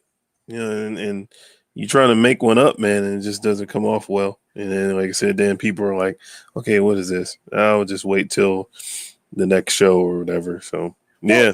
Well, see, let me go back to Slick Rick's comment because I like that he said the casting of Supergirl lost me before it started. She's cute, but not Supergirl. And I liked her. She was on Glee, Melissa Benoist. I like her as Supergirl. Yeah, I thought she was. Yeah, she's cute. I thought she was good. But then I started noticing. I was like, okay, they're running out of ideas. Yeah, it's like Gotham ran out of ideas about season 2. Yeah, I'll say that happened with Supergirl early on. I was like, it was like, we don't have no show, a TV show. Right. Well, let's bring in Barry Allen. Yeah, that's why I was like, yeah, they ran out of ideas. And not only do they bring in Barry Allen, they do the storyline that is always famous between Flash and Superman. Brave and the Bold. Yeah. Yeah. So you take that away because you don't have Superman. Well, not Brave and the Bold. What is it? What is it? No, it was Brave. They did race. Wasn't that in Brave and the Bold the first time they raced? Yeah, but I thought it was the other one. Not All Stars. Well, anyway, and maybe it is Brave and the Bold, but no, what is it? Shoot. Oh, not enemies. Oh crap! Oh, I'll remember what it is. I'll remember. Supergirl could have done so much more with Martian Manhunter. The way they did that Red Tornado episode, first of all, it looked like it's bad. They took the red tornado costume looked like they took some. You remember those little juice boxes that you would put in your lunchbox in school? Yes. Like those little juice boxes, and they just took a bunch of them and put it on his arm. Yeah, dude. Like a carpet on it. World's finest. That's what I was trying to say. Oh, okay. It might have been that. That's what it was. But yeah, dude, he looked bad. He looked really bad. I love Red. I was like, why would you put that? They try to make him look like a robot. He's a synthezoid. He's supposed to look like supposed to be like the Vision. He's not. He's supposed to look like a normal human being, but red. Put a suit on him. Don't put that. I was like, what are y'all doing with that weird suit? That was weird. As soon as I saw the suit, I was done. I was like, it's over. He's mad. Yeah, it was. Get it out. Bad juice box red tornado.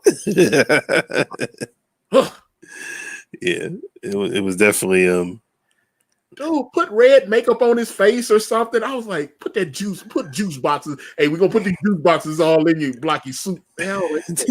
Juice box tornado. Yeah, I was like, juice box tornado. Oh, juice box tornado.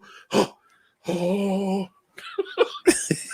Horrible. I was like, when I saw that suit, I was like, oh man, they must not have a budget. I saw that.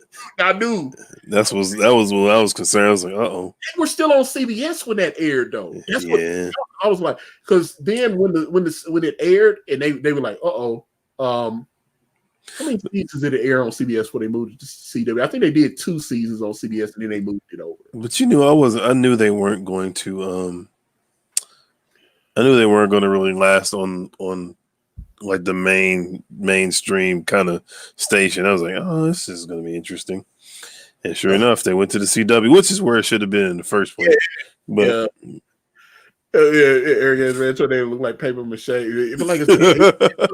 just did not like that. I don't know, man. I love, just like I said, and I know sometimes when I talk to these young ladies out there and they realize they go, oh, you said you like comics. You really like comics. And I go, yeah, I like comics. Oh. Don't you understand? You like them. You wasn't playing. Then, I guess they were like, oh. They be trying to understand. They try to understand. I was like, look, I'm not faking the funk here. I'm really about that comic book life. Like, I thought, like, yeah, I actually like them.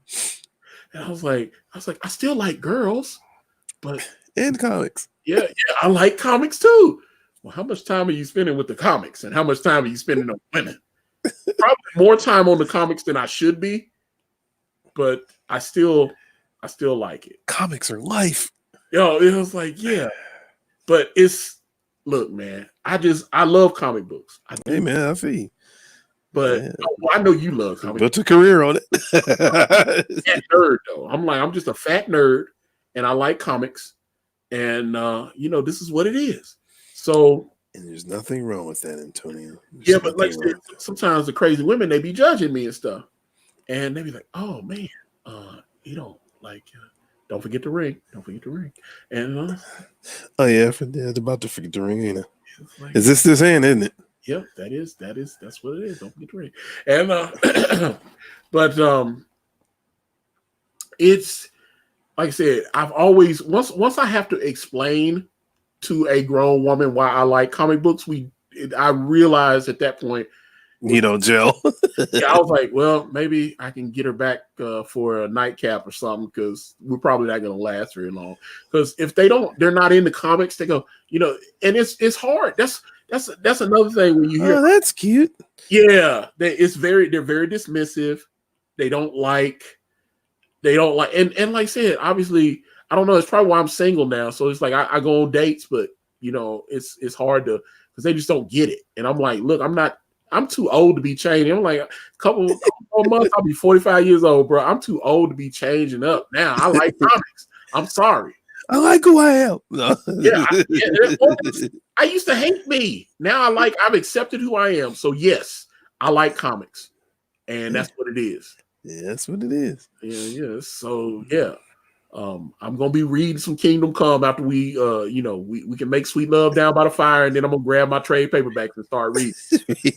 I'm sorry, that's what it is. I'm like, but a lot of times when it was a girl I was dating late last year, and she was like, "Oh, I was gonna come over and hang with you, but you're working on your comic," and I was like, yeah, I really do got to get this done. And she's shocked. She's shocked because she put it out there. She's like, you understand I'm coming over to have sex with you, right? And I was like, can we go maybe tomorrow? And I'm the woman, she couldn't believe it. She couldn't believe it. I was like, I've got to get these pages and stuff edited and turned in. I got to get this work done. Yep. Okay. And then okay, so she was shocked that I turned down the opportunity to have a Netflix and chill moment. And then she was like, are you sure you're wanting to date? Because you seem like you're a little too busy for a relationship. And I was like, no, I still want to date, but I've got responsibilities that I've been very clear to you about. Yeah. And they don't understand now. I'm not blowing you off because I don't want to. Yeah, I want to have some fun. Yes, you are, Tony. You're blowing them off because you want to do comics. No. Oh, yeah. I was like, God, man, that's crazy. Okay, everybody roast me in the chat. Okay. I'm just saying, this is me being honest. Get them, guys. Get them. No. Look, I'm just saying, this is facts, man. I was like, yeah, and I cost myself. She ended up a couple days later. I told her, I said, hey. And then all of a sudden, I went to work and I got off and I got in my car and she had texted me. And she was like, we need to talk. And I go, uh-oh, I know what this is. And sure enough, I said, okay, I'm ready. She said, hold on, I'm talking to my mom. I'll call you in a little bit. I said, okay. She called me and she goes, I just feel like you're too busy to commit. And I said, I called that one. I know exactly what that is because she wanted to come over. She's like, I'm just saying, I've been alone for a while and I'd like to find someone that wants to spend. I said, I do want to spend time with you, but I'm working on the book. I was like, this is my dream. Do you not understand? I got pages. Yeah, I don't know. But yeah, I actually liked her and I knew like I said, she texted me, hey, we got to talk. And I was like, yeah, so Brand cost me she was actually a pretty cool chick, but at the same point in time, I was like, okay, yeah, I'm not changing. was like, look, I'm not changing. I'm sorry. Oh God. It's okay, Antonio. The Chronicles of Mr. Bryce. Yeah, well. Let's say, hold on, Ryan. Let me see what Ryan Crosby said. Cash first, women second. Well, I don't know. There's got to be a way to find a balance. God, like I said, I've been bad at that, and like, so you go gangbusters, man. I get it. You go get gang. And I talked to my friend Angela, and I said, well, the girl I went. She said, so what happened to that girl that you were dating? And I said, she don't want to see me anymore. And she's like, damn, that was fast. Wow. And I explained. I said, okay. I said, the other night, I was working, and I told her the day before, I was like, hey, I got to work on this, and then, I got to do laundry on this day, because, on Amazon, I work 4 days, and I got 3 days off. So I was like, okay, this day is writing day. This day is like laundry, housework day, and then I'll give myself like a free time day. And then so it's writing day, and she was like, oh, you're not doing anything. You're just writing your stupid book. Oh, wow. It's not stupid to me. It's not stupid to me. And she felt like, because when I told Angela, I said she wanted to come over and hang, and she was going to spend time. And I said, look, we can do that on this. And she felt like I blew her off. And then she said I didn't have enough time to spend with her. And Angela was like, do you not understand how women work? And I was like, of course, no one understands. All of you women are crazy. Every single one of you that I've encountered. Everyone. They're all insane. Not all of them, Antonio. Every single one. They all do something. And I was like, oh, God. But like I said, I hurt her feelings. I didn't mean to, though. I liked her. I was like, man, maybe it'll work out this time. She seems like a nice girl. And then she was like, oh, okay, so I can come over, and I know you're working on your book, though. I don't want to destroy. I was like, yeah, I gotta get these pages done. I think you were gonna say, yeah, you're right. It really surprised her. She was like, I'm going to you sex. Why are you turning the sex down? I was like, at that point, we had already messed around a few times. So I was like, yeah, okay, well, can we maybe Friday? I don't know. But she was shocked by it. She couldn't believe it. He's like, yeah, you're right. I need to get this done. Like, yeah. I was like, I don't know. I think about that though. I was like, is that what it's? Because I noticed while I started seeing her that I was blowing off my responsibilities on brand, and I wasn't getting my work done. And I was like, I was supposed to get these pages done and get everything checked out and do all this. And I was like, I gotta get this book done. And all of a sudden, I'm chasing scattered ass, and I'm not doing what I'm supposed to be doing. And so at that point, I was like, okay, I can't do the relationship thing and have her at the same time. It was a kind of a cruel reality check, but it started coming. So when she's like, yeah, no, I don't want to keep you from your work. All right, well, I'll talk to you later. What? What do you mean? You're not gonna have me come over here and ravish me? No. And Angela was like, once you did that, it was over. And I was just like, damn. She right. I wasn't trying. Let me see. Hold up, Mike. I wouldn't try to blow her off.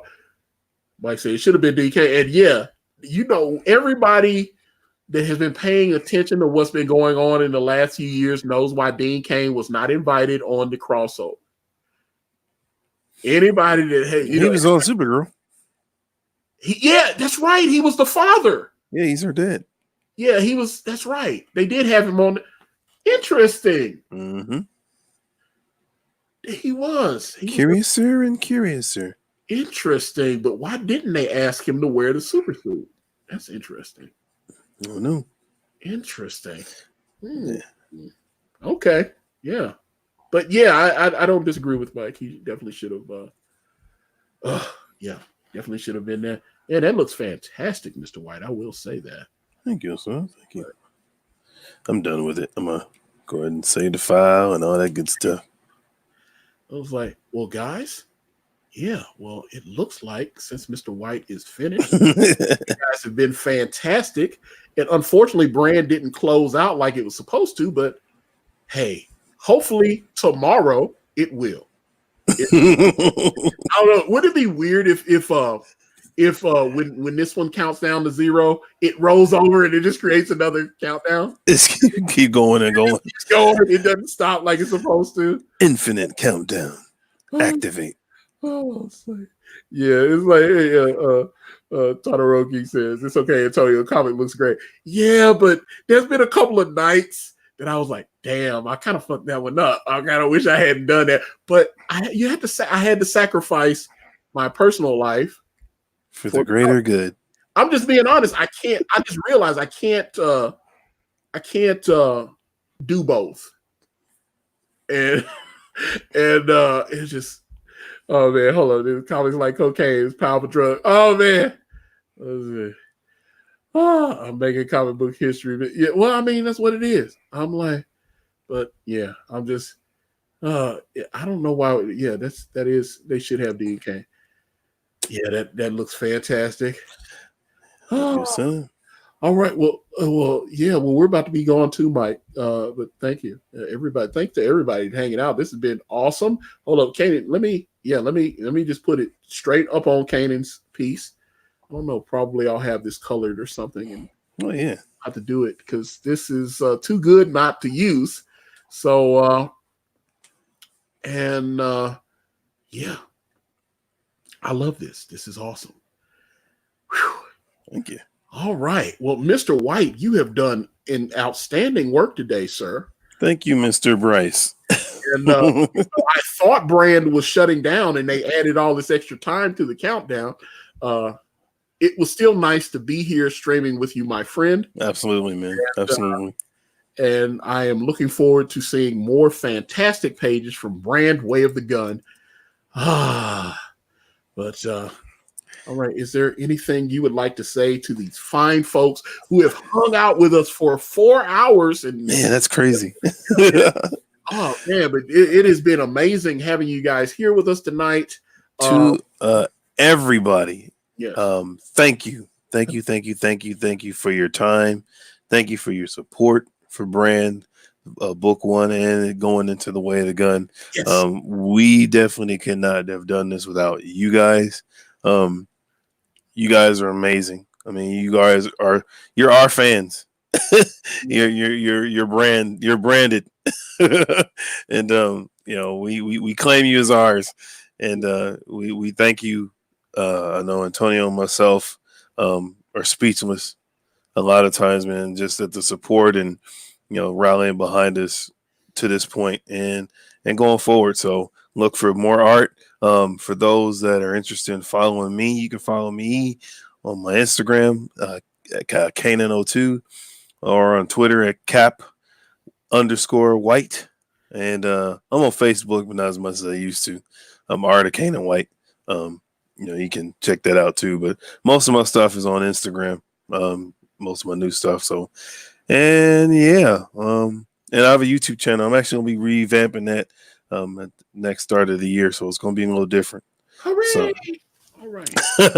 So yeah. Well, all right, guys. We're going to get out of here. As always, Facebook, Instagram, and Twitter, and right here on this YouTube channel, everywhere is at Akari Press. You type in akaripress.com.